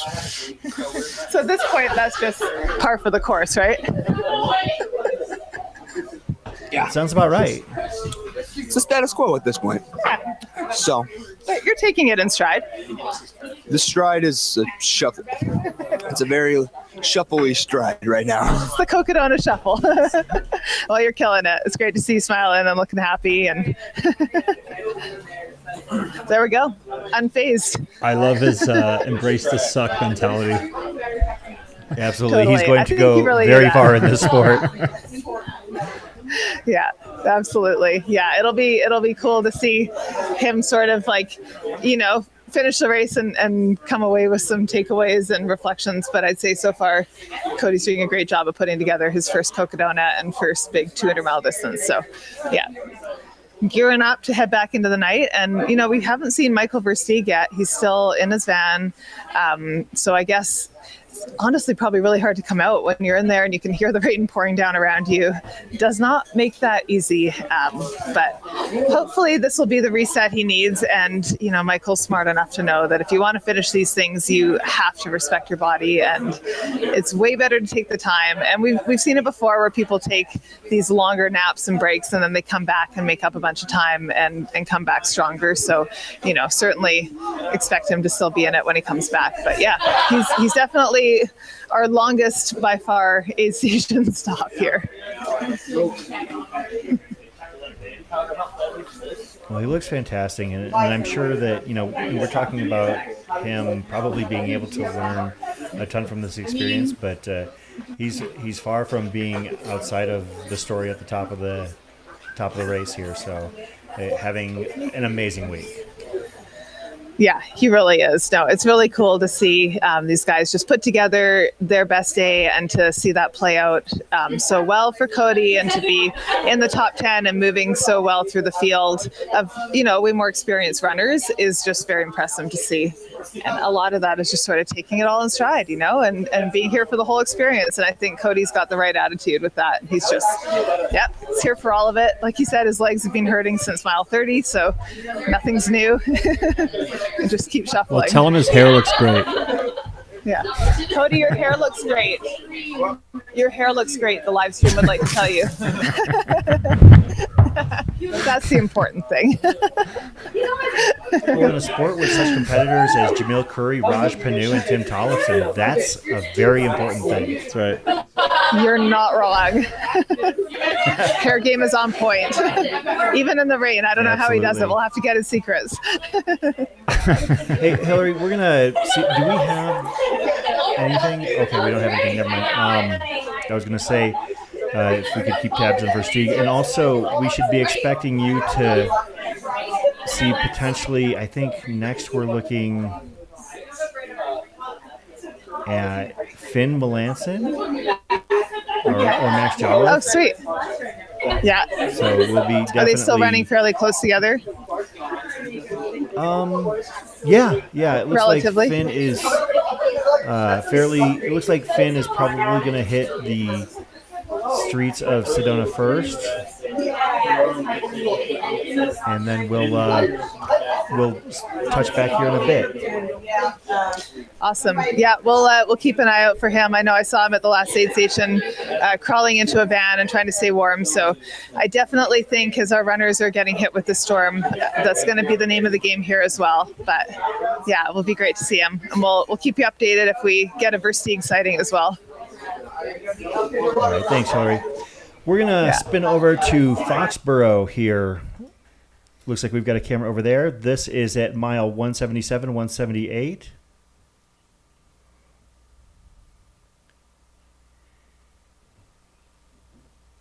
And Ryan Sands just got to Foxborough Ranch.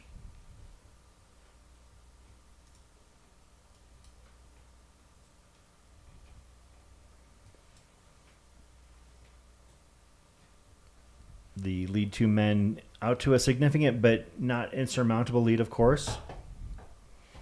They've got about 6 miles on F1 Rachel Entrekin and about 9 miles on DJ Fox, our current third place in the men's race.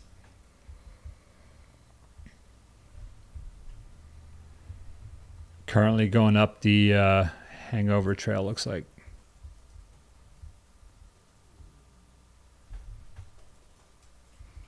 And of course, as we mentioned, it's got to be interesting. Maybe we'll have to talk to Rachel after this race about experiencing Hangover Trail when it's dark and it's wet.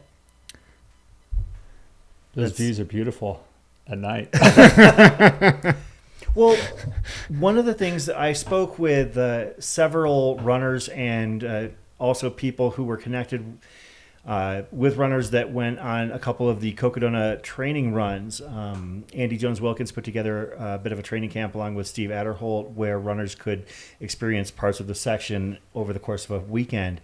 And I know for a fact that amongst several of those runners that were experiencing the Hangover Trail in Sedona for the first time, that they were adamant that they were actually going to take their sleeps at Sedona before approaching that section of trail so they could do it during the daylight. Oh yeah. Yeah. So I think if you're strictly doing this race for the views and enjoyment, yeah, it's one of the most beautiful points on the course. That's true. That's true. And it doesn't feel like as much of a grind as going up Kasner. Yeah, it's not about it necessarily, and I apologize if I misspoke in that regard. It's not that it's a grind as far as a climb. It's more kind of slippery, treacherous. At least that's the way it was explained to me. I know, for instance, when I was talking with Andy Jones-Wilkins, and he talked about sharing a bit of that section with a few runners. I think George Lind, Pam Reed, Deb Hamberlin were some of those that went on this training run. And I guess the big thing that a couple of those runners decided was that they were going to stow their poles while they were, or potentially leave their poles with their crew for the hangover section, because they were more concerned about maybe needing their bare hands rather than actual poles. Yeah, I mean, there is a lot of slick rock on that trail. I wouldn't ditch the poles, not in this weather. I mean, especially for that slop up top, because once you get up there, it's just like, I mean, just trying to keep like any sort of normal gait in this weather is key.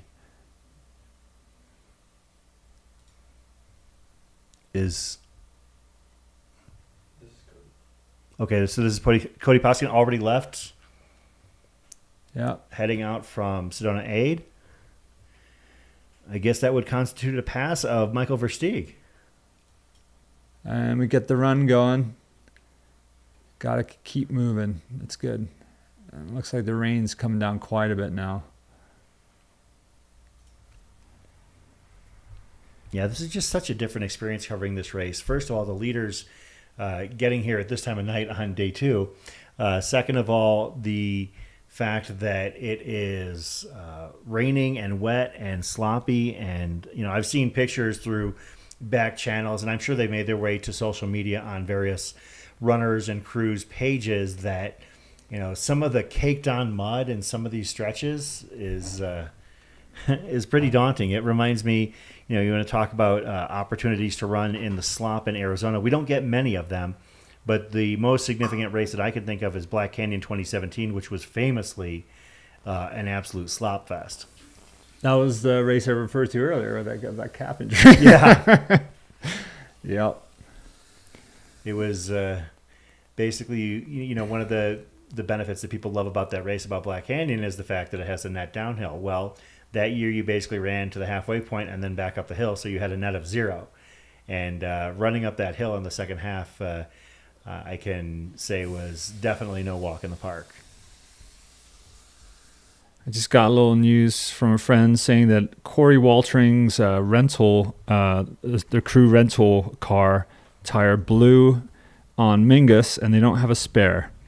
So if anyone has a spare tire that fits a Kia, they would be much appreciated. Yeah, no, that's hopefully this is one of those situations where the trail and ultra running community can step up and help Corey and his team over there. And that's, you said, at Mingus? On Mingus Mountain, yeah. Yeah, I mean, a couple of years ago when I was crewing out at Muggion, I blew a tire up there, and fortunate enough to have some people help me like change that. And it just makes it so horrible when you're just trying to be there for your runner, and due to unforeseen circumstances, you're trapped. Yeah, well, at least at Mingus, they're in an area where they're going to be around a lot of people for some time. So hopefully along those lines, somebody will be able to help them out. Yeah. Because I know, for instance, I was not running, but I was covering Mogollon Monster one year, doing some fun social work for Aravipa, and I got a flat at Washington Park. Oh, and yeah. If you're, sometimes when you're out at some of these more remote trail and ultra races, you can find yourself really out in the middle of nowhere. As it looks like Cody and his pacer almost missed a turn there. and realized at the last moment that they needed to hang a right.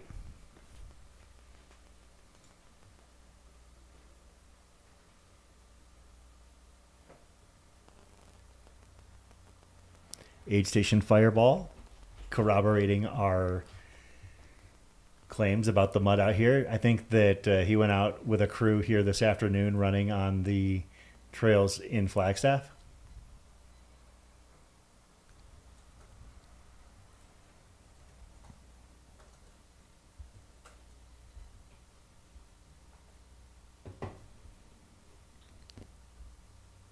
You know, when I was taking out the trash earlier, all I kept thinking was, I'm so glad I'm not running in this. Well, that's one thing that I know that you have basically, decided, the way that you're progressing through your career. It's basically you want to go out and you want to experience something, but you're typically one and done with a lot of these especially daunting races. Yeah, I get asked every year if I'm going to come back, and I don't know, maybe 1 year, but I just not any time in the foreseen future, that's for sure. But it's just so many. I just like being a part of it, though. Just being out here and sharing it with the runners and giving back. So, with that in mind, of course, Cody Poskin making his way down the trail, and it looks like we're actually with Ryan Sands. Looks like we might have a little bit of a rough reception there, but we'll keep eyes on that. But runners like Ryan and runners like Cody are going to be making their way to Wildcat Aid over the next, well, actually, they're probably going to be there by tomorrow morning. So Hope with not. that in mind, of course, you are putting together the spread for Wildcat Aid.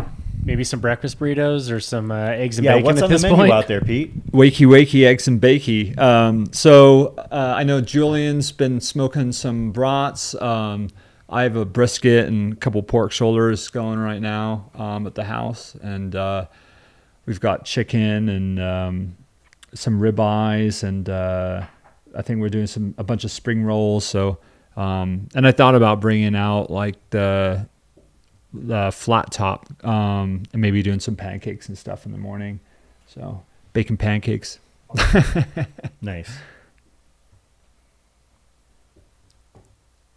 Yeah, that stretch, I think for the runners this year, it's going to be super important. And, I tell the runners every year, I'm like, take the time to eat, take it with you. And the countless amount of runners that have come up to me later and said, like, thank you for giving me that food to go. I ate it on the way down the road, and it just changed my life. And, I mean, that stretch this year going up and over Eldon is going to be much different than the past. So,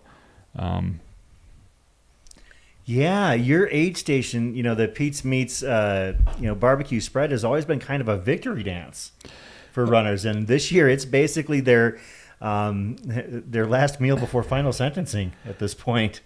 Yeah, it was nice to be able to say over all those years that it was like, 8 more miles to the finish. But nope, this year you're going a little bit further. Yeah. Just another 18 or 20 miles to go. Probably going to need some more foil to be packing some small care packages for these runners. I know that, like you said, that's one of the things that you kind of insist upon. It's like, take it with you. If you don't need it now, maybe you'll eat it later. Yeah. I think you're probably going to be sending some, pulled pork sandwiches or Yep. I know AGW went up there for a training run last year and came down with a foil wrapping of ribs, and I was able to try some of them last year. So I know, you're probably going to be needing a little bit of extra foil this year to make sure that you can pack something for these runners. Yeah, we've definitely taken that into consideration. So being able to just give it to them and go is the best thing. I think that it's and taking plenty of it. Oh, that looks like Lucy Bartholomew there. Yeah, she's been crewing and pacing Ryan Sands.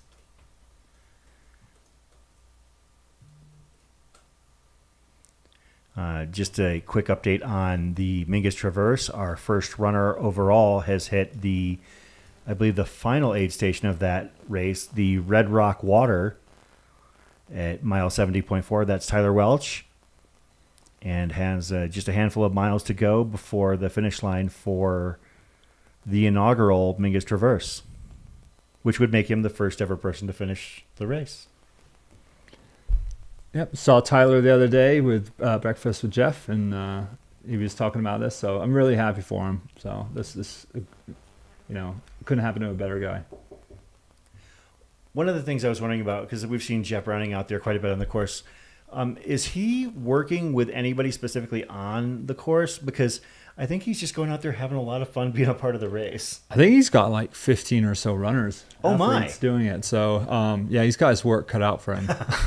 And then his buddy Jesse, obviously, was running the race. Yeah, you know what? That's true. I guess one of the things that I found out today was that apparently he'd been coaching Versteig, because they were chatting at one of the aid stations, and it seemed like that had kind of perked Versteig up, and I just assumed that was just a couple of buddies talking. I mean, I know they've spent a lot of time chatting over the last couple months with the release of the Chase and some of the Q&A sessions, but I didn't realize that that Browning had taken on a coaching role with Versteig, and so that was a bit of a surprise, a little bit of breaking news, to be honest, for a lot of people. I don't think that we realized that Versteig had a coach at all.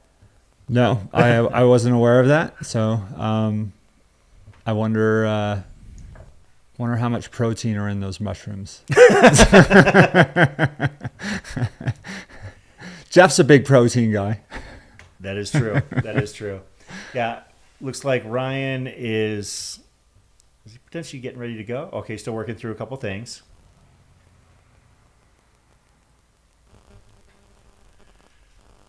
Yeah, one of the things about watching like this setup for Ryan Sands here, with about 80 miles to go and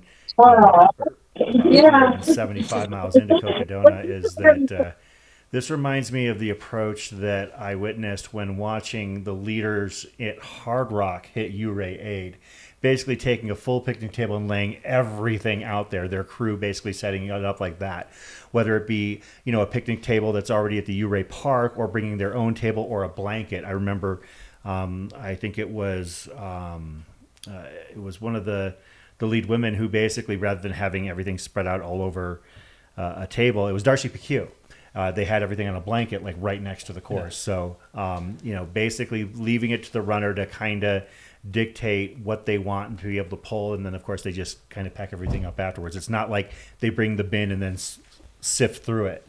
Everything is set up by the time the runner gets there.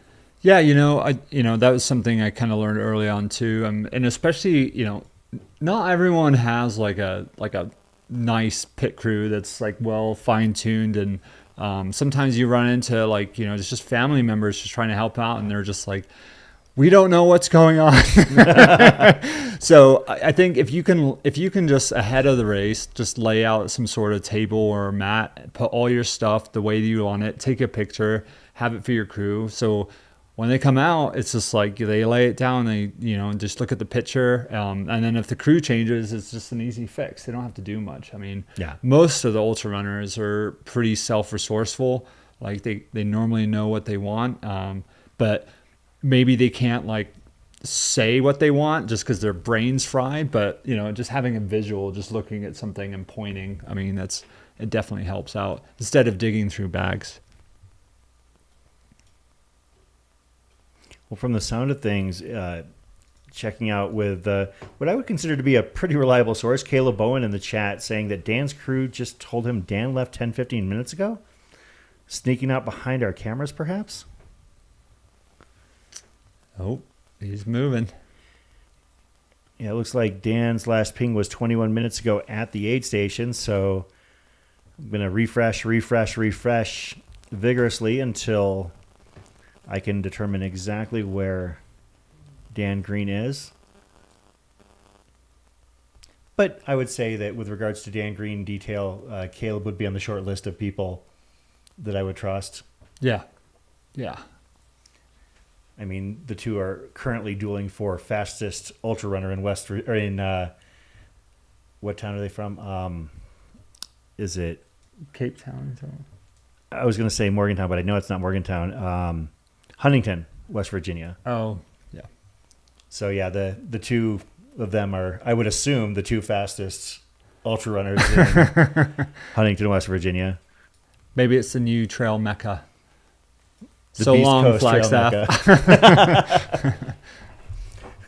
Yeah, you got Boulder, you got Flagstaff, you got Huntington. Yeah.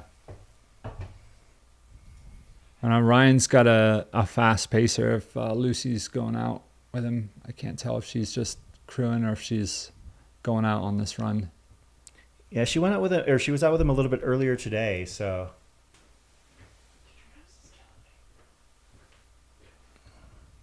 do we have audio there? I don't know if we do or not. Can we see if that camera can bring us audio? We'll see what happens. I will let them know that. Lucy, are you pacing him? I'm pacing him up and over Eldon to finish from Wildcat or something like that. Yeah. Oh, so you'll be seeing our co-host here, Pete Mortimer, out there. Yeah, make sure to grab some That's food. gonna It's a long climb. Dude, yeah, it's the ones out of the course I know, so I feel a little better about that. But it's gonna be a friendship affirming time out. I know that for sure. Who's going out with Ryan at this point? So he's pacerless now, so it's a no pace section, and then that's right, he that's will right. pick up Kristen Mayer at what's it called? Kelly's. The next Or, yeah. Mons Parks. It's been a long day. Okay. Yes. No, it For all absolutely of us. has, Lucy, because I completely forgot that this is a pacerless area. How does Ryan feel about that 17 right now? miles solo. Yeah, he's, I think he's going to enjoy it. I think it allows him to kind of recenter himself, and he's taken some time to really look after himself and make sure that he's got his wits about him. He's got everything he needs. It's a long section, and he really wants to get ready to show up for when the paces return to him. So I think it's going to be a good little breather. After he warms up, you guys were talking in there. He's going to take some music with him. Is that correct? Yeah, I think he Okay. is. I think he's had a lot of brain time and then a lot of us talking to him or at him. So maybe there's some tunes to set the scene and to be the soundtrack. I think it'd be a really fun way to see out the miles. Good. Well, Lucy, I had the pleasure of running against you a few years ago at Tarawera, and I will say that he has no better runner to take him up and over Eldon. So super strong. It was great racing against you. Wow, he's one of my best friends, and I wouldn't have it any other way. So I'm looking forward to it. Perfect. Well, we'll see you at Wildcat. Phew! Awesome. That was Lucy Bartholomew. So awesome to get that kind of detail and intel. And honestly, Lucy reminded me of the fact that this next section is indeed a pacerless aid section or pacerless stretch of the course, which, for some people at this point could be a very daunting thing. So you might see more runners than we would have initially anticipated to either take a break at this aid station or potentially maybe just kind of wait, maybe not go and take a nap until the morning, but potentially try and buddy up with runners as they get to the aid station at Munns. Yeah. Yeah, it's that stretch again. It's fire road. It's going to be sloppy, miserable, cold. So it's going to be a hard putt solo. But if there's anyone who can do it, it's him. Yeah, absolutely.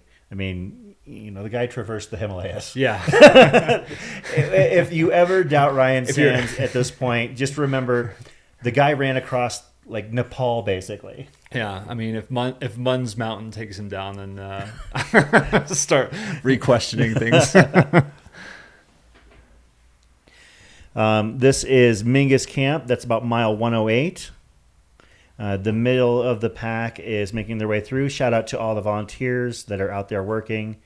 I saw some of our locals. I saw Kimberly Swearingen hauling some garbage out. I think I saw Courtney Scher in the background. Some of the members of our local Arizona Aravipa running community that make things hum and flow so effectively at all of these events. We appreciate all of them.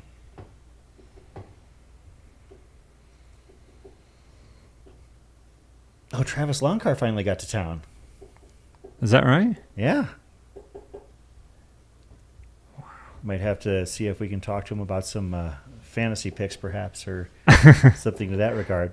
Because as we mentioned, we were supposed to have a guest joining us for a brief time tonight, but he was not available. For those just tuning in here on Aravipa After Dark, presented by Mountain Outpost and Aravipa Running, Chris Thornley, the owner and man in charge at Squirrels Nut Butter, was going to join us. We had a fun time talking with him last year, and we were going to chat with him again, about whatever's going on in Squirrels Nut Butter land, and also what he does to be involved with Cocodona. But what he does to be involved with Cocodona is why he can't be here, because everything at Fort Tuthill Aid, which is where he's going to be setting up around mile 190-ish. Normally they get started setting up on Wednesday morning, but if they got started setting up Wednesday morning, they would miss the first couple runners because these runners are moving extremely fast. So Chris had to take a rain check potentially. Maybe we'll see if we can sneak away with him later in the week, but because Chris is always a fun guy to chat with, one of the kindest human beings in the trail and ultra running world, a guy who has spent his life along with his brother Craig, the race director at Western States, as lifelong members of this community. Looks like the crew at Mingus was clapping about something. Maybe they're just recognizing and appreciating the runners making their way in. Or maybe the rain stops. We should be so lucky. We should be so lucky. It's definitely busy up there. Yeah, it's hopping. And the runners that are not there yet still have time to get there. So absolutely. I think I don't know, this going into the night with this, as long as you've probably had a nap and stuff, it's kind of refreshing to see all these people bustling about, and it's important to remember everyone's going through the shit right now. Yeah. So you just it's hard to remember that when you're out there by yourself, but when you come into the aid and you see all the weary faces and the people coming back to life, I mean, that's what it's about. I'm trying to load the runner guide. I had it earlier, trying to bring it back so I can confirm. Let's also, as we're watching the middle of the pack here at Mingus Mountain, the back of the pack has until later tonight to get to Whiskey Row at mile 78. The cutoff there is at 10 p.m. local time, but I am under the belief that we don't have to worry about anybody not making that cutoff, and I am going to confirm that because at last count, only one runner had not made it there, and that was Elizabeth Russ. And yes, I can confirm, according to the tracker, that Elizabeth Russ, the 2023 DFL from the Cocodona 250, has yet again caught that cutoff and is now in tow at Whiskey Row. Hope she continues her journey on to finish, whether it be DFL or better, because last year she did come back and was not DFL. She finished yet again. So she's actually going for her third finish. It's incredible. Watching her now do that, it's pretty impressive to see her really have a grasp on what she's doing out there for sure. I have so much respect for the back of the pack runners. I honestly. Oh, I know you do. I don't think I could. I don't think I could do it. Each time I've done a long race and it's gone another day or something, I'm like, oh, that's enough. I don't know if I could do another day. But I mean, your body can, but you just you just get in you just want to get it done. And man, seeing these guys, I mean, and most of these people, they're just out on a journey, and that's what I love about it. It's they're not obviously worried about they want to stay ahead of the sweepers, obviously, but they're out there to experience it and just kind of enjoy their week. I mean, they paid a lot of money to be here. They put in a lot of time and effort. So yeah, it looks like our back of the pack runners at this point are Leanne Hood, Elizabeth Russ, and Lori Bowen, and Samuel Elkins. Those are the four runners that have made it to Whiskey Row and have not yet departed. They have until 10 p.m. to depart, so almost 2 hours. They're doing fine. The cutoffs don't get more and more aggressive as the race goes on. They actually probably kind of bend a little bit more, if I remember correctly. So Yeah. It looks like we are back out on the course here. Okay, so that's actually Is that Ryan Sands' Yeah. vehicle.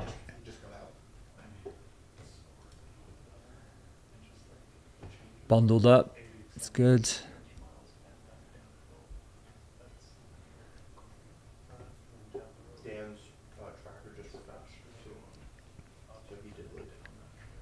So as we're here, DJ Keen has a question in the chat for you, Pete.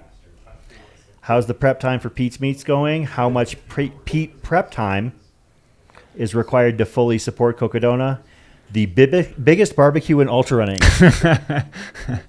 Well, I've trying to get a little bit smarter. I mean, over the years, where we get more runners and stuff, like this year, I'm just doing a lot more like big hunks of meat, so like briskets, pork, shoulders, that sort of thing. So you can do some pulled pork.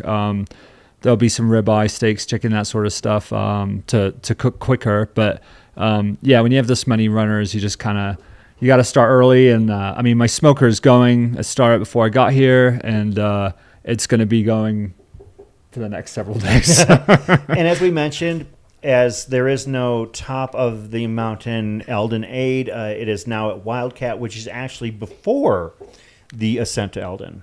Yeah. It's so I'll get to watch the lights from the comfort of my own deck.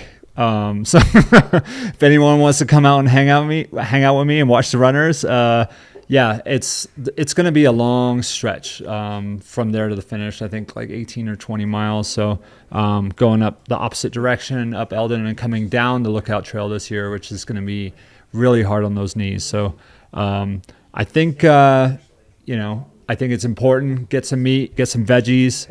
I saw Nicodemus had a post earlier. We do have some vegan options, and we're always trying to cater to everybody that comes through. So I will have some potatoes going as well.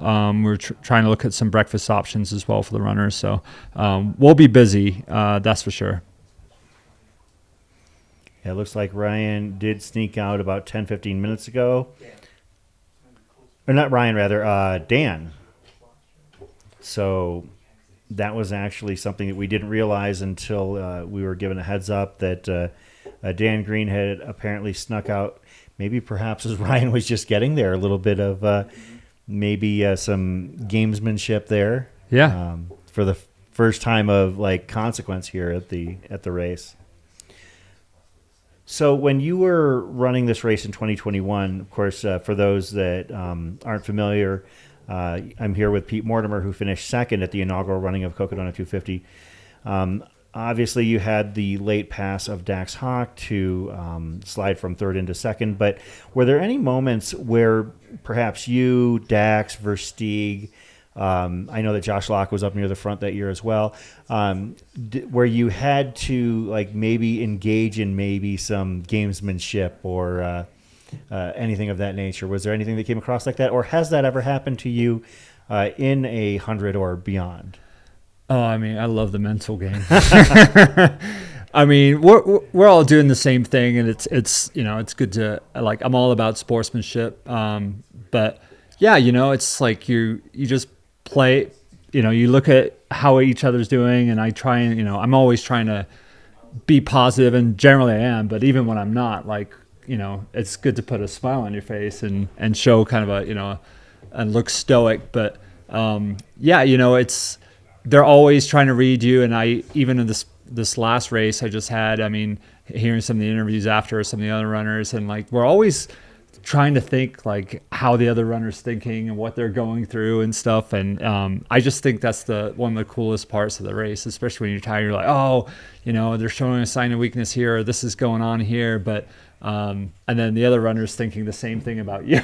Yeah. So but yeah, I think that's one of the coolest things about the sport. I mean, and you do it, and even in a short race, you're just trying to you're always trying to push each other a little bit. I think that's what was going on at the very beginning. It's just everyone goes out so hot in this race every year, and then you start to see things unfold a little bit. But Oh, someone out? Is that Ryan going out now?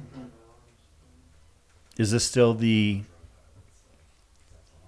Ryan Sands cam right here that just headed out? Yes. At Foxborough Ranch? Okay. Yeah. So Ryan Sands heading out into the night, channeling his inner Benny Mardones. Solo. And yeah, as we mentioned, this section is non-pacer due to the endangered Mexican spotted owl having migration patterns through that particular area. So we were only allowed to have the runners that are actually participating in the race proper. Now we're back here at Mingus Mountain, where a lot of the middle of the pack has arrived.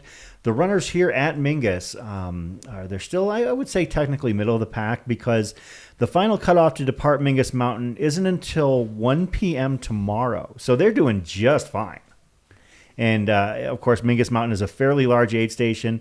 There's a big sleep station. You can see there's plenty of room for runners to stretch out, relax, make themselves comfortable. There's a ton of volunteers up there. And I know that I've seen and heard instances of crews for other runners kind of stepping in for their friends or making new friends to help out other runners who might be riding solo here this weekend, or this week. It's one of the cool things about this and all races, really, to see the kind of collaborative spirit that makes this sport so magical. Yeah, I love that aid station up there. It's like probably one of my favorite parts of the course. I've only done a climb at Mingus Mountain once. I ran man against horse back in 2016. I was the DFL, or I was second to last in the 50 miler up there. Yeah. And it is exactly like it says. For those that are not familiar, you race horses. And as I got to that final pasture area where basically you go across the field to the finish line, I'm sure nothing has changed in that race since then. But I'm running across the field and I'm giving it my all. And all of a sudden around the corner of my eye, I can see behind me, there are 4 horses that kind of like almost take like a fan as they turn off of the road onto the pasture. And I've probably got a 50% lead on them. Like maybe if it's 400 meters to go, I've got 200 to go and they've got 400. I didn't have a prayer. Yeah. those riders at Man Against Horse, which takes place partially at the Fain Ranch Mingus Mountain area, they take it so seriously. Oh yeah. And at that post-race dinner, because it is truly a full day affair, they take it so, and you can hear them afterwards talking smack to one another and talking about how badly they wanted to beat the runners or things of that nature. Of course, I'm going to contradict myself because 5 minutes ago, I talked about how you don't like to repeat doing races. That's when you do repeatedly. Yeah, that's my favorite local race. I'm always trying to get people out there. I think it's October 16th this year. But yeah, it's one of the few races in the world where you actually race against horses. It's half equestrian race and then half for the runners, and hosted by James Bonet and the crew there. So I think going out there and like really, it's just such a low key race. Like grassroots, and from I would say from the gun, there's no gun. It's just kind of like go, and then you're just all of a sudden you're like, oh, I'm running against horses here, and I know my own personal experiences over the years, and even last year I was running up the mountain and I had a horse behind me, and all I kept thinking was, I'm not going to let him pass me, and I kept thinking, this is so stupid. This is a horse. You just saw bib number 312 there. Let's see if I can ID them really quickly. All right. Got some waivers. Tobias Steele. So I was slid a stack of papers. No, I wasn't really slid a stack of papers. It was a file on the computers. And it has some intel on people running this race. And that was just Tobias, a.k.a. Toby Steele, from Brisbane, Australia. Good eye. So Brisbane started running ultras 7 years ago. or actually started running 7 years ago when he decided to challenge himself by running a marathon. Once Toby finished the marathon, he thought to himself, "Is that it?" That's such a weird line of thinking. Then pursued a life of ultramarathons. He's run 21 ultramarathons in total and would love to run 100 by the time he's 40. So he's, let's double check to see how old Toby is here. He is 40 tomorrow. Yeah, right. So when you're counting races, do you count this as one ultra or do you count it as like 6? So he's 30. So he's got plenty of time. Oh, yeah. Yeah, all the time in the world. But back to his story, he works full-time as an assistant manager of a plumbing supply company. And when he's not working, he's running. Loves the Brisbane Broncos, a Great Northern, and donuts. I'm going to assume a Great Northern is a beverage, perhaps? Great Northern. Help us out there, Google. chat, Let's if Google you're it. Australian.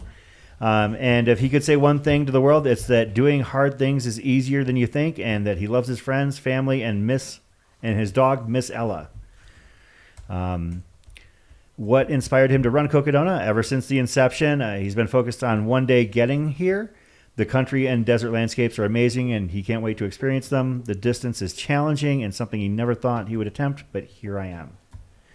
Great Northern Brewing Company, it looks like. Ah. The So beer. it is beer. It's the beer up for here. You mean they make something other than Foster's there? The furthest distance he's run before, 240K at the Costa Kosciuszko Ultra in Eden, Australia. It starts on the coast of New South Wales and finishes 240 kilometers west at the top of Mount, I'm going to butcher this, Kosciuszko, Australia's tallest peak. And any fun, unique facts about him that he'd be comfortable with us sharing about him in the live stream. He has a Forrest Gump tattoo on his leg that he got right after his first marathon. Can we get a shot of that? Yeah, right? As long as it's not like a tattoo of Roy Orbison. Yeah. So, yeah, and you know what? Now that we've got a point where we really don't have a lot of camera feeds, and this is what I think makes Aravipa After Dark and Cocodona After Dark so much fun, is that we, and frankly, the boss has left his perch on the couch, so we can probably get away with a little bit more. Yeah, take it off. Have a little bit of out of bounds fun here at Cocodona After Dark, and we'll get to know some of these runners, as we've mentioned. And I want to say thank you to those of you who've been tuning all week and maybe perhaps not quite interested or not quite excited about what's going on at the front of the pack, but we want to give those runners the affection and the support they deserve. But we're also going to be spending a lot of time covering the mid and back of the pack, because you see that timer in the upper right-hand corner, 39 hours, 23 minutes, 41 seconds.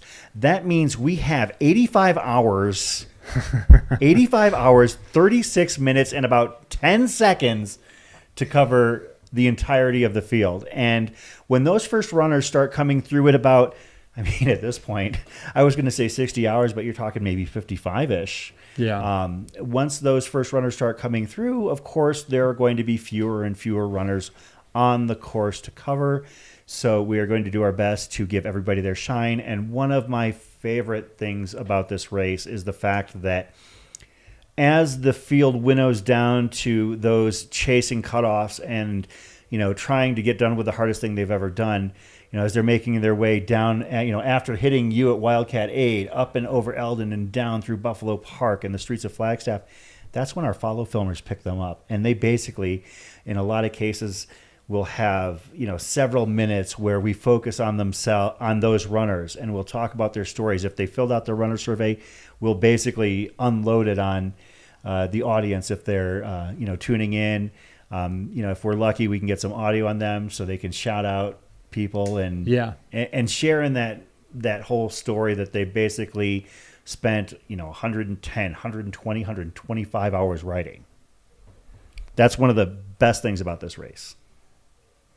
Yeah, I can't wait to start seeing everybody come through in the flag. And again, right now everyone's kind of looking like they're benched up, but they're going to be spreading out here quite a bit over the course of the next day or so.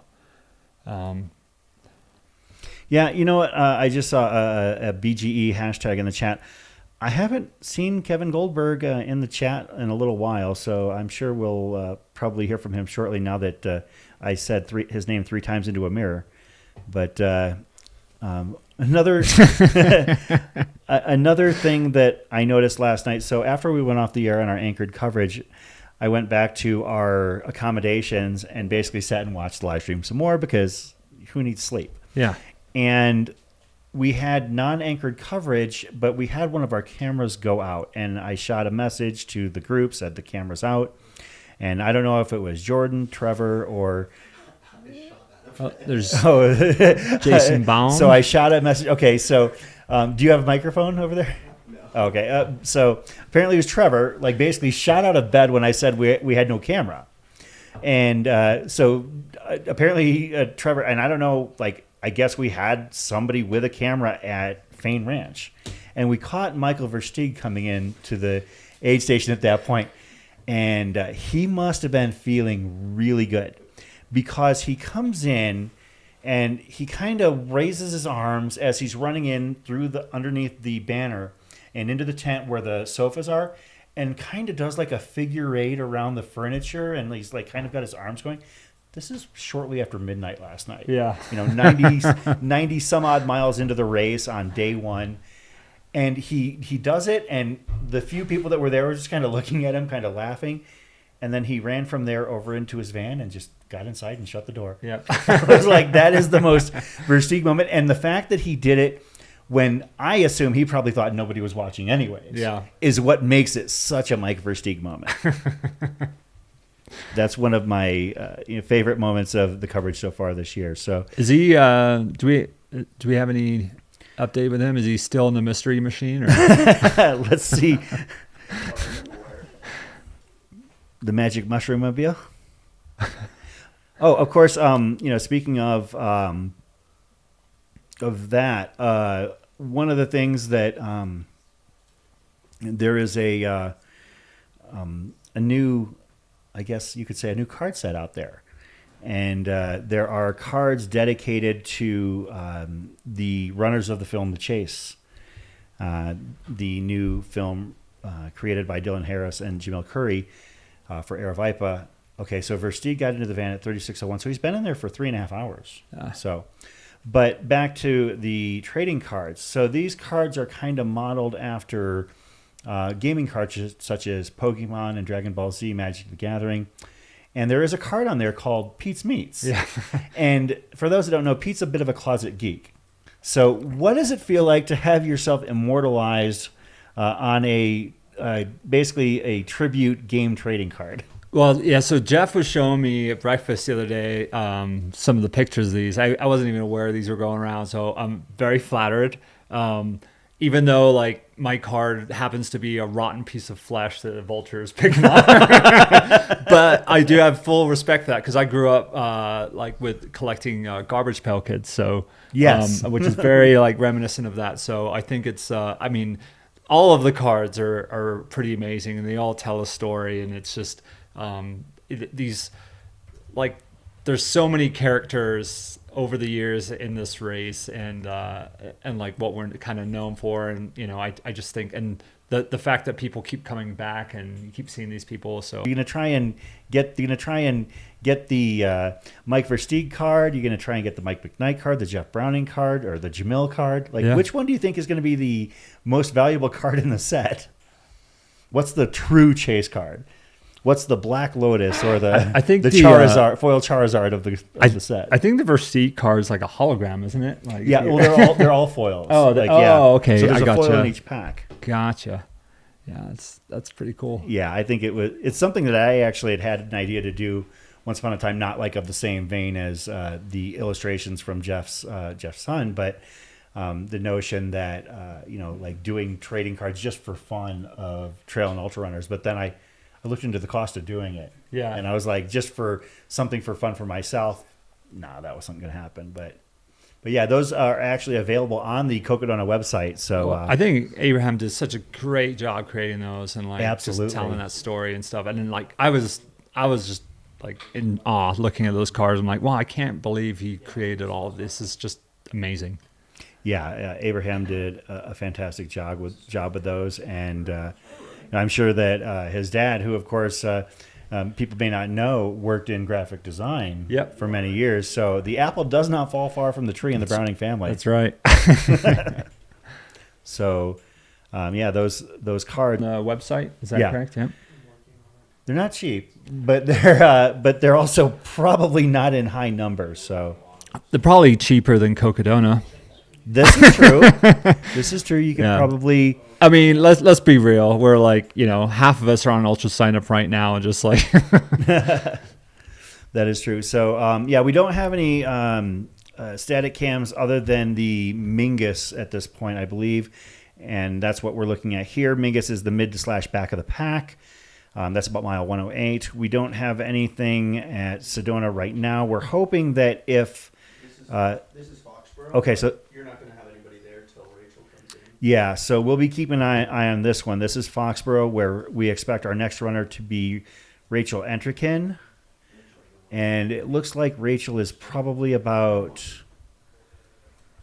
if I had to venture a guess, perhaps about 4 miles out, maybe 3.5 miles out. So we will keep an eye on Rachel Entrekin approaching that. Currently running F1 by a wide margin and 3rd overall in the Cocodona 250. Yeah. So these Mingus runners are making their way through the course, and as we mentioned, they have until 1 p.m. tomorrow to depart this aid station. So they're doing just fine. Definitely nothing that they have to worry about in terms of departing the aid station at this point. And do we have any update on like the weather at Mingus, like outside? And it looks beautiful inside. All those beautiful people. Oh, I'm sure it's absolutely just frigid. So according to the computer machine, it is 37 degrees Fahrenheit. So basically, 3 degrees Celsius? 95% chance of precipitation, humidity 84. Yeah, it's raining out there. It is definitely raining out there. So we'll basically hang out here while we await our front of the pack runners hitting their next targets. And if we happen to see some bib numbers, we will pull up somebody's life story and let you know all about them.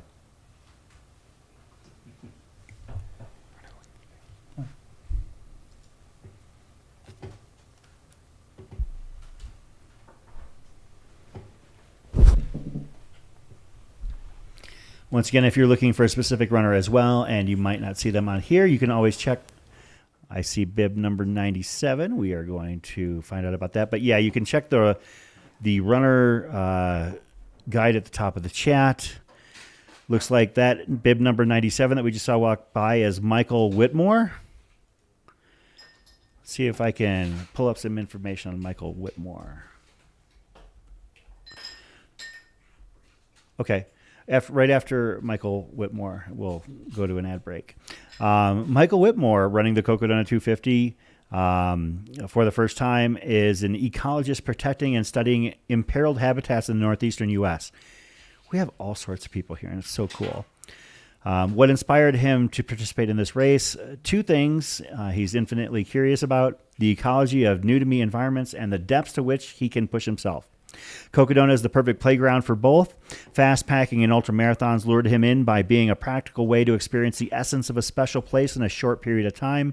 And not only is the Cocodona 250 course an ecological gem rich in biodiversity, I get to experience it with a community of other like-minded people. I like the way you think, Michael. His furthest distance run before is 125 miles through Long Island Central Pine Barrens. Also, he wanted to shout out to the Ghost Train 30-hour trail race in New Hampshire, where he's finished twice.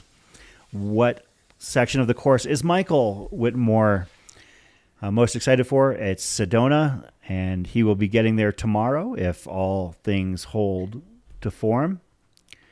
And so Michael Whitmore is yet another one of our Cocodona runners. Not somebody at the front of the pack, but somebody who is at Mingus Mountain, who just happened to walk by the camera when I was looking up. We will be heading back to you in a few moments here after a short ad break. Hey, while we've got a chance, also, Trevor, can we maybe share the latest Cocodona Chronicles with the audience as well? Okay, right after the ad break. Okay, so you are tuned in to the Cocodona 250 live stream on the Mountain Outpost YouTube channel, presented by Aravipa Running.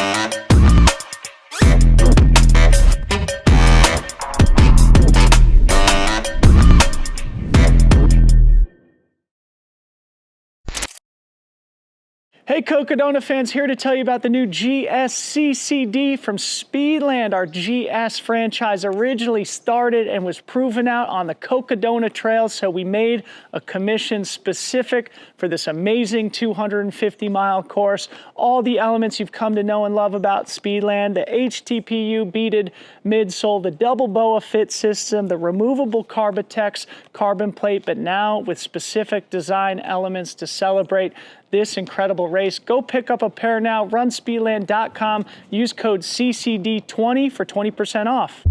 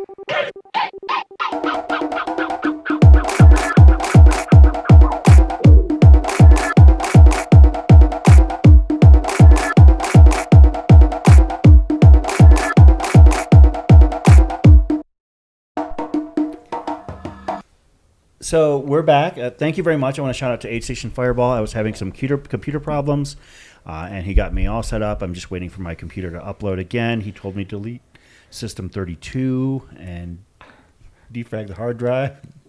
I can't even get through That'll work. Shout out to everybody tuning in with us. I mean, we still got 3,000 of you hanging out here. Like, for comparison's sake, this is several times the audience that we've had in years past, hanging out with us here at Aravipa After Dark. So we're grateful for all of you hanging out with us. And what we're going to do here, as we're limited on our cameras, we are going to head back out to, of course, let's reintroduce ourselves for those just tuning in. I'm Chris Warden. I'm Chris Warden. I'm Peter Mortimer. You're Peter Mortimer. Of course, Pete Mortimer has joined us every year on Aravipa After Dark since he ran this race in 2021, the inaugural year. He finished second overall to the one, the only Michael Versteig. Yep. Did you share any miles with Versteig when you were on the course, or was he just blazing out there? Yeah, early in the canyon, we were in the front, and I remember talking to him, and he was like, "What do you think? You gonna push out of here?" And I was like, "No, I think I'm gonna hold back a little bit." And he's like, "Well, I'm getting the fuck out of this canyon," which, in hindsight, it was maybe why I ended up second. But yeah. Well, I don't think that any of you knew what to expect there. In the time since you've run the race, and now, of course, we're 4 years later in the 5th iteration. What has changed the most since that first year? Is there anything that strikes you that says, I can't believe this has happened this way, whether it be runners going faster or maybe the terrain, or just what is it about this race that has changed most significantly since your runner-up finish in 2021? Well, I think every year the course is different, and every year that someone breaks a course record, quote unquote, someone else is going to push harder, right? I think that first year, anytime you go in like a guinea pig, like I like to do, it's going to be rough. So, and you can always harken back and say, oh, it wasn't as hard. I mean, I haven't run it since then. I mean, if you're talking to people like Sarah and Garmeyer and those guys and Mike, I mean, they will have better experience, talking about year after year. But I will say that knowing the trails out here and going up Kasner Mountain versus Kasner Canyon, and then and now the change with the Hangover trail going up, and just the water drops at the beginning. Like we didn't have that. Yeah, that's right. Yeah, I'm sure everyone was clamoring for the water this year, but but yeah, it's just you adapt the race, and you don't want to make it easy for the runners, but you want to make it somewhat enjoyable. You don't want people suffering and passing out there. And you want to make it has to be approachable. I mean, obviously you want to create an opportunity for runners to be able to, maybe potentially try the hardest thing they've ever done, but you don't want it to be to the point where it's patently either unfair or a huge deterrent. Looks like we're going to go right to the field right now because we've got a runner cam on Dan Green. All right. Ryan Sands. Sorry. Thank you. That is Ryan Sands, our current M2. Of course, as we mentioned, this is a pacerless section, so I guess Ryan Sands just has the benefit of happening to run into one of our filmers out there. So shout out to those of you in the chat hanging out with us. We appreciate you. Even when you get a little bit unruly, we still appreciate you.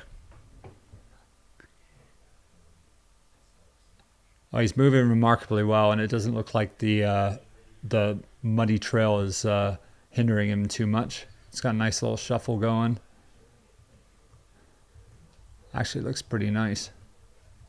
Yeah, he looks fantastic. These runners at the front of the pack have really impressed me with how little they look like they've been, quote, damaged. I mean, there have been a few instances where runners have come into aid stations looking a little bit rough. I mean, Harry, I believe last night, looking a little bit rough when he got into Whiskey Row, perhaps. And of course, we just saw, who was that? Our young gun, Cody Poskin, looked a little bit off kilter when he was at the aid station, and he was fine when he left. But for the most part, these runners have just looked completely unfazed, and Ryan Sands, no exception there. And you can see he's fully geared up for the elements. Of course, his next aid station is going to be Munns Park. Munns Park, the way that I've described it, Pete, is kind of like a vacation enclave just south of Flagstaff. Pretty well-off, well-to-do area, perhaps, I would say. It's a mix, right? I mean, you kind of, if you're going up on the 17, it's towards Flagstaff. I mean, it's tucked away on the right there. A lot of kind of like vacation homes, that sort of thing. There's a ton of trails out there, which kind of go like, I mean, I've run out there a few times, and just like a great circuit. But that area actually gets probably more precipitation than Flagstaff does as far as snow, just because Okay. it's like like a little. It's like a little swell, so I think it just gets. They generally get more snow and precipitation than we do, but it's also like last year when I was pacing out, it's where if you're doing controlled burns, where the smoke likes to settle. So, which a lot of runners last year, I mean, that was the hardest thing when they were doing those burns out there. They had the heat to deal with, and then they had the breathing in the smoky air for hours on end. So that wasn't pleasant. So. With this rain, I mean, tamps down all of that stuff. So, Yeah, this is definitely for just to give a heads up to the audience. Right now, as you can see, it's at least drizzling, a light rain perhaps, and the temperature reading that I've got for Munns Park is 39 degrees. And, it doesn't look like there's much wind, but... when you get up into the high country and you're at 6,000, 7,000 feet, and it gets down into the 30s, it is not the Arizona that a lot of people might come to expect. When they see the desert, maybe the first 50 miles of this race. This is a whole different ball game up here. As you can see, it's basically a ponderosa pine forest that he's running through. Yep, higher elevation, and I mean, obviously the rain isn't great, but. This time of year it's normally pretty windy for us, so I know he's got, it looks like wind and rainproof gear on. That's perfect. I mean, he's moving well. Just that's all you can do is just stay in a little shuffle, and I mean, he doesn't even have gloves on, so he must be feeling pretty good, like warm and toasty. I'm not familiar with the brand. I don't know, maybe Pete, I know you've raced a lot internationally, what the brand of his headlamp is right there. I've not seen that logo, perhaps. That one, it looks like is that a battery pack attached, or he's got something? It looks like it's coming off the headband. Do you see that? Yeah, I mean, that thing looks like it's putting out quite a bit of light. Yeah, because that is, I mean, there's no ambient light out there whatsoever. Yeah, I mean, that must be like hooked up to a pretty big battery pack. And he looks like he's got the quiver, but no poles. Yeah, well, you wouldn't need poles for this section necessarily unless you're just like in a hike mode. Like if he's in a run mode, he wouldn't need them, I wouldn't think. Right. Yeah. I'm one of those guys. I mean, once I take my poles out, I'm generally always, I mean, I have a quiver, but I generally will just carry them because they're so light. And even in this, like, I think it's great to just run without poles when you have good terrain, just to know how your stabilizer muscles are working, and like, so you're not relying too much on them. But I would have probably had him with me just because of the weather. Like that makes sense. If it gets like muddy and stuff, but I mean, he knows what he's doing for sure. Sounds like Nicodemus in the chat letting us know it's a Silva headlamp, saying that they're good lights. That's my buddy Nicodemus, who used to live out here in Sedona, Barkley finisher. One of the few, the proud. Yeah, Hurt 100 winner. I mean, this guy's done it all, and he's one of the few people that would take me out and literally terrify me on the runs. You know what's really maybe a stronger runner, but you know what's really funny, of course, with the explosion of fame of the Barkley marathons. Like if you finish Barkley, like it's such a big story nowadays. I think that Nick was probably he did it before like it was like really like known worldwide, at least in my opinion. Yeah, he was in. If you watch the first Barkley documentary, I mean, he was in that one, but I don't think he finished until the following year. But he was so young when he was crushing a lot of these races. I mean, he was in his early 20s. I mean, you know, doing stuff like Hurt, Tour de Jean, and you know, I mean, I've literally followed in his footsteps. I mean, like we're like the guys that do these races are a different breed, and we kind of like, you know, I think it's great that, you know, I was able to hook up with him for a few years, and he's got to take a little break here. Yeah, let's. I didn't know what was going on there. If you would have seen me in the studio, I was waving my arms violently. That we probably want to give Ryan a few moments to himself as we are back at Mingus Camp here. But I'm sorry, as you were saying with Nick. Yeah, I just I remember when I did Dragons back years ago, and you know, I reached out to him, and I hadn't met him yet, and he was gracious enough to to call me and talk to me about the race. And then he ended up moving to Sedona, and then we soon connected, and we got to do some pretty amazing epic runs together. In fact, one of them was right before Cocodona that first year, and I ended up like hitting my head on a branch and bleeding out of my face, and we were swimming through a canyon, and we almost like had hypothermia, and we shared a bivvy in the sunlight just to stay warm.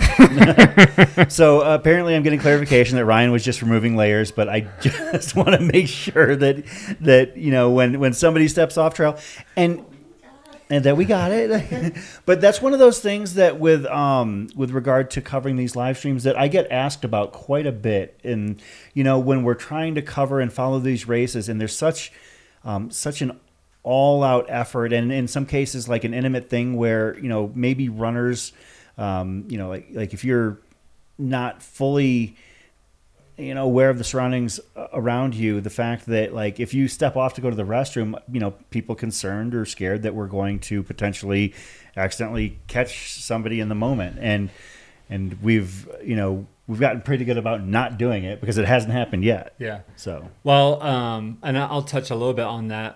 Brandon M in the chat asked a question for me. He said that when I did for Cocodona the first year, I was in such good spirits going up Eldon, but I gave some casual hikers some directions. What was his headspace there? I had no idea like the live stream was going on. I think it was Noah or somebody was following me up the camera, and I didn't know that he was part of the live stream. And I was just, you know, talking to my son, just trying to get him to school in the morning. And then, but yeah, I was just like sharing. I mean, at that point, I knew Mike was up and over. And so I was like, okay, it is what it is. And so I was just enjoying it, you know. Nice. Plus, I knew all my friends were at the top, and I'd have some bacon. And of course, you later went back up and I guess inadvertently started the whole Pete's Meats movement. Yeah, no, I mean, that's all like, I mean, having Claire and Julian, good friends of mine up there that day, it was just like, it was huge. I think, you know, it really warmed my heart to see so like, number one, living in Flagstaff, like finishing at home, and then having all my friends at the top there and like cooking food and cheering me on and stuff. It was just like, that's all I wanted to do after I finished, was just get back up there and do the same thing for the other runners. Yeah, and I had actually gone up to Flagstaff that year. I didn't have the honor of doing the final finishers on the live stream. I had different responsibilities, but I went up to Flagstaff, drove up to the top of Eldon to hang out that night. Was going to sleep in a tent, but the wind changed my plans there. It was brutal that night, folks. And I stayed up there until the next morning. And I was there until the final runner made it there. And he's sitting in a chat, Andre Lee. I don't know if you remember what it was like to watch Andre come across from that one side of Eldon to the other. Man, he took forever. I know. But he got it done. Yeah, we were all screaming at the spot tracker. Yeah, hurry up! Well, when he came into view, the one thing I remember about Andre was that he was with Tony Russ at the time, and coming across that kind of saddle area, and he was moving, just not quickly. And when he got up to the aid station, I was, you know, just posting to Facebook about, you know, watching him out there, and he was sitting there and he was eating and he was trying to gather his wits, and then his partner Jan jumps into my Facebook page and basically says, "Tell him to get his ass up and get down that hill." All right, I'll tell him. So, but yeah, you know, we were talking about Nicodemus de la Rosa. You know, one of the things that we seem to have in Arizona or Arizona adjacent locations is an unusually high number of Barkley finishers showing up to events in our area, which is kind of cool because, you know, you look at, you know, Blake Wood has been known to come down to events down and around here. Also, John Fagivarisi. Yeah. I mean, you're talking about a guy who is probably at, I don't know, 20, 30 races a year around, and, you know, as a Barkley finisher, and totally chill, and you wouldn't know it. I mean, he's not somebody who would ever like consider to be an elite but like he obviously knew what it took and figured out how to get it done. Quietly crushing. Yeah. I've had the pleasure of running into him in town here and stuff, and it is like that's the thing. Like I remember seeing him in that documentary and just being like, wow, like and like he's just such a normal, like well-to-do guy. Yeah. I think he teaches at NAU. Yeah, I think he's a college professor. Yeah. So it's there's a lot of those people up here, and people know the big time ultra runners and stuff. But if you go on like Strava segments and you start like getting to know like the runners around here, you'll realize that there's a few runners that just like slip under the radar and they're just like would destroy on races like this. Yeah. But they're quite content, like, just being doing what they're doing. So, as we mentioned, you're somebody who doesn't go back to races very often. I am guessing that one of them you would gladly go back to if presented the opportunity would be the Barkley Marathons. Yeah. It's coming. I'm actually going to go to the Fall Classic this year. Hopefully, maybe expedite my trip back there. So we'll see what happens. Well, we will keep an eye out for that. What else do you have coming up later this year, Pete? Well, next Friday, I'm running a 115-mile race in Utah. And then I've got Tahoe 200 in June, doing the Speed Goat 50K in July, the Bigfoot 200 in August, the Barkley Fall Classic in September, and then Moab 240 in October. And then I'll be at Man Against Horse, but no promises there yet.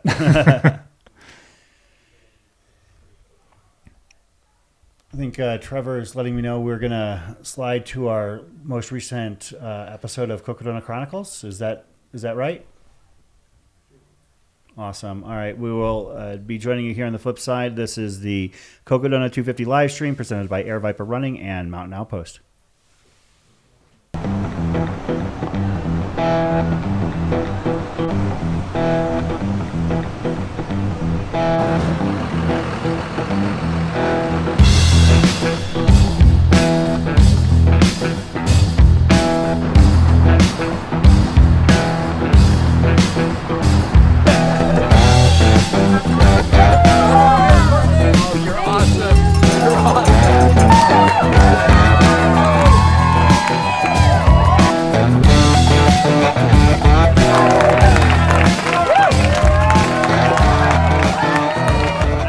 Adjust the nutrition a bit, but she's feeling really good and she looks great. She's moving super well. We're off to Iron King next. There you go.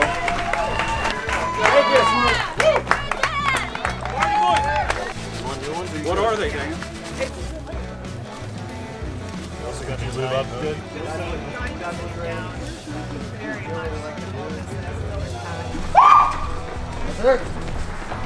We've been good. Just running. Feeling good. Eating, drinking, staying very hydrated, even though it's not really hot. I got no strategy. We're just running. Got a lot of ball game left, dude.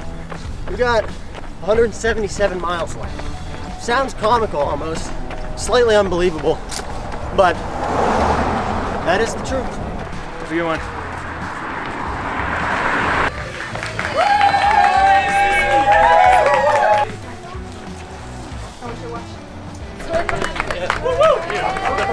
Oh yeah, Ryan, good job.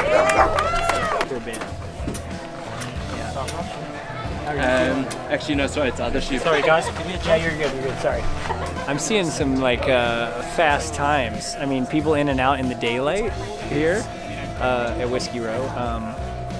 Risky. That's my prediction. It's a little risky, but I'd love to see Courtney hold it. Can she do it? I don't know. We'll see. There will be shake-up by the end. Because you can't race the first 80 or 90. You have to race the last 80 or 90. Carnage could happen.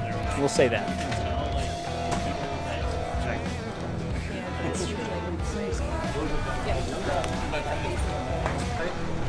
I just got to hit that. You're good. Way to go. All right, nice. Hey, thank you. It was a bit. Doing a climb, it was intenser, but better now. You're still smiling? Yeah. Looking good. I am here at Whiskey Row, and we're just serving people and helping them find some snacks in between their run. This is about 77 miles. Oh, I love this. It was like Christmas morning this morning. I woke up at 3 a.m. and was like, I can't wait. Yes. Yeah, I'm ready for May 20th. What's May 20th? It's the day you can sign up for next year. Can't wait to try again. But yeah, definitely lots of movement left to be made. Nice job! Nice job! You're back. Thanks. Good. We can make it! Look at him move! Right turn. Right turn. Let's go! Let's go! Let's get fired up! Thank you. I'm okay, actually. Thank you. Good job, Rachel.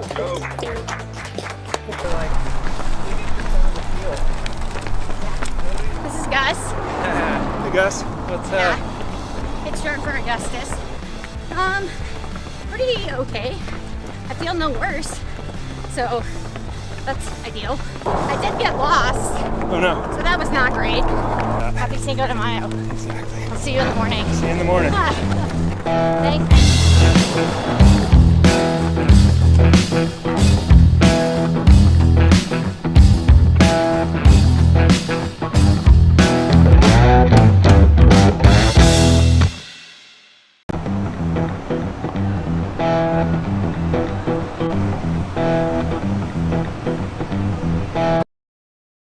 Here at the Cocodona 250, this is Aravipa After Dark. Chris Warden and Pete Mortimer hanging out. Glad to be back. Yeah, glad to have you here. And we're going to go back out to, I believe we still have a cam at Mingus on right now. We will bring that up. Thank you. We are at the 40-hour mark of the race, which means we're not even a third of the way in.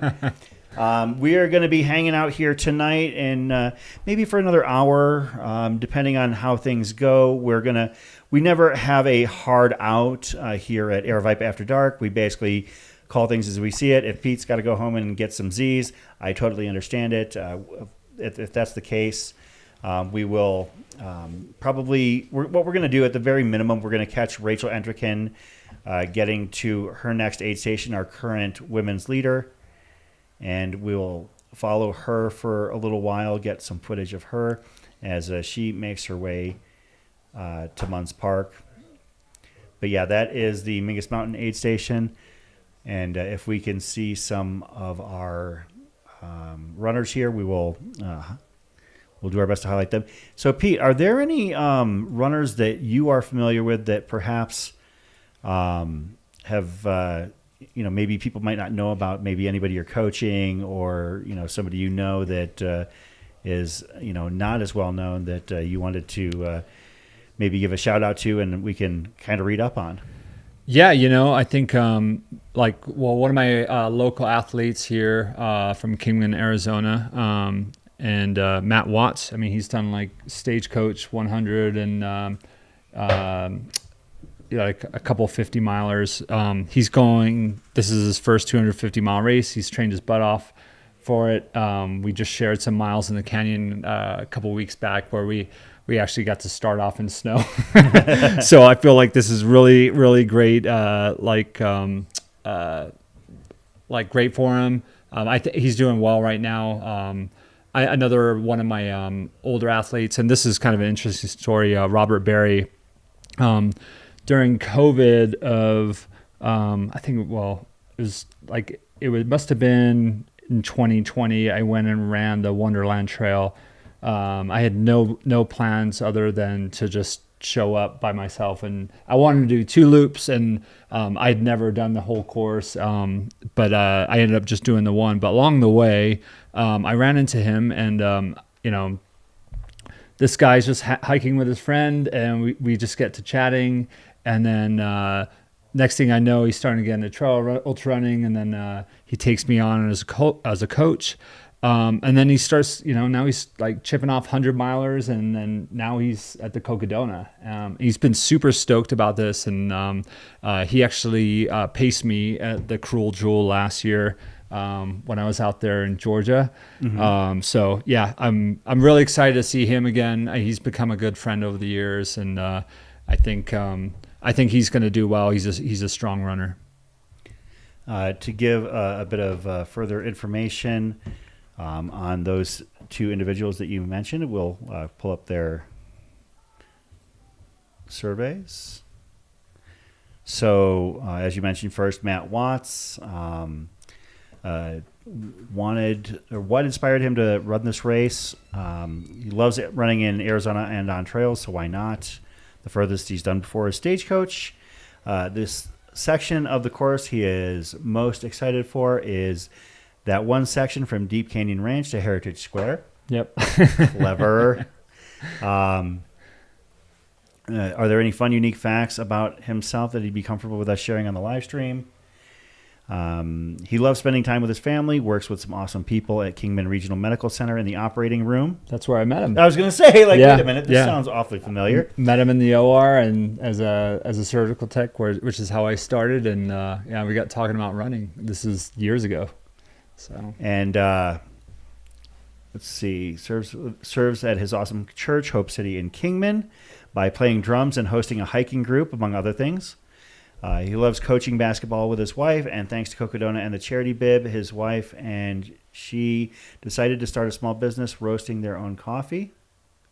That's awesome. Which I've had, and it's amazing. Nice. And your other runner that you mentioned was Robert Berry. Robert Berry. Let's pull Robert Berry's story up. He's a great dude, salt of the earth. Robert Berry is an electronic tech for the National Weather Service. His wife and he live in a small rural town outside of Memphis on the flat side of Tennessee with their 4 dogs. What inspired him to do Cocodona ever since the inaugural year? This has been the dream race, the ultimate adventure, pushing all limits. The furthest he's run before, Cruel Jewel. Which section of the course is he most excited for? He's pumped for the entire experience, but making it up to Pete's Meats will be pretty incredible. Cheers. Fun, unique facts. He got into ultra running 4.5 years ago after a backpacking trip on the Wonderland Trail where he met Pete Mortimer. I did not rehearse this. This is was this dictated? Who was then attempting a double Wonderland unsupported FKT. Most badass thing he's ever heard of. 7 weeks later, he ran his first 50K. Been obsessed ever since. Got to pace him at Cruel Jewel.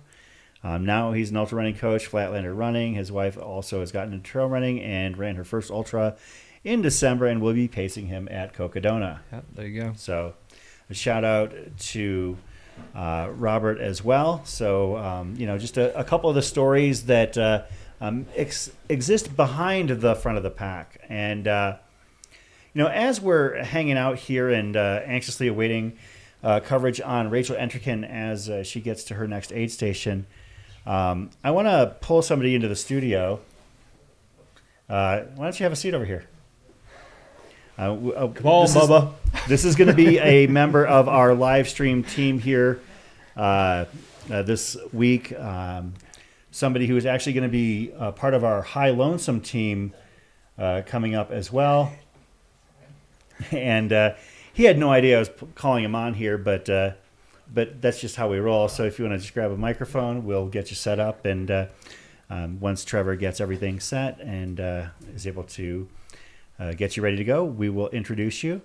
And it will also be keeping an eye, so just a heads up that we might have to cut really quickly to Rachel Entrekin hitting Foxborough Ranch. But you ready? All right.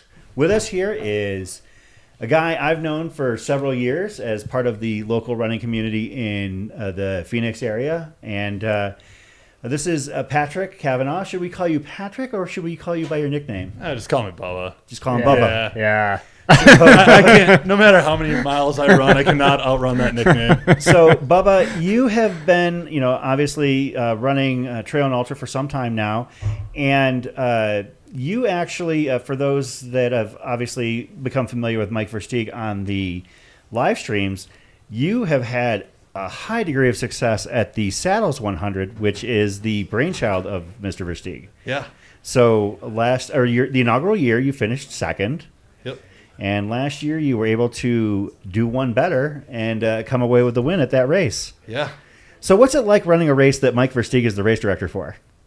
I always say that race has everything that you need and nothing you don't. Yeah. Like, it keeps you on your toes because, you know, there's the usual things. You know, you're going to have water. Fire pits.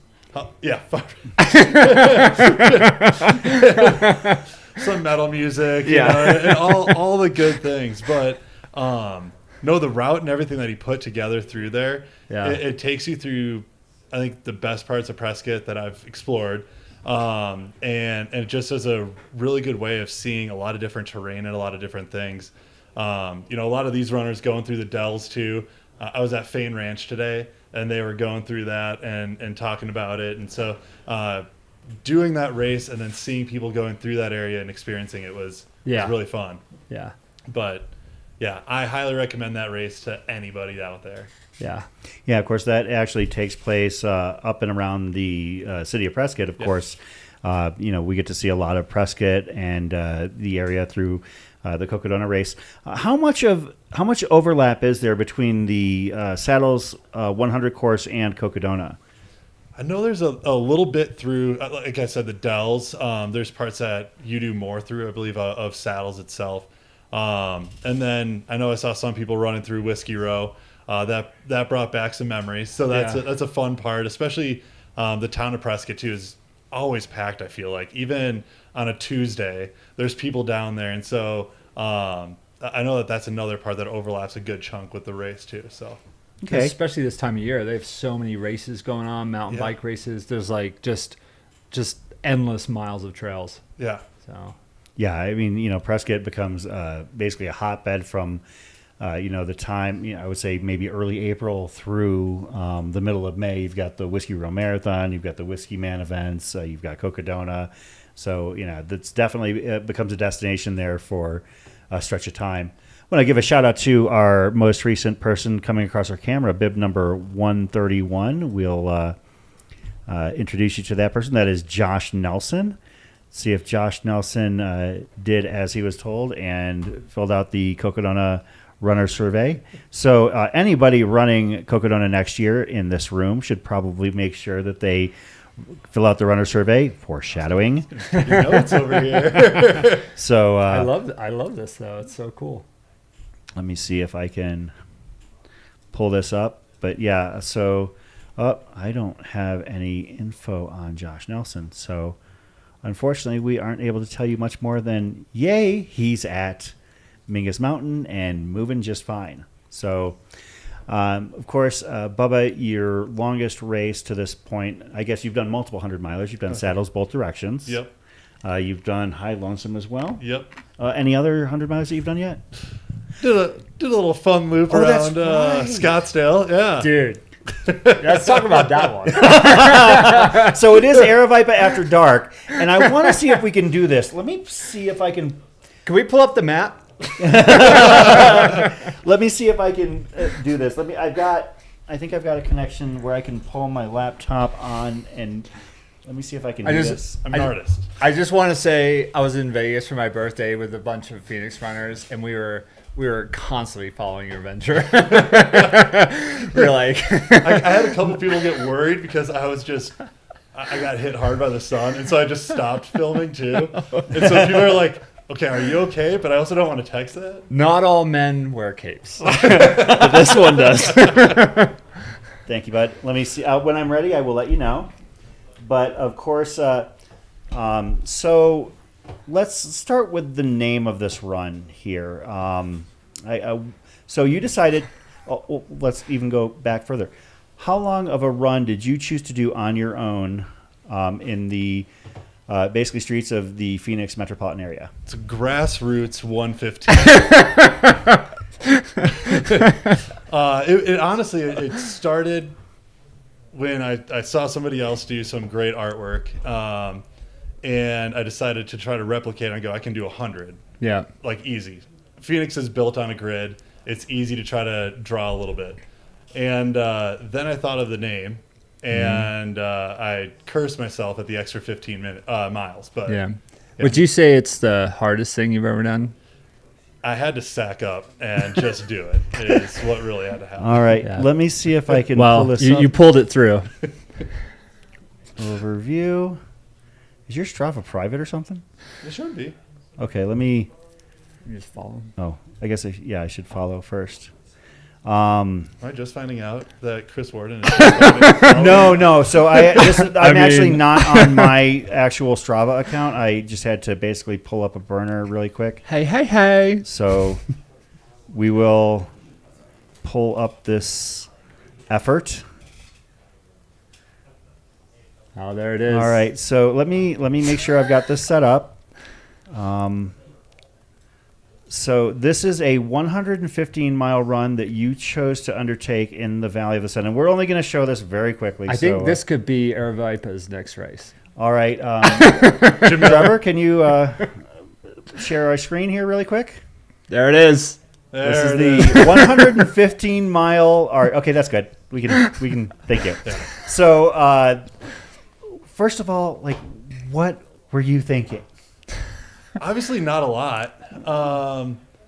But yeah, so it came to the name of Pen 15 or Pen 115 after the classic childhood game of getting a friend to join the Pen 15 club. Yeah. And it honestly just came from running with friends, and we joked about it like, oh, I could do that. You know, you almost think of like the Barkley mindset of like where he was almost making fun of the guy of like, oh, you only made it whatever it was, 5 miles or whatever. Yeah. I could do 100. Yeah. It was the same thing. I was like, oh, it was 75. I could do 100. Yeah. And so that's literally as much thought as went into it. Plus, the nice part is, you know, Phoenix has gas stations and everything like that all over the place and little food spots. So it just fueled most of it from that. And then had a couple buddies run a good chunk of that with me, too. Yeah. Of course, Patrick, one of the reasons I wanted to bring you on was to introduce you because not only because of your amazing artistic skills, but because you are going to be joining our team for Aravipa After Dark tomorrow night. But you're also going to be doing some live streaming later this year. Can you talk about that? Yeah. So July 19th is High Lonesome out in one of my favorite areas of Colorado, the Chaff County area. So Buena Vista, Salida. It's just a beautiful area out there. So me and my best bud, Tim Coteen, are going to be out there hosting that and commentating through that piece of it. So both of us have done the race. Both of us have spent a lot of time out on those trails, so it'll be fun to, see it through a different lens. And then, a couple friends too are also running it. So even seeing that and seeing them through this with the live stream will be really fun to see again. Perfect. Yeah. And I wanted to, have you as a part of the Aravipa After Dark group here this week because I wanted you to, get comfortable and get some reps, and of course we're going to have some fun calling the race this week, but you're also probably going to be using it as a bit of a scouting opportunity because you basically, you kind of called your shot already for 2026, right? For this? Yeah. Yeah. Going to be signing up for good old Cocodona. Mm-hmm.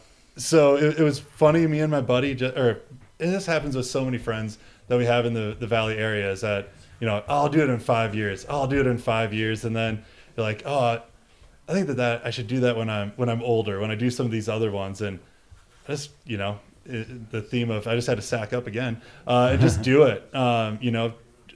You recover a little bit faster when you're younger. You see that too, and might as well, put your money where your mouth is. So, yeah, I think that's great. So, Patrick, Bubba, I just wanted to, have you on to introduce yourself as you're going to be a part of the live stream team moving forward. So, thanks for coming out, and we'll be hanging out tomorrow night on Aravipa After Dark. Looking forward to it. Thank you. Good seeing you, Bubba. Yeah. See you, dude. Yeah.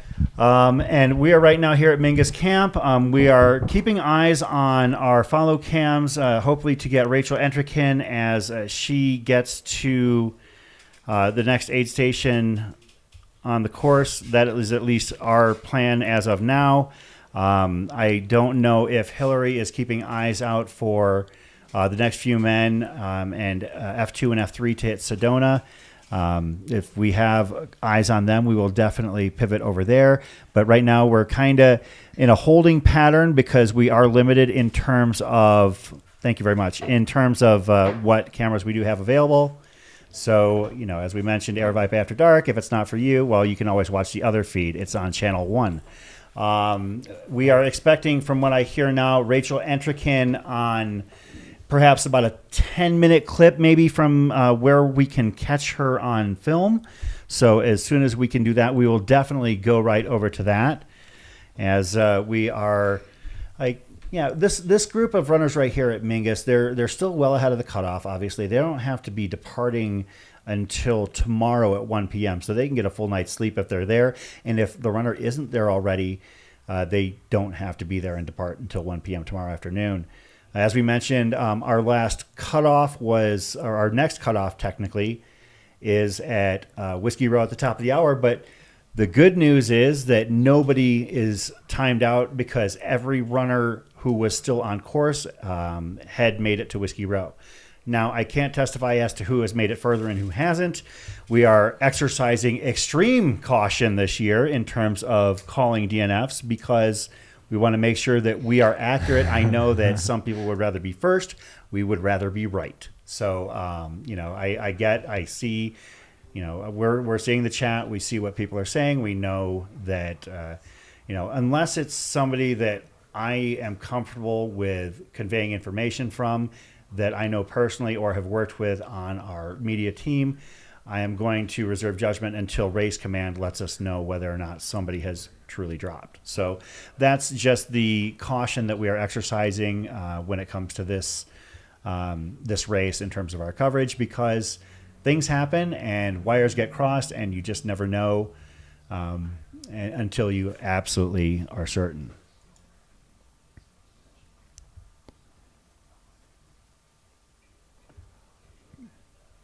I mean, if you think that you've got sources that we don't, well, then maybe, you can do your own live stream, but good luck with that. Shout out to some of the volunteers that are out there at Mingus Mountain. I did see Courtney Scher. I saw Kim Swearingen. I think I heard that Dawn Crawford was there as well. Okay. I am hearing from Hillary Yang. We'll see if we can get her to give us further details, but the official word is that Michael Versteig has withdrawn from the race at Sedona. So that is from our reporter in the field, Hillary Yang. So that's unfortunate. I'm really actually kind of shocked, because it seemed like Michael had really, he seemed dialed in when we were seeing him on the course earlier, Pete. He definitely looked comfortable and definitely better than last year, like in his own habitat, I just thought he was just going to take a strategic nap. And last year, I think when we were covering it, when we saw him go off course, and I was like, that's an out. That's your only out if you're going to drop. But this year, again, the weather, it's going to take down a lot of folks, and people were pushing a lot harder and a lot differently than they're accustomed to. So, and Mike's no bullshit. He'll just, if he's done, he's done. He's just gonna, he doesn't care.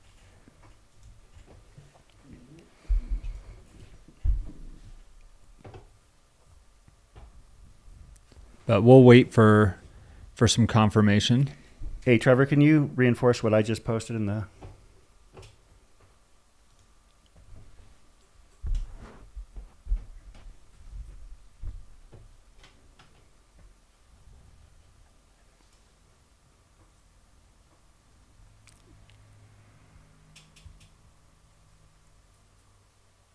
Looks like we've got a runner coming in to Mingus. We'll see if they keep moving forward so we can catch a bib number on them.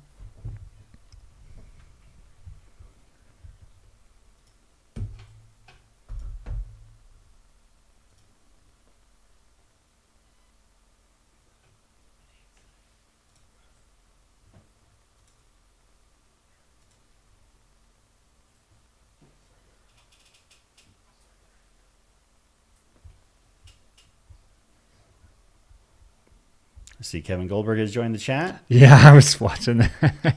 There's only a matter of time. So consistent, isn't he? I love it.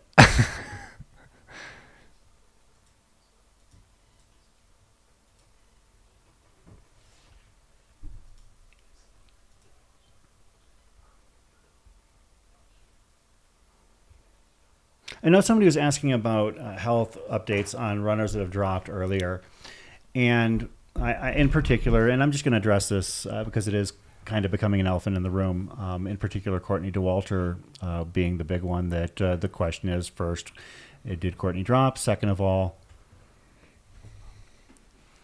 I see Hillary in the chat. Yeah, thank you.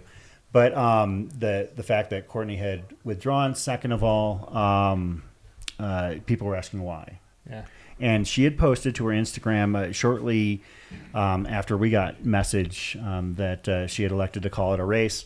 And I have not gotten any confirmation from anybody connected to her with regard to what happened.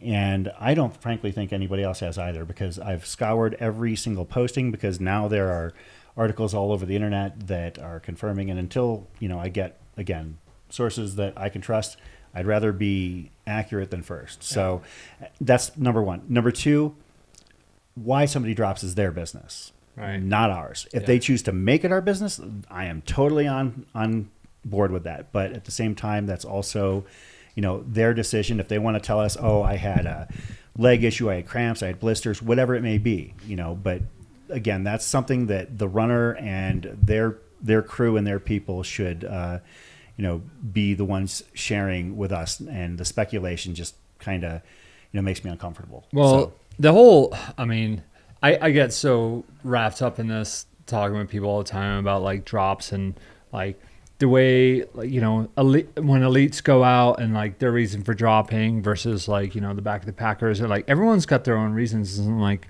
it shouldn't be like a source of pride to just like push through injury or like whatever you're going through. Like, you don't know what they're going through, so only they do. And like, and I've had my fair share of drops, and like, there's times where it's like, my body's just completely broken down. And if, maybe I could have taken an 8-hour nap and then gone back out there and finished the race or whatever. But at the same time, it's like, I don't want to be on social media. I don't want to like talk to people during that time. I want to do my own self-reflection. And if I'm mad at myself, that's my own business. But, I think, it looks like. To add one last little piece to that I think that is very important for us to say at Mountain Outpost is, our job is to tell the story of the race. That is what we're here to do. I'm going to leave each individual runner's story for them to tell the world. Right. And so whatever happened to Mika, whatever happened to Courtney DeWalter, whatever happens to any of these athletes, we're here to tell the story of the race. And we will respect their personal journey in that, and how that story ended. We'll let them share that. They get to tell that story. That's theirs. That is theirs to tell or not to tell. That's not up to us to tell that on their behalf. And if they want to put it out there, then we wholeheartedly give them the platform, and we give them a seat right here in the studio always to come and have a seat and chat about it, and maybe inspire others and maybe share that with the world. I love that. And if they're willing to do that, fantastic. But our job is not to tell their story. Our job is to tell the story of the Cocodona 250. Especially, well, and you're talking about like distances of this caliber. I mean, this is like, probably like 0.01% of the population runs marathons. How many do you think runs ultra marathons or this distances? And then like to say that you're going to count them out after like, running 100 or so miles or whatever it is, or whatever, like maybe they just didn't have a good day. And like, again, it's like they're running this incredible like distance, like this incredible like amount of stress on their body. And a person like Courtney as well, that's running, countless races throughout the years, and it's just, it takes its toll. And I think she's smart. She's doing her own thing, and she's staying quiet, and that's good on her. I mean, I do the same thing.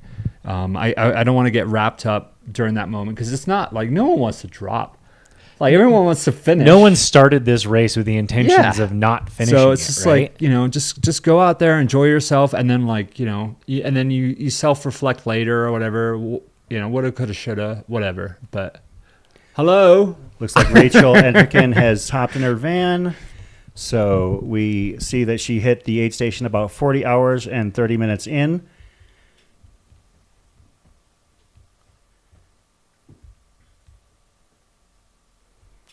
So we'll be keeping an eye out to see when she emerges. Don't know if she's going to go down for a rest or if she is going to simply just maybe gear up for the overnight. The next section that she has is pacerless and is about a 17-mile stretch from where she's at to Munns Park.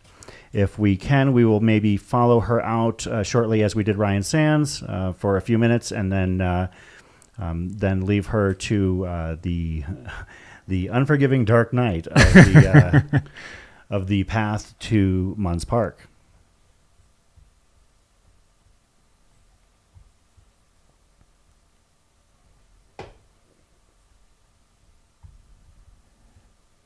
Man, she is so close to Foxborough. And no, she just got there. Like she just gotten there. It looks that's like right, yeah. There's I'm Max refreshing. Jolliffe hitting Sedona Aid.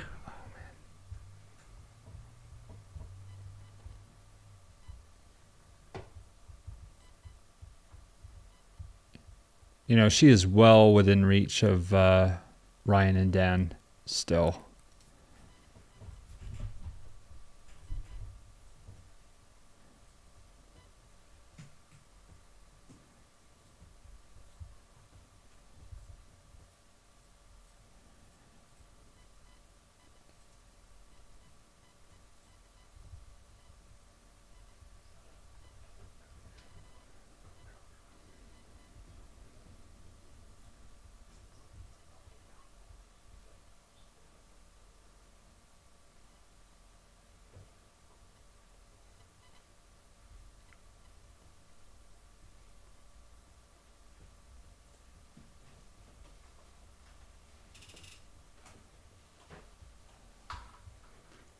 Of course, Max is just a few minutes out from the aid at Sedona.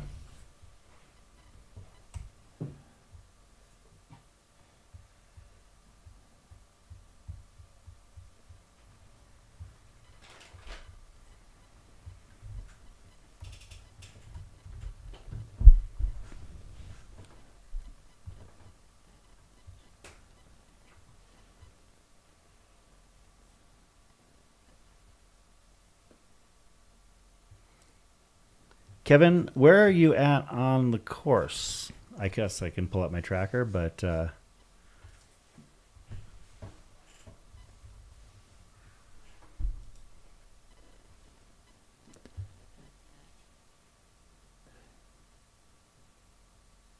after just having Bubba in here, Max had won that Saddles 100 in 2023 and Moab 240. Oh, 50. You won the... The 50 miler, I'm sorry, yep. And then Moab 240 last year.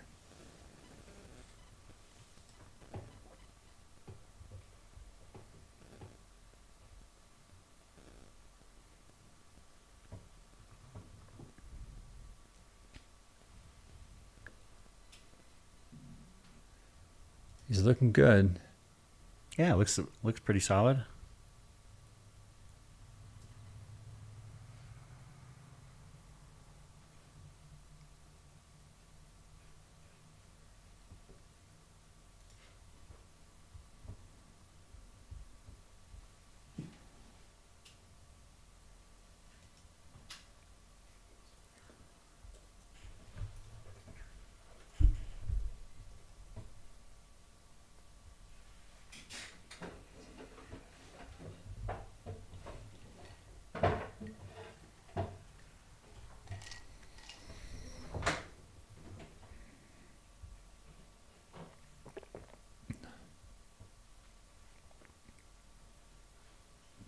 They have audio on this one, or still?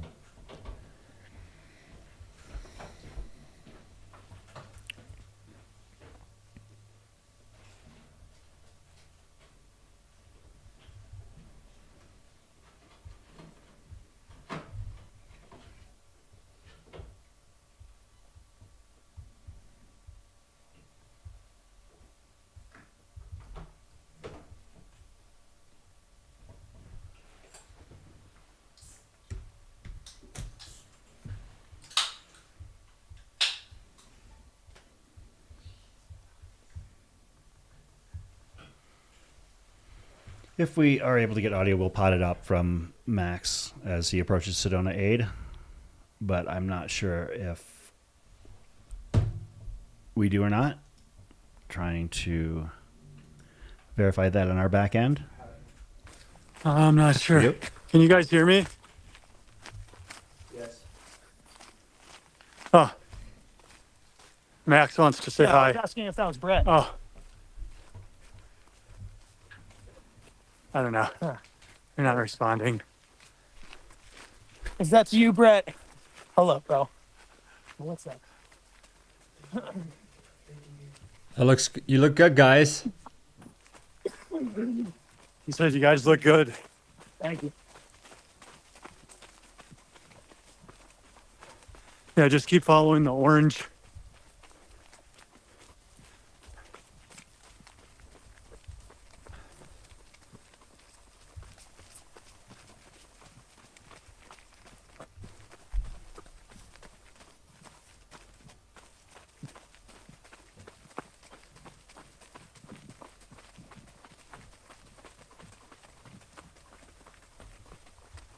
What's Max's pacer name?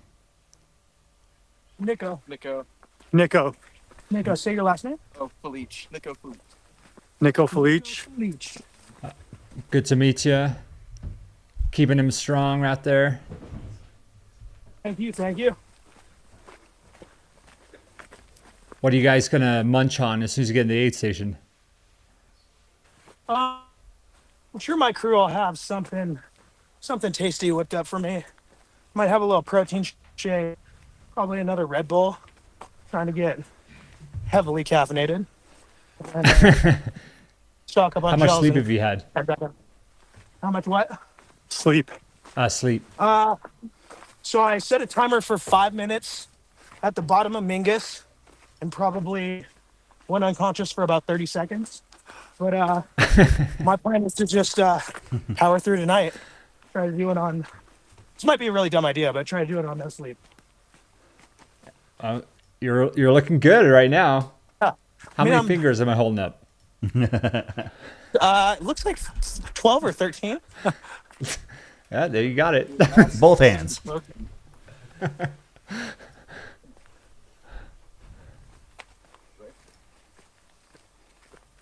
Heading to that short little stretch of single track that connects the road to the Sedona Aid Station. Picking up a bit of a run there for this section.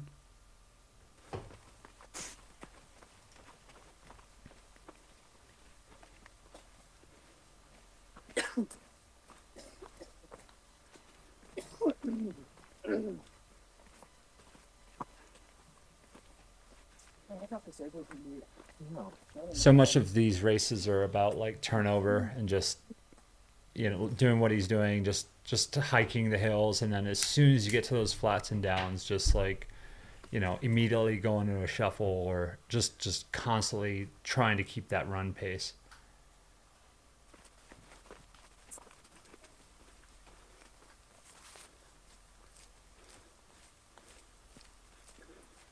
See some lights in the distance, or the markers.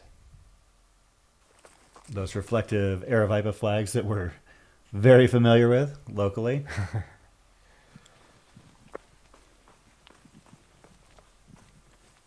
Orange and black, correct. White and blue, wrong way.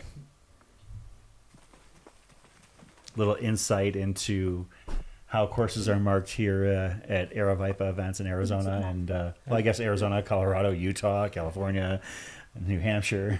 Blue's bad. Nevada. Actually, do they mark As the you're going course to in pass a Nevada? skate park that's on your Jackson. left and you're almost there. It's a loop. That's true. Yeah.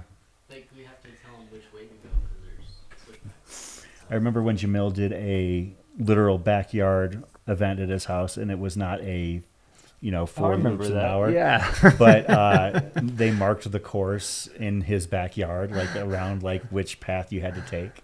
So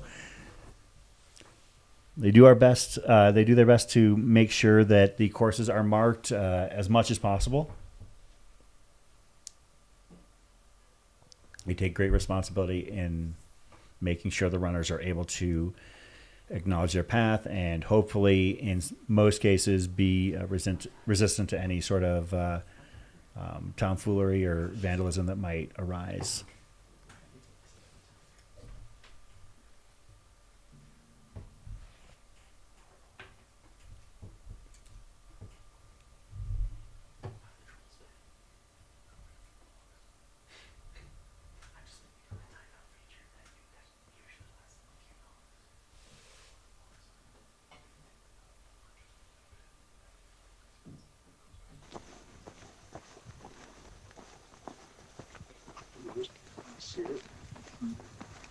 Yeah, you're right. They made it. Good job, guys. All right, and Max has made it to the Mountain Outpost van, so he knows he's arrived. Mile 162.3, the Sedona aid station. Welcome to Sedona.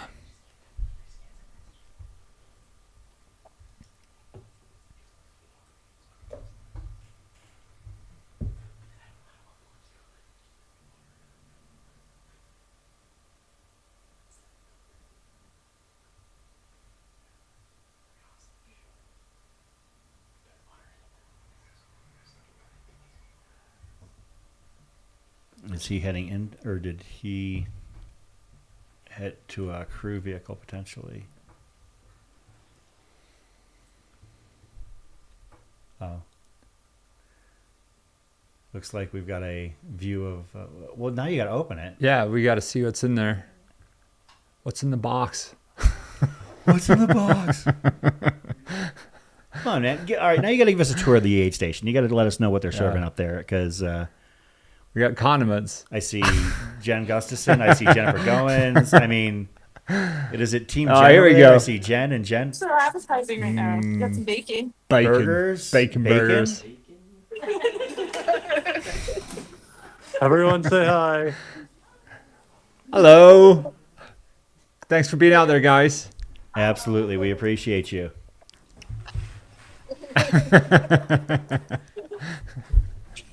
You got the moves.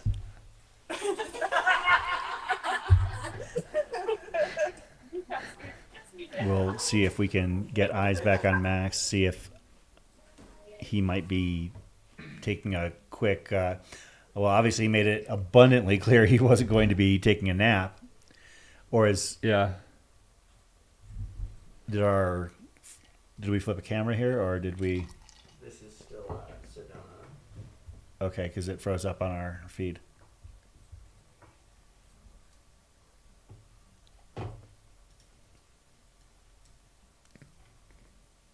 Okay, so this is Foxborough Ranch.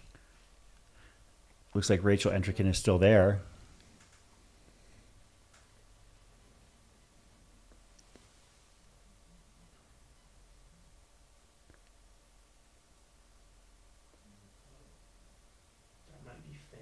Is that Finn Melanson? I think Finn is also there.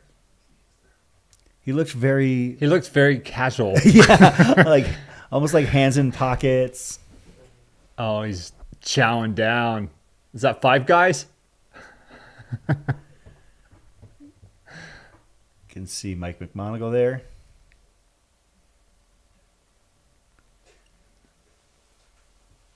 That for you.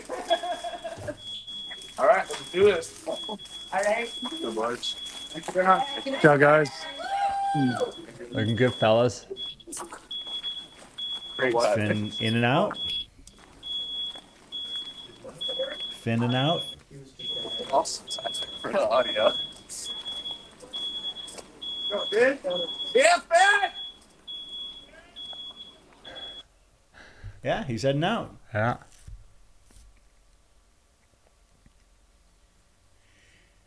Is Mike McMonagle hanging around there? Can we ask him a couple questions?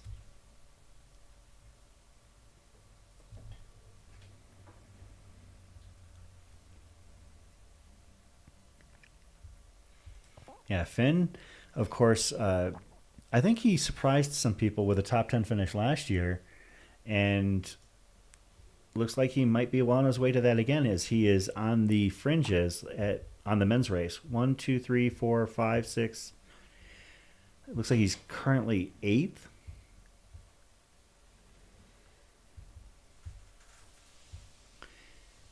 And the one thing I love about Finn Melanson running Cocodona is that whereas some runners might try and have some semblance of secret tech or proprietary information, Finn puts it all out there for you. He documents, and he, basically provides a blueprint on how to succeed at these races. Obviously, it comes with being talented, but it's also the work. It's also the gear. There's nothing that Finn doesn't share, whether he shares it outright or if you ask him, or if somebody were to inquire about certain things, I know that he would be happy to share that information as well. So that's one of the cool things about following a runner such as Finn Melanson, who also has a significant media presence in the trail and ultra running community. Yeah, open book. I love that. Absolutely.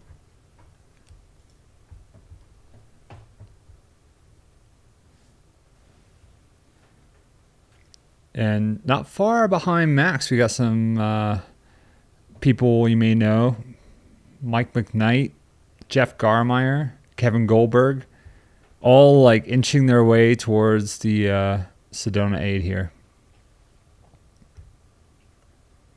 Looks like we're kind of just waiting to see Rachel potentially out at the aid station that we've got currently in our view,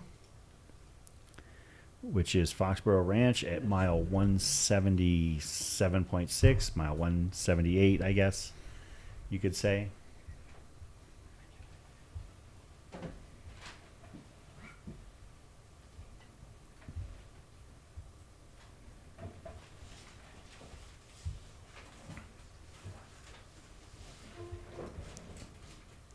As we mentioned, all of the runners hit the next cutoff at Whiskey Row, which would have been at 10 p.m. tonight. The next following aid station cutoffs would be at Iron King at mile 90.6, 3:30 a.m. So those runners would have to go from Whiskey Row to Iron King, which is about a half marathon, about 13.3 miles in 5.5 hours. And the next cutoff after that would be Fane Ranch at mile 95.9 at 6 a.m. So from Whiskey Row to Fane Ranch, you're talking about 18.6 miles in 8 hours. And these next three aid stations for the back of the pack, I guess the next two because they're all at Whiskey Row, but Iron King and Fane Ranch are both crew and pacer access aid stations. Yeah.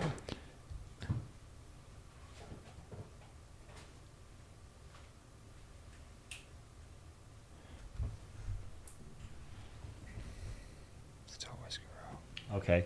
Yeah, let's go through the runners that we are still showing as... Okay, we've got eyes on Rachel. Let's pivot over to that shot here.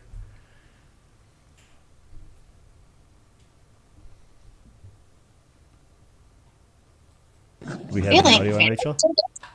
Perfect. So we're going Oh, thank you. I'm gonna run to the restroom. to take a quick restroom break, and then we'll get a little bit more of Rachel when she Yeah. gets out and heads through the aid station on her way. So first place.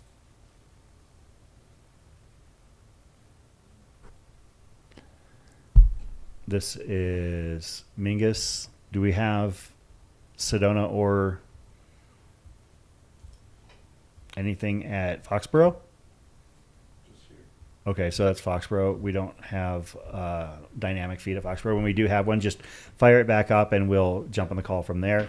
In the interim, while we try and get that back up, let's acknowledge the runners that are basically hitting Whiskey Row and needing to make a move from there. At this point, the runners that I have showing as having hit Whiskey Row that are still active in the race that have not yet made it, I guess, out of the Prescott proper would be Samuel Elkins, Elizabeth Russ, Lori Bowen, Leanne Hood, Tony Gillham, Carmen Sendejas, Callie Vinson, Lance Husted, Christopher Raup, Thomas Poland, Robbie Cheney, Aylin Davis, basically, and Byron Roca and Kyung Lee. Basically, those runners have made their way to Whiskey Row and are not quite to the next aid station cutoffs at Iron King, but those runners are chasing the cutoff. So until we have that, we will basically keep our eyes out on Foxborough, Sedona, and Mingus Mountain. Oh, there's Rachel. And there's our camera at Foxborough with Rachel, our women's leader in the race.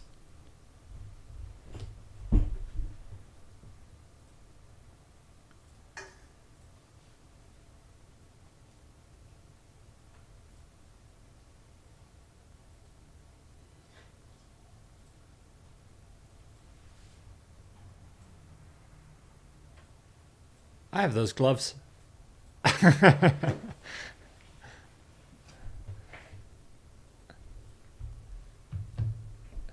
She's gearing up for the cold, wet weather outside. It's smart. Yeah, it's not going to get any warmer. As we mentioned, it was about 39 degrees at Munns Park about an hour ago. And it's only going to go south from that point. And obviously chance of rain. Hopefully she'll have something to cover her head if it really does. Calories right now. Or strategy going. Don't die. Okay. Head covering. I have no. So you don't have a those gloves are great. for a They're bit. super light and they're like Gore-Tex and not insulated, but I mean they're windproof, waterproof, and that's the biggest issue I have when I go out there is like just the cold hands. You know, it's like you're moving. It's I don't know if Such good spirit she is. It's my fingers. Hold on, can you undo the first things that Velcro? always get cold. So I don't know why that's Velcro together. insulation's good. And I was trying to figure something out. So glad this is There, working. get tangled up. All right, cool. Good use of time, guys. Check it out. This is how to use poles. Step one. There you go. Because I'm an idiot. Breaking it down. You know what I mean? There's no such thing as wasted time. Okay. Yep. All right, back on yeah. through. So much caffeine in my system. Yep.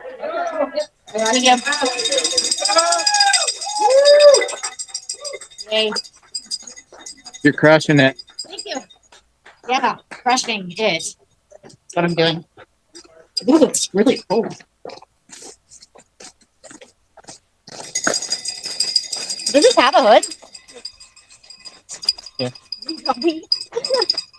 I'm a toddler. You're good. You're good. Okay. Yeah. How many people does it take? Okay. Okay. Well, just 30%. Please put it on me. Thank you. Help! Did you see it, Dan? I'm so dumb. I don't have hands. Sorry, I just dropped in your face. Yeah, you just spit in my Ah. All right. Yeah. All right. There's like a 30% chance of rain till like 1 a.m. Yeah. Shouldn't be bad. Rooting for you. Thank you. For you. Well, that doesn't work. We'll continue to root You for you. put this up. Yo, continue? Yeah, it's That's a weird cough. Is that fine? Yeah, it's Okay. also on the top. No. Okay. It's called the croup.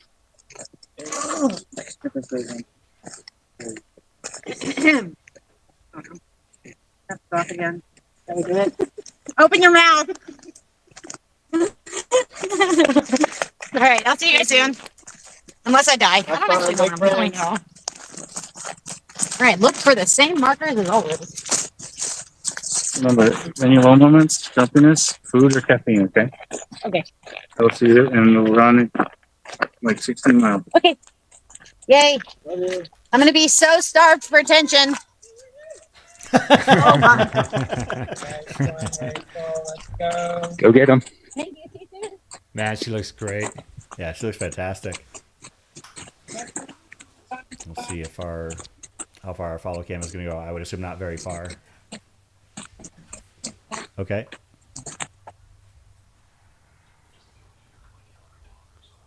All right, we are going to join Hillary Yang, who has an update for us on the course. Hillary, what do you have for us? Hi, guys. Hanging out at Sedona right now. We just had Finn Melanson come in and then leave again. And I'll kind of give you guys a bit more detail on that. We had a few technical problems, but got lots of updates there. And then Max Jolliffe is currently checked into the aid station and with his crew right now, just getting support and stuff. And he looked great. You know, I think right now for all of these runners coming through, it's a question of, are they going to sleep here? Are they going to sleep at Foxborough? What's the plan? You know, it's dark now. Stopped raining here. It was pouring for the last few hours here, and that really was a challenge, I think, for a lot of the runners. It got really cold. We got really cold. Everyone got really cold, but at least now it's dry. So I think people are trying to be strategic about when they're going to sleep. On the Finn side, we're going to grab our friend Mike McMonagle in a minute to give some updates there. But I was able to go and check in with him as he was doing his gear changeover, and he ate a burger. He looks really good, you know, and we were sort of chatting about how he started off the race with kind of early rough patches. I think going up Lane Mountain, he said, was actually like his lowest point of the race so far. When I saw him at Crown King yesterday, he was sitting in the aid station for forever warming up. Just goes to show you, though, that like you don't get to sort of predict when you're going to get these low moments in a race. And, you know, it doesn't necessarily mean it's going to continue to be low. And I think it's cool to see Finn now turning it around, and he had a really good day today. You know, heading into the night, I think he's anticipating like he might have a few moments, but he's overall in really good spirits and in good shape and taking care of himself. So yeah, it's just sort of that reminder, right? Like it's not constant, it's always moving. And I think if you can just sort of accept that and not get too freaked out too early, there's so much time for things to change and to rally again. Yeah, totally agree. I mean, they have so much time, and I think it's too early, like you said, when they're, you know, going up lane, like it's rough.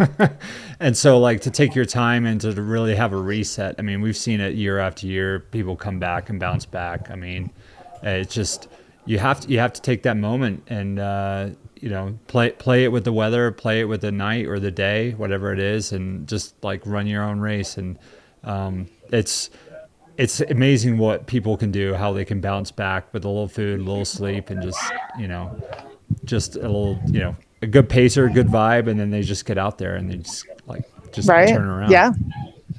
Yeah, no, I mean, I love that part of these races. I love that you have so much time to troubleshoot and to turn it around. Like, I think nowadays 100 milers have gotten to the point where you don't have that much, you know, bandwidth and runway to do that. So yeah, it is the very cool thing about these races is you can all of a sudden have an unexpected great second half or whatever it is. Yeah. And, you know, like on that front, I know I posted in the chat a little while ago, we did get the official confirmation that Michael Versteig dropped out here at Sedona. He signed the drop form and his crew confirmed it. So again, you know, it's been a really tough race and it's really tough conditions out there. So don't have a lot of information on what went wrong, but I do know that it's been very cold and very wet and very rainy out here all day. So, you know, a challenge for everybody who's out there. And yeah, we're 160 miles in, you know, this is not easy and it's not guaranteed to anybody. So it's just sort of part of the game. Yeah. And just under 100 miles to the finish. I mean, yeah, it's right. a Like long it's not nothing. You can't. Yeah, you can't just be like, okay, I'll slog it out for another 10 miles. Like 90 something miles is a long ways. And so I think respecting your body, knowing what you are capable of, and knowing when it's time to save it for another day is always, you know, just part of it. What is the air temp like there in Sedona? I mean, we're so used to it being so warm, and obviously, I mean, I can look and see what the temperature reading is, but how does it feel out there, especially as these runners are basically heading out? You know, maybe they're not as quite high or remote as they would be in Munns Park, but it's still definitely much cooler than anybody would have ever anticipated in Sedona right now. Right. I'm like, what does the temperature feel like? And we might get a bit of noise here because I think the medical truck is going to pull out here in a second, Chris. But, you know, it's mid 50s maybe right now. It's definitely on the cooler side. And that's what my car temperature said. What it feels like is warmer than it did a couple hours ago. I'll tell you that much. I was so cold after we had the big sort of storm system come through at like 6 o'clock, 7 o'clock, that I actually sat in my car in between runners with the heater on trying to warm up because it's just damp. And I think it's that damp that's really getting people. If it was a dry cold, I think you can sort of layer up for that a little bit better. But then when you get wet, your feet are wet, like that's really what gets you. And so I think a lot of runners, like they're coming in, they're stripping off all their layers. They're just like trying to get warm by getting the dry stuff on. But we've been getting like storm cycle after storm cycle. So, you know, it's like just keeps happening. That said, I'm hoping that we had the last storm cycle come through. It does look like it's going to start to clear up and be beautiful tomorrow, in which case it's going to be like, I mean, it's going to be gorgeous, like off the charts green and all that stuff. But yeah, definitely, I think from maybe 5 o'clock through till 8:30, it was really cold with the rain here. And now it's just sort of like desert evening cold. But for runners that are already cold, you don't have a lot of opportunity to warm up or to sort of rally from that. And I think that becomes the biggest challenge right now. Is the sleep station capability, is that like actually in a tent behind you, or is that perhaps in an indoor area? It's awesome. So it's in an indoor area. It's inside a building just to the side of me here. And there's probably like 10 or 12 cots set up and ready. And they've got medical here. So there is lots of support for runners that are going to come through here needing a proper sleep station that don't have crew or a van or whatever. So yeah, that's really cool. Mike, are you available? Can we snag you for a minute? All right, there you go, David. All right. How's it going? So good. How are you guys doing? We're living the dream. yeah. Cocodona is a dream. This is cool. It is cool. Yeah. You've been out here before, right? Oh, no, this is your first. Oh man, we're a bunch of newbies over here. We brought the bad weather. Maybe, yeah. Or all the adventures. Yeah. You were pacing earlier. You were out there with Finn, or you've been out on the course and seen him? I've been running around a bunch doing, making content and stuff, and doing socials for the race too. You're wearing a lot of hats. Yeah. But also obviously deeply invested in Finn's race, just being a close friend of his. And you're putting the rivalry aside for a little bit. Well, no, I'm still talking shit, but also cheering for him. It's a weird kind of yin and yang sort of balance, no pun intended. On the but yeah, so among running around with my camera and stuff, like I intercepted him on the trail earlier this evening, just probably maybe 7 or 8 miles before Sedona, and seen him now, like he's looking really good. He's raring to go. He told me when I was on the trail with him earlier that he wanted to like invent a new 100-mile race called like the El Dona or something, whatever it was the final 100 miles of this race. And he says it's going to start in Sedona and it's 100 miles from there to the finish, and my goal is to run a sub 2400. Wow. So that's kind of where his head's at, and I guess he's feeling pretty good. He did qualify that by saying like conditions dependent. The mud is just obviously something that everybody's probably heard too much about at this point, but even just the couple little jaunts I've had on the trail, I was on what I thought was like a rocky, gravelly trail, and somehow my shoes were just getting caked with like pounds of mud, and I thought it was like I wasn't like stepping in mud. Yeah. But it was just like this like constant soak of the ground that it's just making everything sticky, I guess. And it's that clay too, right? It's like that heavy clay that just cakes on your shoes. But yeah, I don't know. Otherwise, I think maybe the weather isn't actually so bad. For the runners, at least. As long as you have the gear and are taking care of yourself, hopefully, I suspect that the weather actually is not a bad thing. It's just the fact that it's making the trail so muddy and heavy is probably what, if anything, is making people really miserable. But, well, not if anything. There's probably a lot of things. But running 250 miles in general is, right. But they're still running so fast, so it's shocking to me. Do you know where Finn is in relation to his like last year's time? When I was with him on the trail earlier, that was probably 7 p.m. here, and he said like I was here with Caleb at like 3 a.m. last year, so. And he was top 10 last year. 8 hours. He might be like somewhere around 8 hours ahead of last year. if he was right about that. Yeah, I think he was seventh, seventh or eighth overall last year, and I think that's where he's sitting now. By the way, is maybe eighth-ish overall. Yeah, I think so. Losing count, but yeah. Who knows? No, it's around there. Yeah. I mean, that just goes to show like how fast the field is now, right? Like, it's crazy. Yeah, if he's running 6 or 8 hours faster than last year, and he's how many hours behind like Dan and Ryan and Rachel? Like, they're probably what, 4 hours or more ahead of him? Like, I mean, Rachel just went through Foxborough, which is 15 miles ahead of here. So yeah, and it's a big climb, right? So that's probably a good 4 hours. Yeah. To Rachel, yeah. Unbelievable. Yeah. People are flying. Does it make you want to do it? It's still just in the back of my mind. It's not something that I'm like, oh, I gotta line up here next year, you know. I feel like there's a lot of races where we're at shooting and stuff or crewing or whatever where you're like, oh, I'm gonna run Javelina next year. I need to get into the Western States Lottery next year or whatever. Like, I don't have that feeling.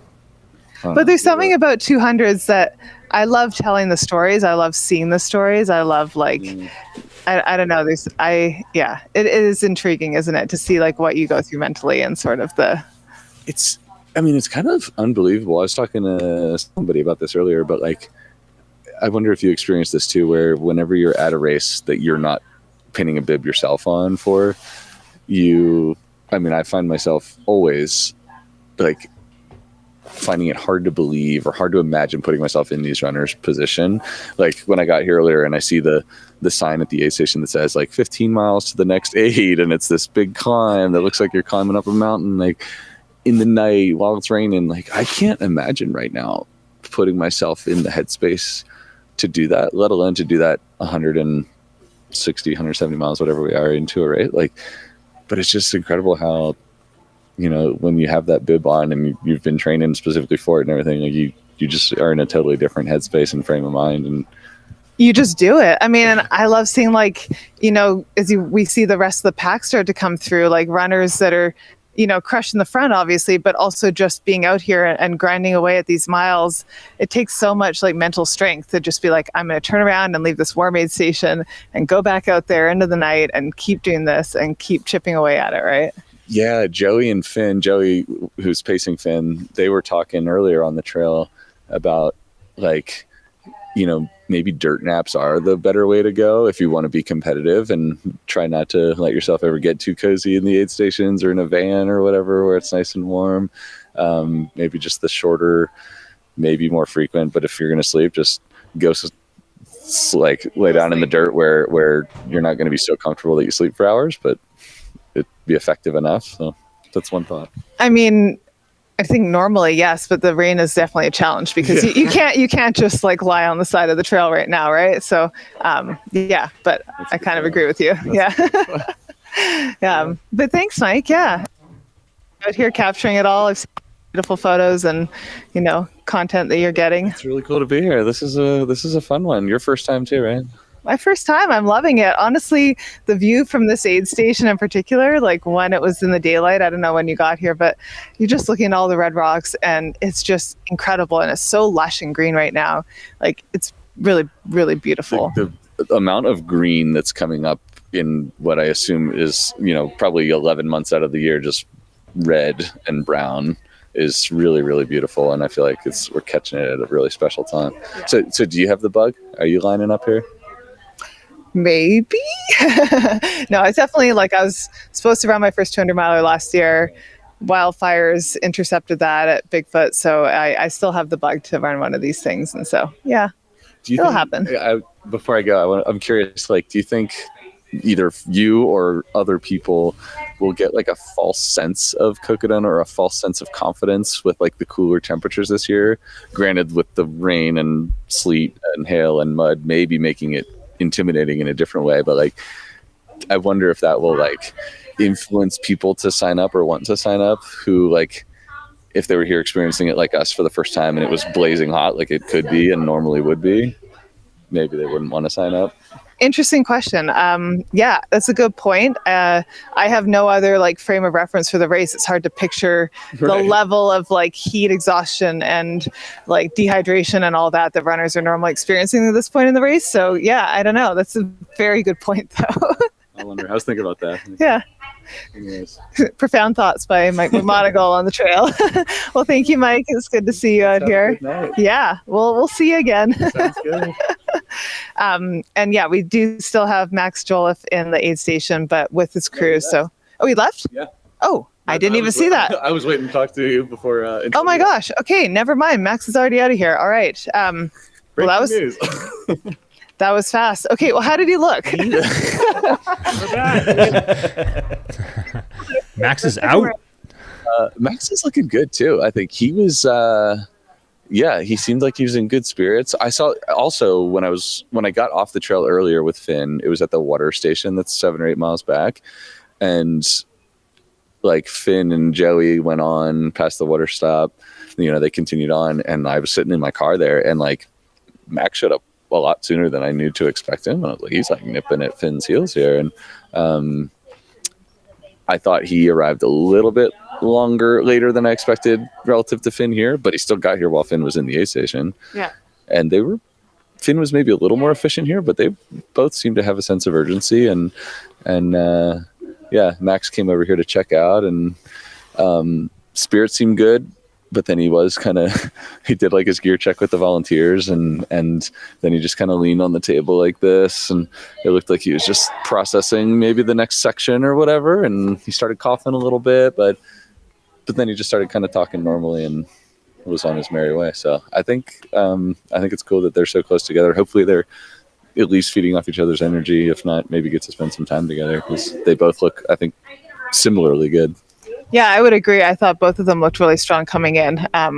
Yeah, we must have missed Max leaving. We were fussing with all our audio over there, but yeah, that's really cool to see. And I know Max was coughing earlier when we saw him at Whiskey Row a little bit, but I think it's just the dust and stuff like that. Okay. Yeah, he had a few coughs here, but it didn't seem very persistent. So yeah, it's exciting. I mean, it's a race where truly at this point it's like who can have the smarter race, who can stay on top of the nutrition and the sleep and all that, and I think you just have to run your own race and hope it's good enough. So So now they get higher, right? And it's raining still. So I know. I think I jinxed it, you guys. I said the rain was done and it started raining again. We've got David with an umbrella over the camera here trying to protect it. But thanks, Mike, for the thoughts, and catch you again. Now there's nobody else in the. Yeah, I know. Do you have any more hot takes while we're at it? Yeah. So, obviously weather continues to be in flux, and these guys are only climbing higher. So still a huge part of this night and the race so far, Chris. Awesome. Thank you very much, Joey. Yeah. All right. I think we're going to go to a quick break here. And when we come back, I do have some information that I just got from the field, and we'll share that on the other side of this.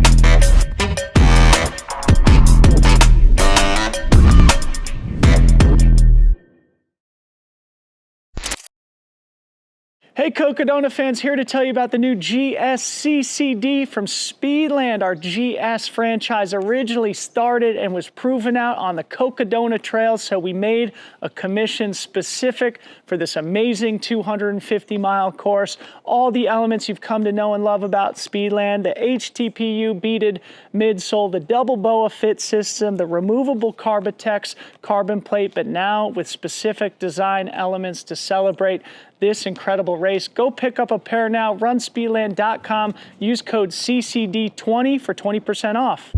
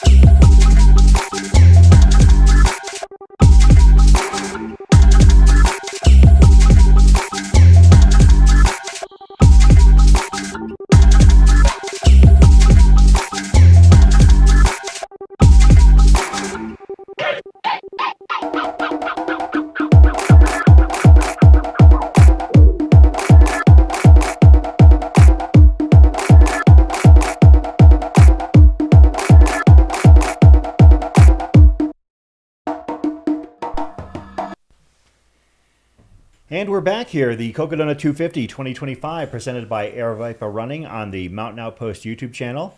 What's your name, sir? Pete Mortimer. Pete Mortimer and Chris Warden.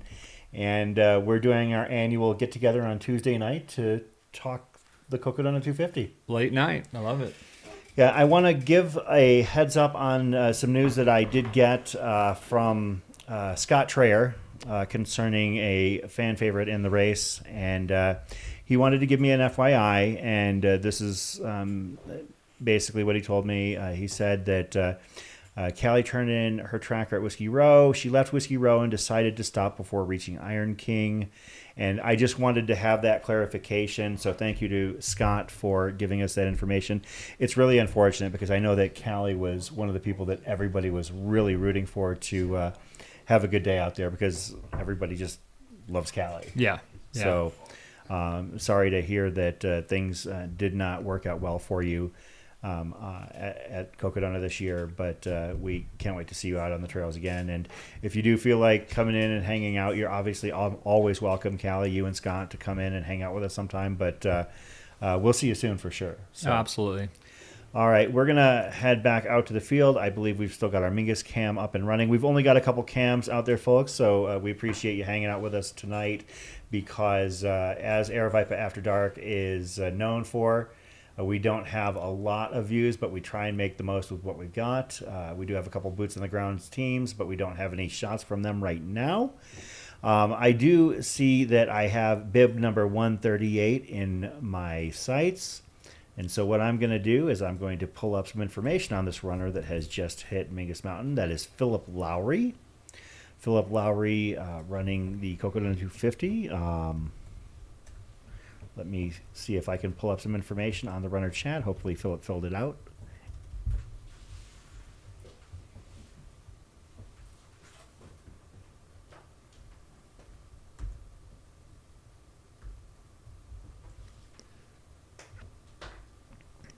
I also see Jason Baum, looks like, in the background. Yeah. There. So he's also run the Cocodona 250, and he's just started a race last year, the Mingus Mountain, Mingus Madness 50K, which I ran, which is actually on the other side of Mingus Mountain there.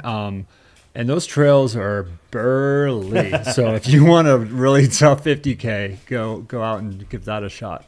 It's one of the nice things. I mean, obviously, Aravipa puts on the most events here in Arizona, but there's always room for other events and other people to have events and and I was curious about that Mingus Mountain event, and it sounds like you're saying that it was pretty much a great success. And Jason Baum is obviously a great guy, so to see that the reception for his event has been so positive is just a great thing to see.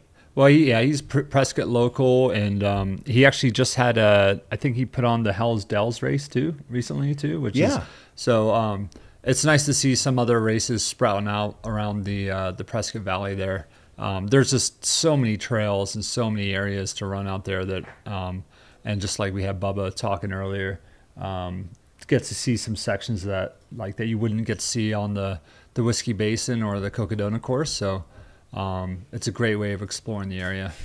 I don't have Philip Lowry's runner survey. It looks like he didn't fill it out, but we can tell you a little bit about him. He's from Issaquah, Washington. He is going for, I believe, his first Cocodona finish, but he is no stranger to longer distances and hard things because he has completed the Triple Crown multiple times. So just out for another stroll for him. Upcoming later this year, he's got a nice little stretch from August to September. Sounds like something you would do. He's got Bigfoot 200, Wasatch, and the Bear all within a 7-8 week period. Oh, that's crazy. I'm totally behind that. Yeah. 10 out of 10 would encourage. Would approve. Philip Lowry making his way to Mingus Camp. And again, we'll keep eyes on runner bibs as they happen across our viewfinder here. Thanks to all of you still hanging out here with us at Cocodona 250. The numbers of you that are hanging out has been absolutely staggering. I was looking and comparing, our audience from year over year, from last year to this year, and it seems like across the board, it's basically tripled. The number of people that are interested, and I'm having the belief that it's not just. And I was a little bit concerned about this, that it might just be like a runner or two that people are following. Now, maybe a runner or two got them into following this race, but I think that the stories of everybody, from the front of the pack to the back of the pack is what's keeping everybody here. So, thank you to everybody who are following along and hanging with us here on this Tuesday night. I love the fact that during the week, we're kind of the only live sports that you're going to get in the United States. I mean, especially early week, you don't have any golf tournaments, you don't have March Madness, maybe a baseball game here or there. But if you want some live sports, the weekday races like Cocodona are just so cool to me, that people can be working and maybe have two screens with Excel or databases open, and then on one other corner of the screen they've got a YouTube feed to what's going on at Cocodona. Yeah, I was working in the hospital earlier today, and I ran into Dawn Stone, who finished second the same year that I did, and she had the live stream going in between cases. So it's great. I try and have it while I'm driving just to listen in, and it's amazing how much the sport has grown, just this race over the last several years. And I remember after the first year or two, and telling people about the race, and now it's just I've been overseas, and people, it's the first thing they bring up. I'm like, wow, it's the outreach is just that popular at this point. It is definitely, in my opinion, the most accessible 200+ mile race there is for the runner. I mean, as far as like aid stations, being close together, and we got 116 coming in. Yeah, we'll pull up bib 116. Yeah, no. What I was saying was the fact that like during the day, I mean, unless they've started playing NBA games in the playoffs at 2 p.m, which I don't believe. That's what I was trying to say, is that we don't have daytime weekday sports. So bib 116, let's give them their shine. That is Katie O'Connor. Katie, let's see if Katie, please have filled out the runner survey. It's so important.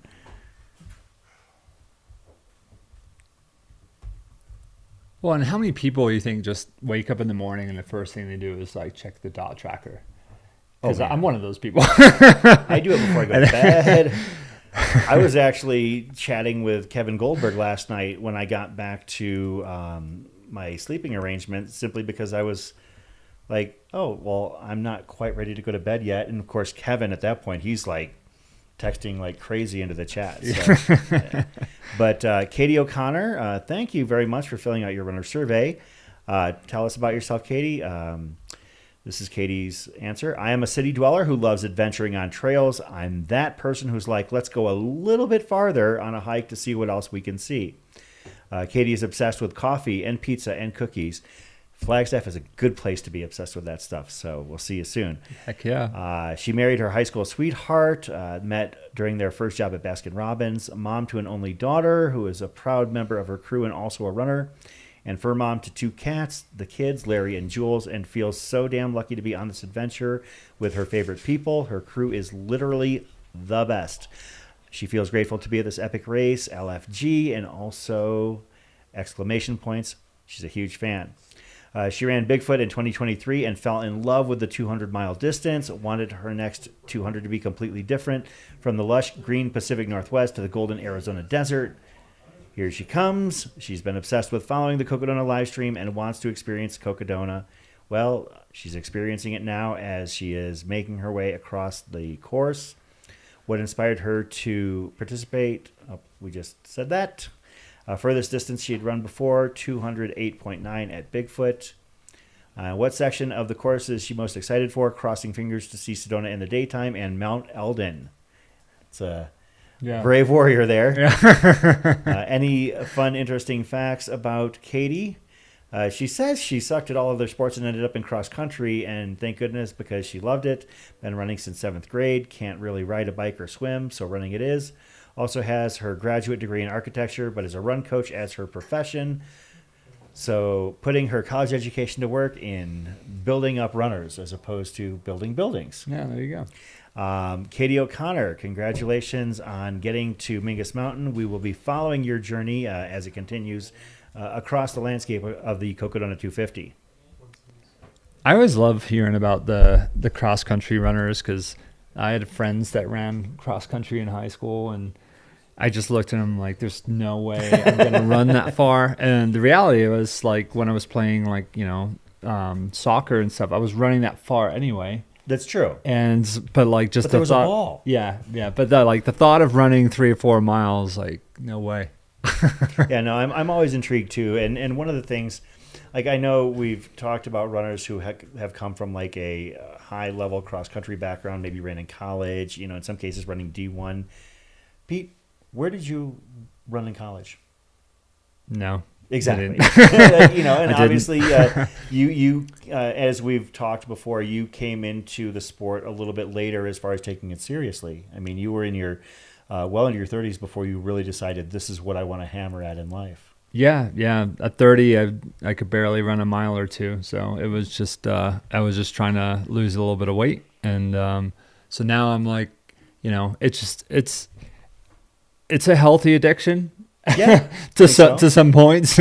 But yeah, like, I had no idea what I was doing in the beginning, but now, I mean, I didn't even know any of these types of races existed. So. Well, I'm glad you figured it out because, in the interest of full disclosure, Pete Mortimer is my coach, and I'm glad that you know what you're doing here because that makes me feel a lot more confident.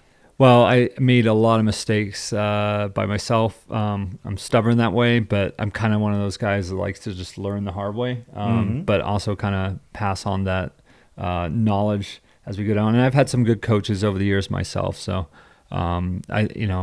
at this point, I feel like, I've been around the block a little bit, so maybe we can share some of my wisdom. Well, I'm looking forward to it. Is this Foxborough here? All right, this is Foxborough Ranch aid station at mile 178. I think we're actually going to be seeing DJ Fox here fairly shortly. It looks like DJ Fox was about 1.1 miles out 6 minutes ago, so I'm talking less than 10 minutes perhaps.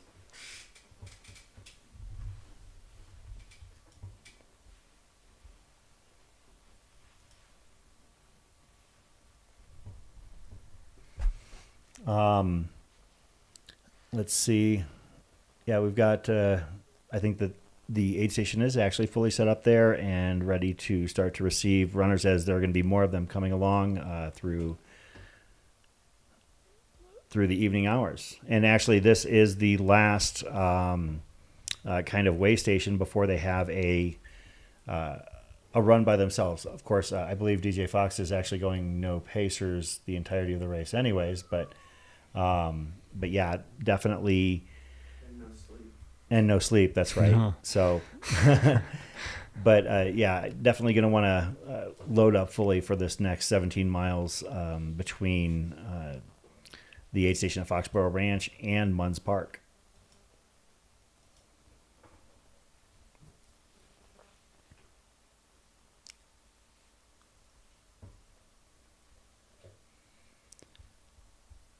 You can see we're back at Mingus, and we will keep eyes to see if once there's buzz going up at DJ Fox's next destination, Foxborough Ranch, that we will head back over there.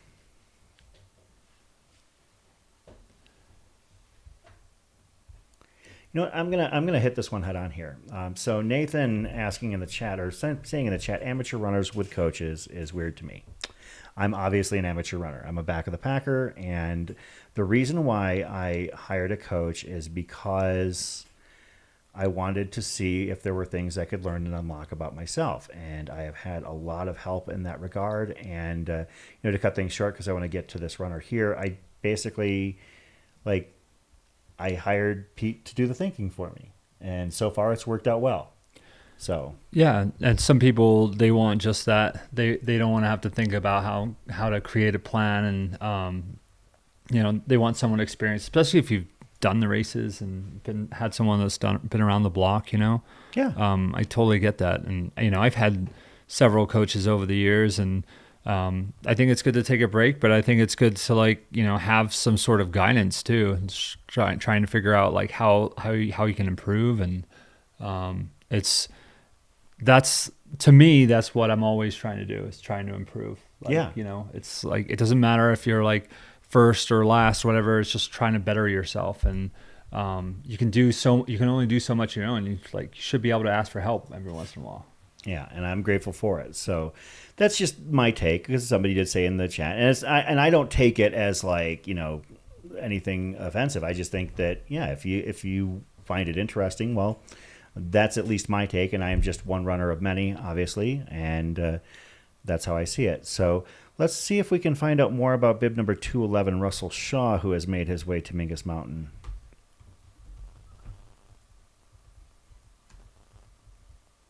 See, Russell. It doesn't look like Russell Shaw completed the runner survey, so we will just go back to the handy-dandy spreadsheet of results that has been extracted from a website that rhymes with Pultra Signup. Russell Shaw, no stranger to 100-milers. Looks like he has no stranger to running in Arizona either. Ran out at Javelina last year. Russell is from Florissant, Colorado.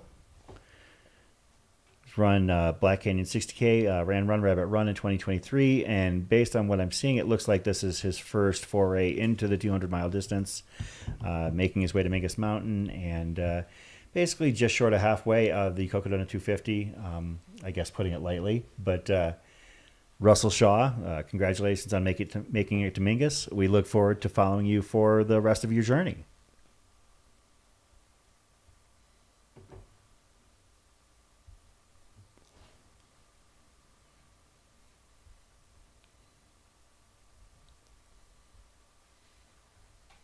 See, as you can see, the puffy coats from the runners as they're hitting Mingus.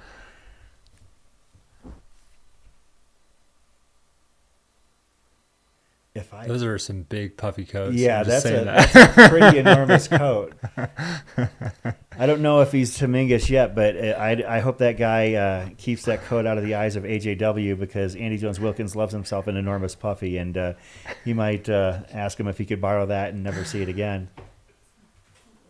I thought Siska had the biggest puffy coat.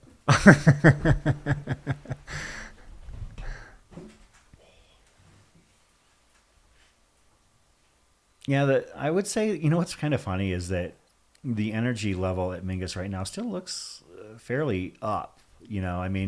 Sometimes you'll see people kind of dragging in, but yeah, no, the runners that are in there seem to be, looking pretty good. Smiles, that's all you can ask for, right? Absolutely. Hey. Yeah. The bustle definitely died down a little bit, but it's still got a lot of smiling faces, and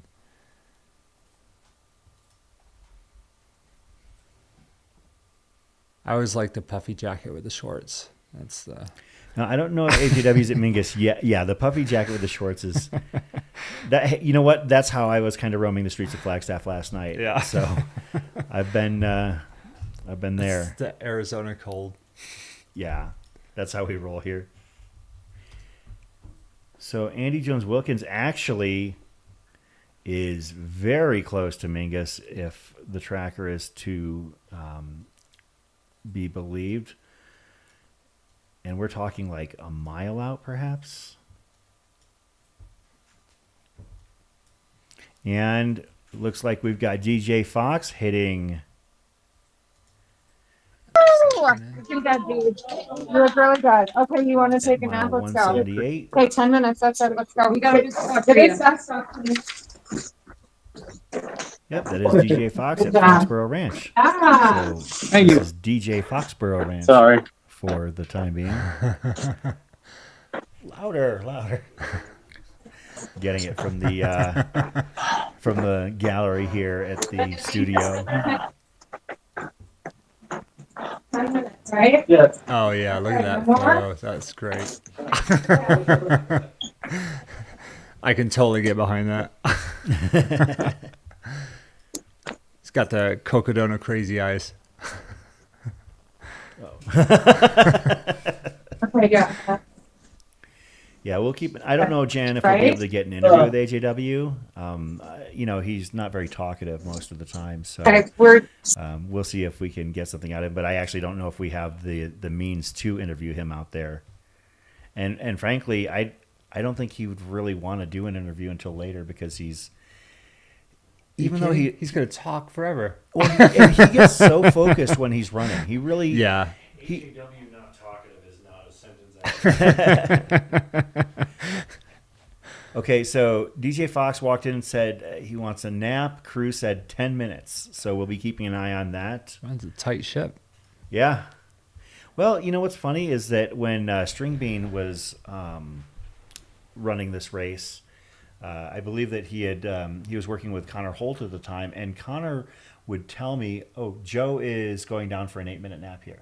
I'm like, wow, 8 minutes. That's very specific, but that's just how the front of the pack works in these races.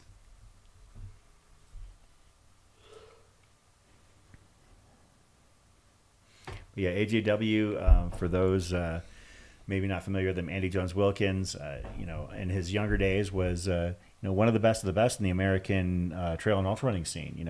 Top 10 finishes, top podium finishes at Western States, as that is his favorite thing in the world, other than his family, and he had double hip replacement, and in his late 50s has basically made a full comeback to the point where he ran Javelina sub 24 hours, which I think is probably one of the prouder accomplishments in his running career for a long time. So. But he has opted to run Cocodona 250. He was originally going to run Sedona Canyons 125, but has opted to level up and run 250 in honor of a friend of his and a friend of mine and of our live streams, Rob Martin. Rob unfortunately passed away late last year, and if he had not, he would probably be boots on the ground in Sedona and maybe at Fort Tuthill later on in the race, who would take time out of his life and his work week to volunteer along the course of the race. He was actually supposed to run Sedona Canyons this year, so I have to retract that he would be filming, but he would have been running, and he and AJW weren't necessarily going to run together, but they were definitely going to train together, and they were expecting to obviously see each other at the finish line eventually. But as Rob, his life was cut short last November, AJW opted to decide to carry his share. So he, rather than running 125 miles, is running 250 miles. And he said that he wanted to make sure that that 250 miles got covered by him and Rob. And attached to his pack, he does have a bib that reflects in memory of Rob Martin. So AJW, can't wait to see you at Mingus Mountain and see your journey continue here at the Cocodona 250. Yeah, I love that. I can't wait to see him at Wildcat. Oh, I'm sure he can't wait to see you either. I remember he snuck out of the studio to head up to the top of Eldon to go and hit your aid station and came down with a bounty of foil wrapped meat, and it was wonderful. Well, I'll make sure he keeps the talking to a minimum. He keeps moving. Oh yeah. We'll get him to finish.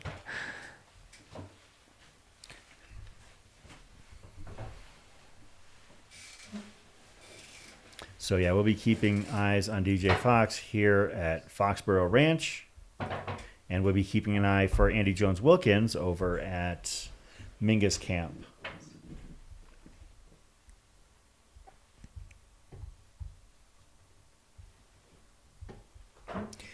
I guess we've got a quick moment. We can share the leaders of the race at this point.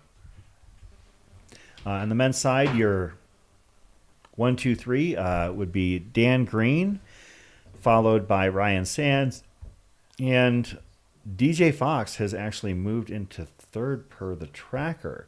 So DJ Fox, that would make sense as Michael Versteig had withdrawn at Sedona. So I think Eder might have gotten him. Eder is just shy of, well, actually, it's hard to tell. It looks like pretty did close Eder, in there. Okay, Eder is less than a half mile out from Foxborough. Okay. Thank you very much. So DJ Fox holds a slim lead at third place over Eder Ramirez. In fifth place is the 2024 champion, Harry Schubeis. On the women's side, your leader, Rachel Entrekin, is off to a big lead, about 27 miles ahead of second place, Lindsay Dwyer. In third place, Sarah Ostaszewski. In fourth place, Georgia Porter. And rounding out the top 5 in the women's race is Kaylee Demerjian.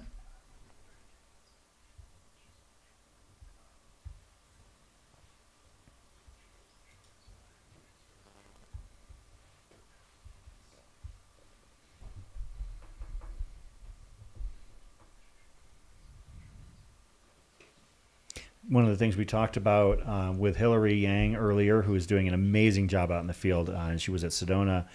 But Hillary was talking to us about, sleep strategies with runners, and it made me realize one thing, that these runners, the concept of a dirt nap is not really viable when it's about 35 and the ground is soaked. So you really are not going to be able to take a comfortable nap outside of aid stations. So, those runners who maybe are used to doing a dirt nap as a strategy as part of a 200. Pete, do you regularly take like those, very short, maybe 5-minute, 10-minute dirt naps? Do you leverage those, or do you stick to aid stations? I try and stick to the aid stations personally. I mean, it really kind of depends. I mean, at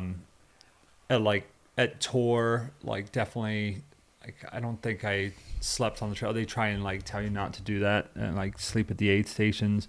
The Spine, I was definitely sleeping in public toilets or wherever I could find, because the aid station's so far apart. But most of the time I'm just trying to get some actual good sleep. I'm one of those guys. I just dirt naps and everything. It's just not I don't feel like I'm getting really good sleep, even if it's for a few minutes. I'd rather just push the aid station and get some really good sleep, and I can go out like a light. So, but I'd rather just not wake up in a pool of water and mud and, I do that shivering that's me on a Friday night. Yeah. Was that something that came to you naturally, or was that something that you had to kind of develop as you began to race longer distances? I think I don't know. I was having this conversation with Siska yesterday about it, and I was like, am I narcoleptic? Because I'm just I could fall asleep so easy, and but yeah, I the dirt naps and everything. It's just I played around with the and again, I'm doing the Triple Crown this year, so I'll definitely be sleeping less than I did at the Monster a few weeks back. But generally, I'm trying to get the best sleep that I can. So I'd rather get 30 minutes to an hour of good sleep than just trying to get these 10, 15-minute naps on the trail. And then you hear stories. I mean, all the time people wake up and they don't know where they are. And, you should set your poles pointing in the direction that you're going, just so you know that I've heard that one. I mean, it's just, we were talking about my Wonderland trek a few years back, and I took a nap. I remember taking a nap against a tree, and when I woke up, I saw this fur around me, and I realized that it was a bear scratching post that I was sleeping against all night. I was or for I don't know, I was out 30 minutes or something, but I was I didn't even notice that when I was so tired when I went to sleep. And then you wake up and you realize, oh shit, this is not ideal. Yeah, I mean, and that's one of the things about, some of these 200s, whether they be here or elsewhere, they're typically in fairly wild, untamed areas where, yeah, the idea of of coming across some wildlife that might cause you to reconsider life choices, that's not unheard of in these situations. Yeah. And, out here, it's mountain lion country, so. Oh, yeah. They're watching you. Hopefully from a very safe distance.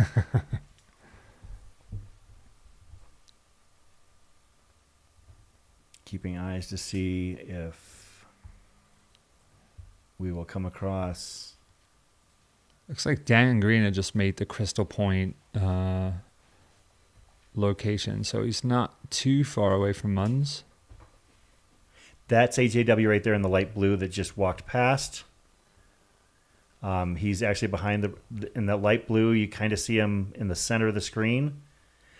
So Andy Jones-Wilkins has made it to Mingus Camp, Mingus Mountain. Right. Way to go, Andy. And I'm sure that everybody in the room will be able to hear him once he gets revved up and laughing. So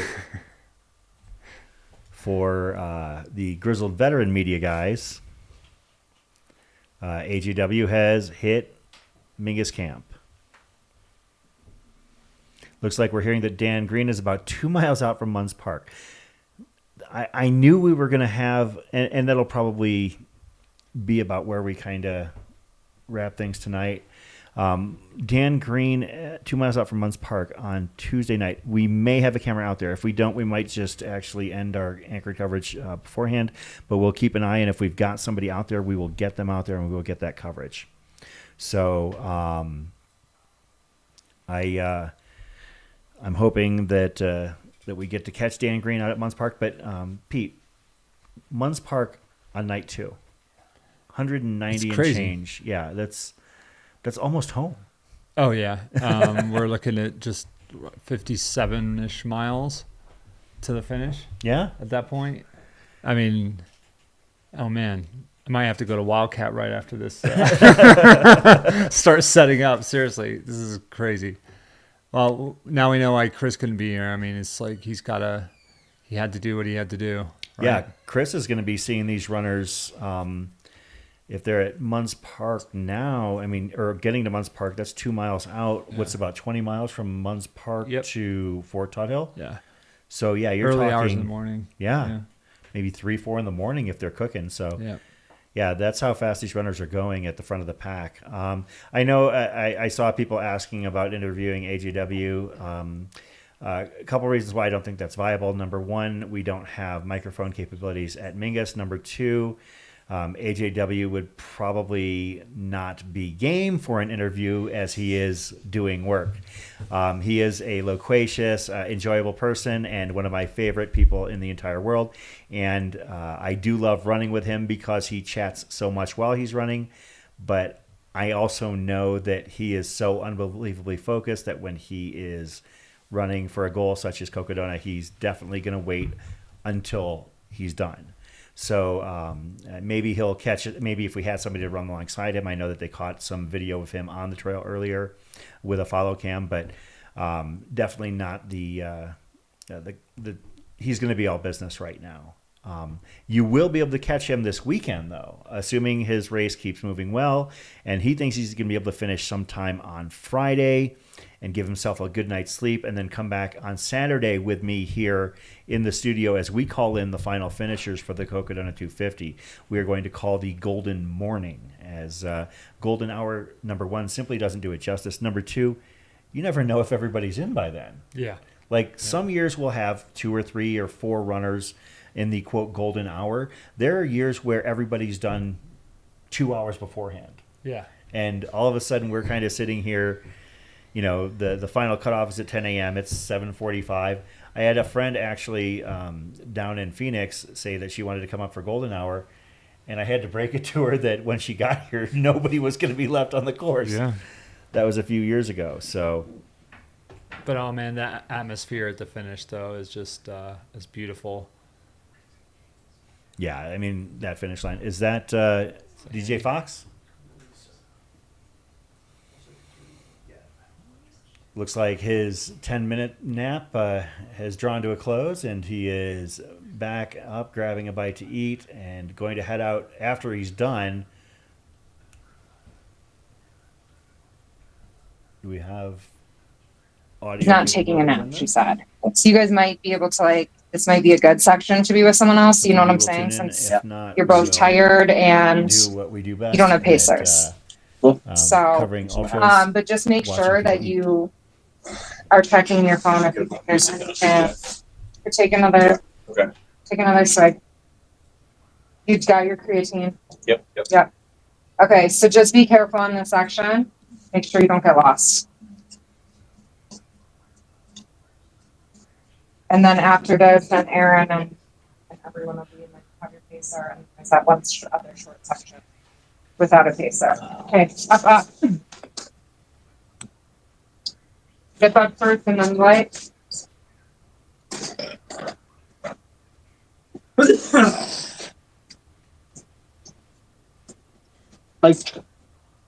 Are we doing here? So I'm not outside. Yep. Just breathing. Yep.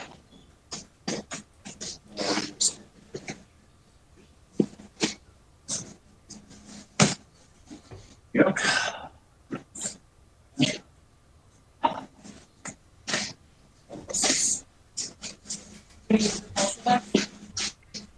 Yeah, I'll just now. Okay.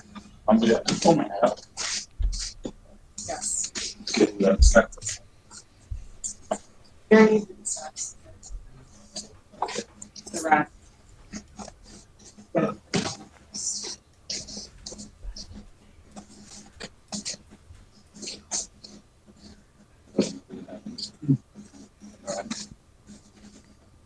Is this too heavy on it? Yeah, that's fine. Okay, you look really good. Yeah. If you need to get done with this, you can take another jerk nap. But remember, every time that you sleep, everyone else is getting 10 more minutes ahead of you. Let's go. Let's do it. That's fine. Yeah, of course. Go. Would you do me a favor? Crash rest of the race. Okay, after that's really fast. I'm gonna turn on your right side and you good job. And then after 10 minutes, you can get up. You look really good.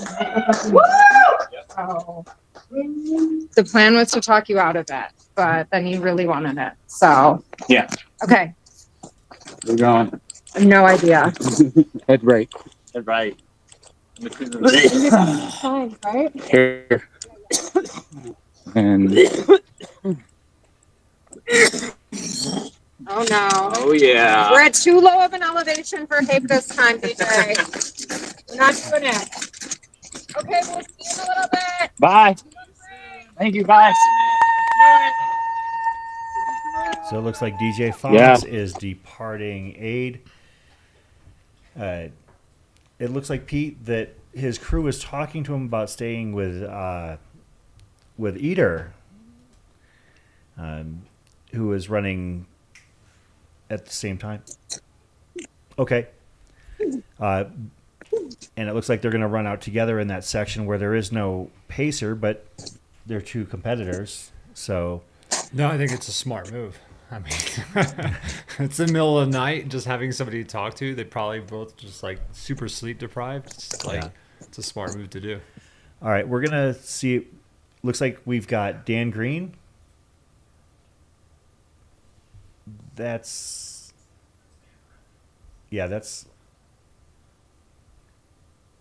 okay. That's. I wasn't sure because Ryan Sands has been wearing red all day, throwing us a curveball here. Dan had been wearing blue and white. This is Dan Red, not Dan Green. Yeah. Yeah. Not him. Sorry. Sorry. We'll let you down.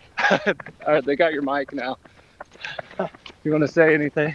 No, probably shouldn't. I thought you were here. No, Dan's looking good though. Yeah, he looks great. Definitely crushed. That mud was no joke on that loop coming around from Foxborough. So I'm sure the pavement, it's a good change of pace, right? Oh yeah. for sure. It's not, I mean, even that bigger dirt road you hit that's actually like kind of gravelly. That's even really nice. So. Was it dry up there? Yeah. At the top of this road? It's Yeah. crazy. Yeah. Oh, how you doing? Look at that. Thank you. I could have sworn last year my buddy's aid station was right there. Huh. Doesn't really matter. Right.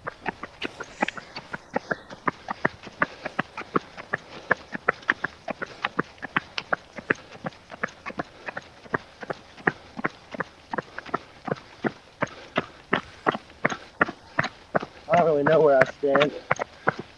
You're in first place, brother.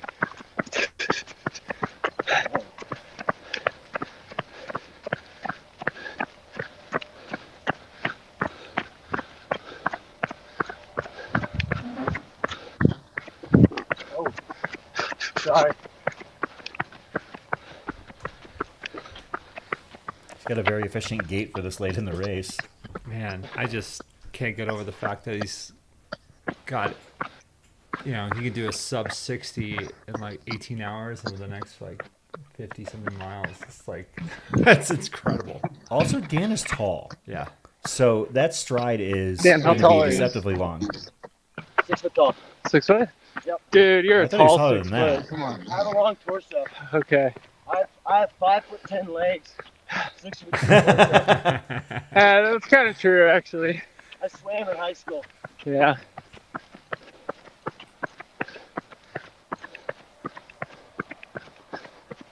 It's all about posture.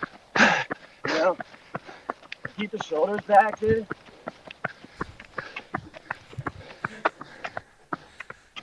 Your gait is wonderful. What? Your gait is wonderful. Is it? Yeah. Oh, there you go. Yeah. Love that. Dan Green, a little bit of peacocking, 190 miles into a race. I am here for this. The head issues I got. That was about a 7:45 pace right there for 10 seconds. Easy money. A lot of this is runnable. It's just so muddy. Yeah. For joggable, you probably wouldn't run it because you're so far in. You missed your pacer? Yeah. Yeah. It wasn't Feel a too little bad. lonely out there? We got it done pretty quick, so. Nice. Dude, yeah, you were cruising. You want to come over? What's been his favorite part of the course so far? Who's on there? I think Pete and Zach. Cool. What's your favorite part of the course so far? Honestly, the overhang or hangover trail. Yeah? But, like I was telling my friends back there, dude, PSA, there should be someone out there, like a rope. Dude, you're going to have people climbing that thing in like maybe the rain. Like, heaven forbid Little someone sketch. falls. But I would almost bet money someone falls off that thing. Someone should be out there. It's sketchy. I can't imagine doing it at night. But the views were awesome. With the clouds? Yeah, it was Clouds like- start burning up a little bit real late in the afternoon when you were going through there. Yeah, Because right before, you know, plus there was a dude a over little there rainy. just expertly piloting a drone. Oh my gosh. It was awesome. Yeah. The drone shots in Sedona so today were good. amazing. He was flying it around all quick. Oh, that's sick. That's it. Nope. Man. It's the first gas station, one of two in this little junction. The other one's under the highway. And then it's about a quarter mile from there. So close. I will be there. All right, what's the game plan coming into Munns Park? Secret, top secret. So I like to hear. Can't give away my secrets. No, I think I'm just gonna lay down and wipe my feet off because they're full of crap from the mud. Change shoes, change socks. Eat whatever they brought me. I don't know what they brought me. Drink some coffee and then head out with somebody. Hopefully it's less than 20 minutes or around there. Nice. That'd be sick.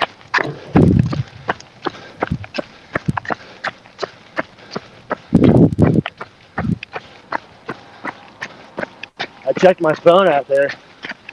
Friend group message had like 80 unread messages. It's dangerous to bring your phone to one of these things.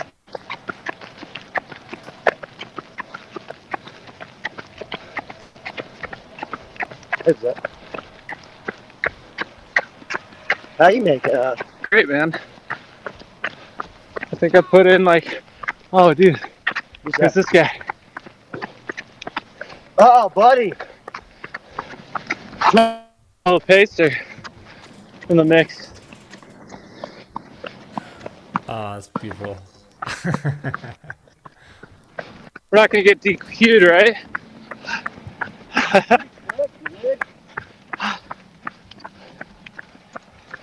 Dan getting dropped.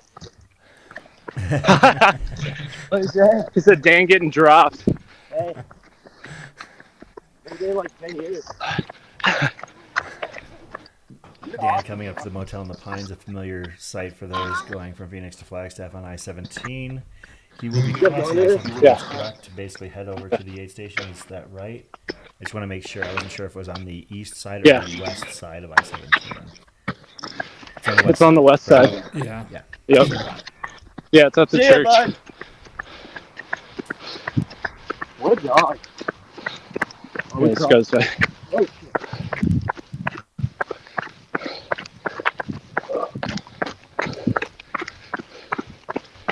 How's everyone else?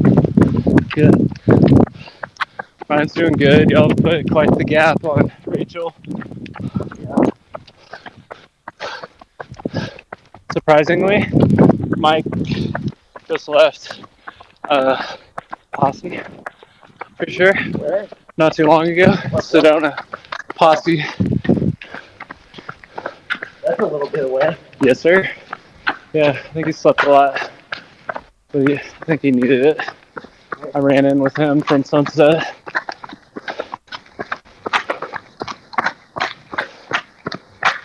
Yeah, I think I've put in 60 miles so far. Yeah, been having a blast.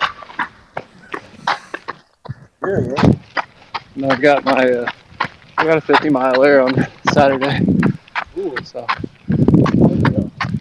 Great. Yep. I'm really having a time with this cable. Good Lord.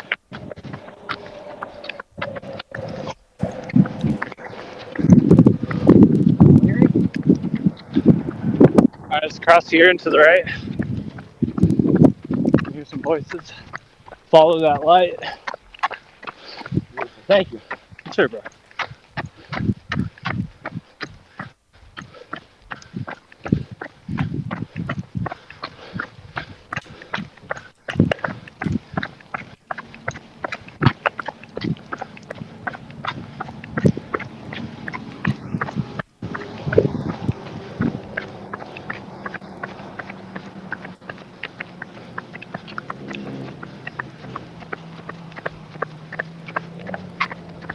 There it is.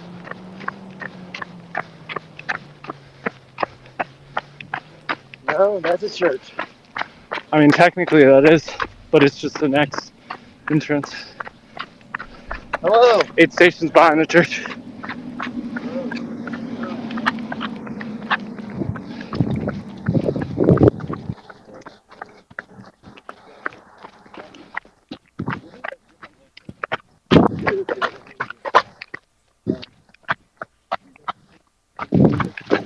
Alright, last 1,000 feet. Dan's rolling into Munns Park. P1, M1.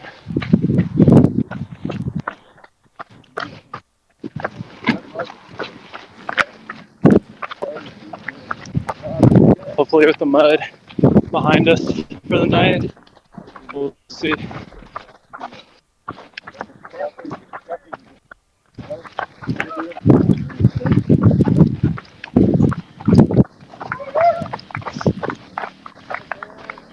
There he comes.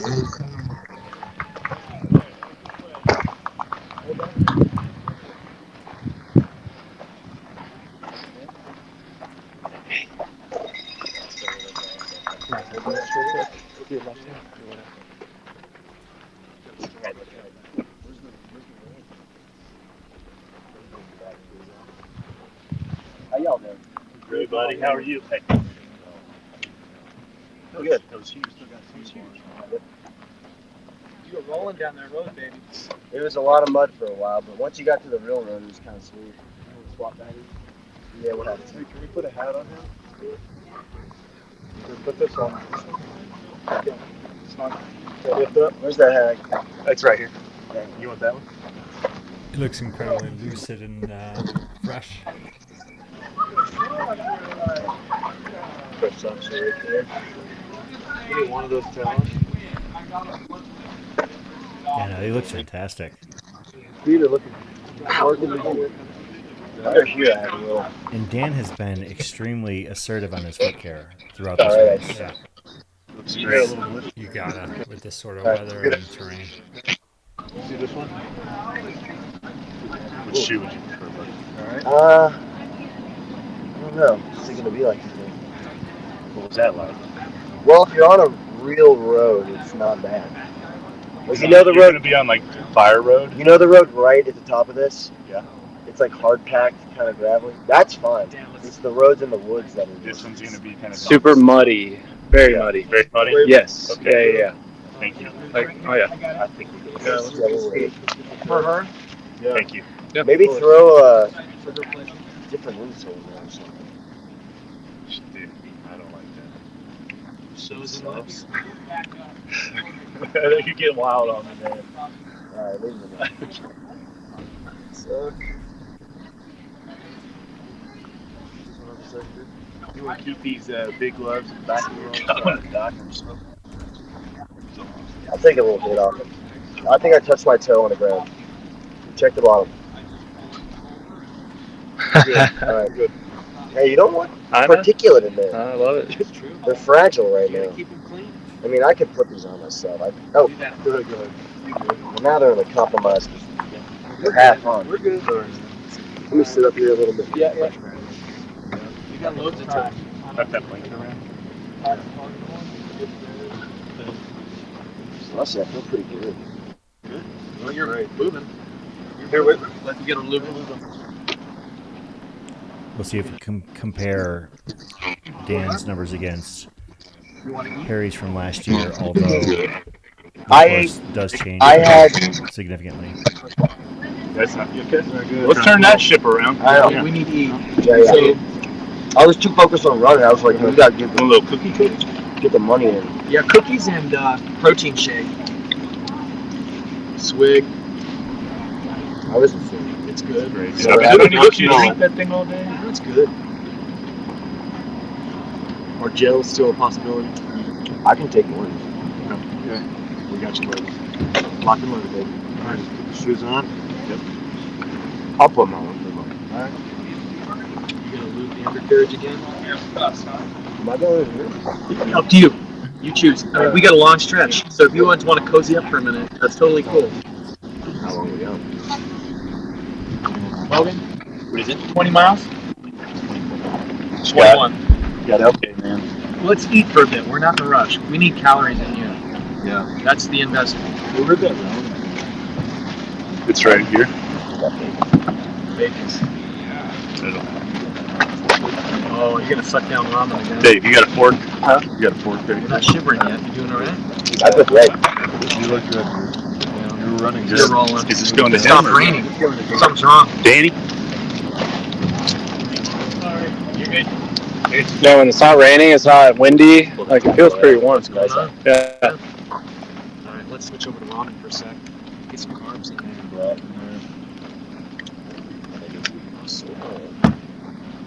How's the Airbnb? It's good. It'll be a lot better when you're chilling on the couch. You've been watching the live stream, looking at all your Instagram videos. You're a celeb.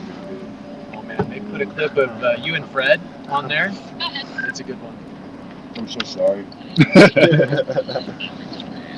Jack's just now to he just dealt with Mud's dude. His vibes are low. We're trying to turn him around. It's really demoralizing. It's probably really bad now. Yeah.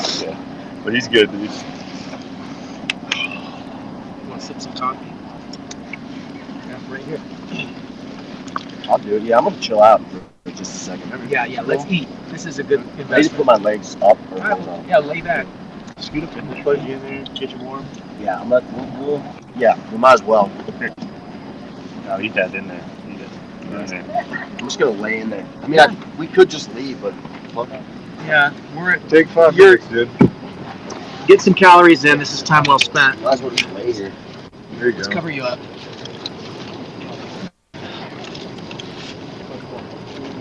Okay.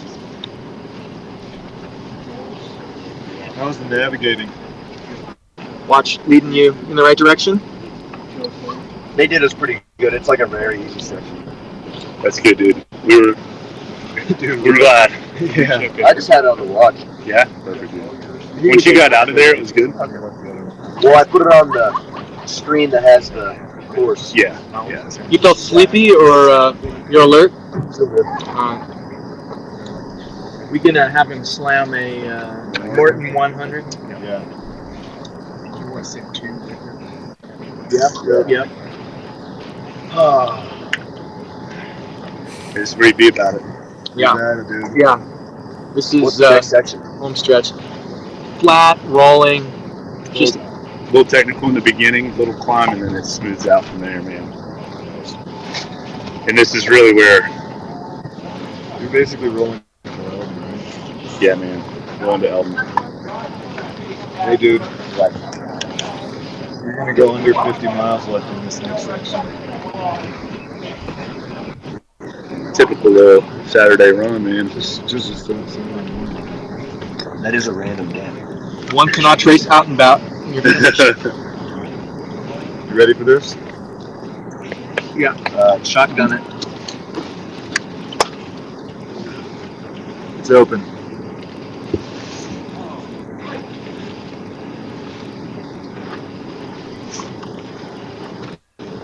He looks so lucid and fantastic right now. This is actually so impressive. Agree. I mean, I've seen Dan do work at Javelina. He had a fantastic. I've never drank here, it. and this is even better. Well, Why not start today? something new on race day, right? Gentle in the stomach, dude. So. Old people drink them. Your body's like, we're old right now. Yeah, you gained a couple of years of this. Let me just lay back and breathe for a second. Herd running's bad for your knees, man.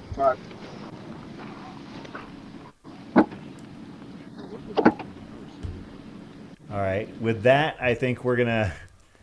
That's actually a very perfect send off right there. I think Dan Green, our M1 right now, hitting Munns Park 8 again on Tuesday night. Pete, I couldn't have even fathomed that. No, I mean normally it was we're closing out Deer Pass. So yeah. I mean, this is insane. 190 miles in basically 42 hours. This is really incredibly impressive. That's basically knocking out about 115 per 24 at that rate. So yeah. I saw Nicole in the chat asking best case scenario for a finisher tomorrow. Now we're not saying that it's going to be Dan, but between Dan, Ryan Sands, and Rachel Entrekin, I think that we're going to see our overall winner come from that group of 3 based on what we're seeing now, as the time for people to make big moves is kind of drawing short. Every one of them looks fantastic and like fresh, and I mean fresh, quote unquote. But I mean, like it's all going to depend on just trying to like mitigate, get as much sleep as you can, but keep moving. And there's a lot of mud ahead. It rained all day in Flagstaff today, so and Sedona a little bit drier than it was here, so they have a full day of sloppy mud. Absolutely. And as we mentioned, Dan is out in front. Ryan Sands is not too far back. We're probably talking about maybe, a handful of miles behind, and about 5 miles. Thank you, Liam. And Rachel probably not far back behind that. So, with about 65 miles to go, it's still a race. Absolutely. So, yep. And with that, I think we're going to draw to a close. So, if you're going to hang around with us, we're going to do a stream swap, which means you don't have to do anything. And we're going to switch to our static cam coverage. Trevor, are we going to have static cam of Mingus Mountain, correct? All right, awesome. We're going to be at Mingus Mountain. We're going to actually catch the back of the pack there as they come through.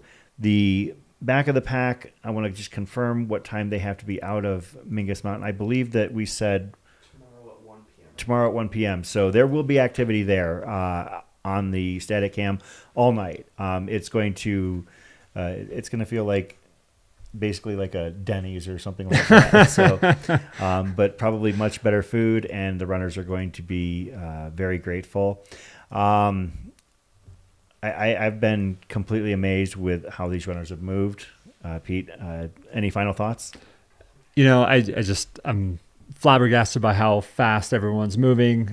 But just like every year, there's so many shakeups, and we can go to bed, wake up, and it might be something completely different. So that's what I love about this race. I think that's what happened last night. Yeah. We thought one thing when we went to bed, and we woke up and our world had been turned completely upside down. And we know that can happen with every passing break that we take covering this race. And that'll do it for us here at Mountain Outpost. This is the Cocodona 250 live stream day 2. We are going to have our static cam. I want to give shout outs here. First of all, shout out to Aid Station Fireball, our man in the studio, keeping our stats fresh and our numbers spicy. Hillary Yang and Tara Dower out in the field doing amazing work. Talking to the runners and the crews and the volunteers and giving us details and intel out on the course that we wouldn't have otherwise. Hillary and Tara, thank you so much. Thank you to our producers, Trevor Linton, Jordan Schmidt, and Zach Lenz for keeping the wheels of the car on the road.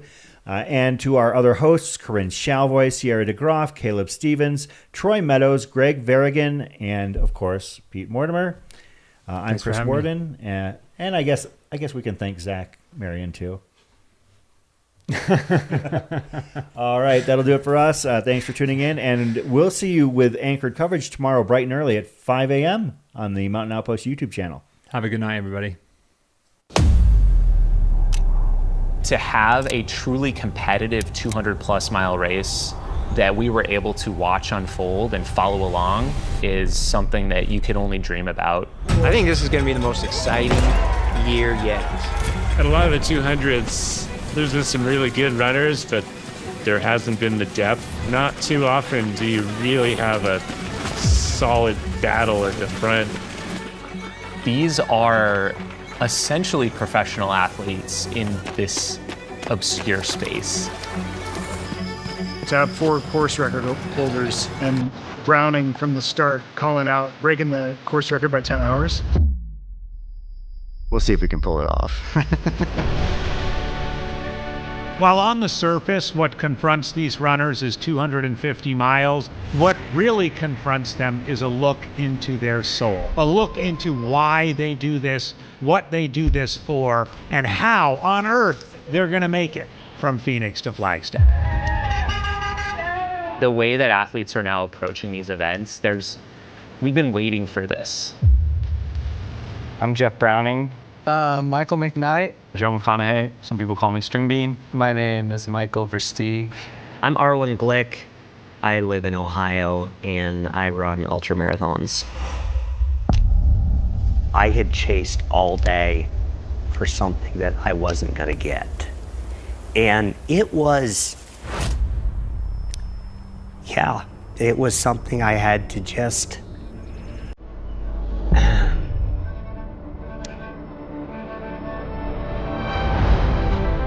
success so many times comes from just like that drive, something that lights that fire. I don't really feel like I have this need to like prove to people that I am something, but I think everybody has a little bit of ego somewhere deep down inside. This is definitely the most competitive 200 I've ever been a part of, and it does excite me. They are competing just as much as 100-meter runners on the track are. It's just spread out over a multi-day experience, and I think it's fascinating.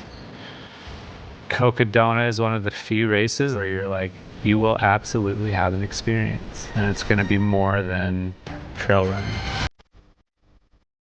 It is an eccentric mix and cast of characters, and I think that's part of why I love it so much, and I love this sport so much. If I just nailed it, I think it just would have fed my ego.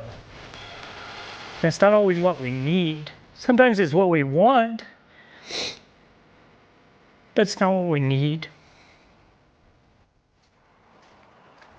I mean, I know this film is like focusing on like the 5 guys at the front or whatever, but like there's 10 other guys that could win this race. It's like you just have no idea.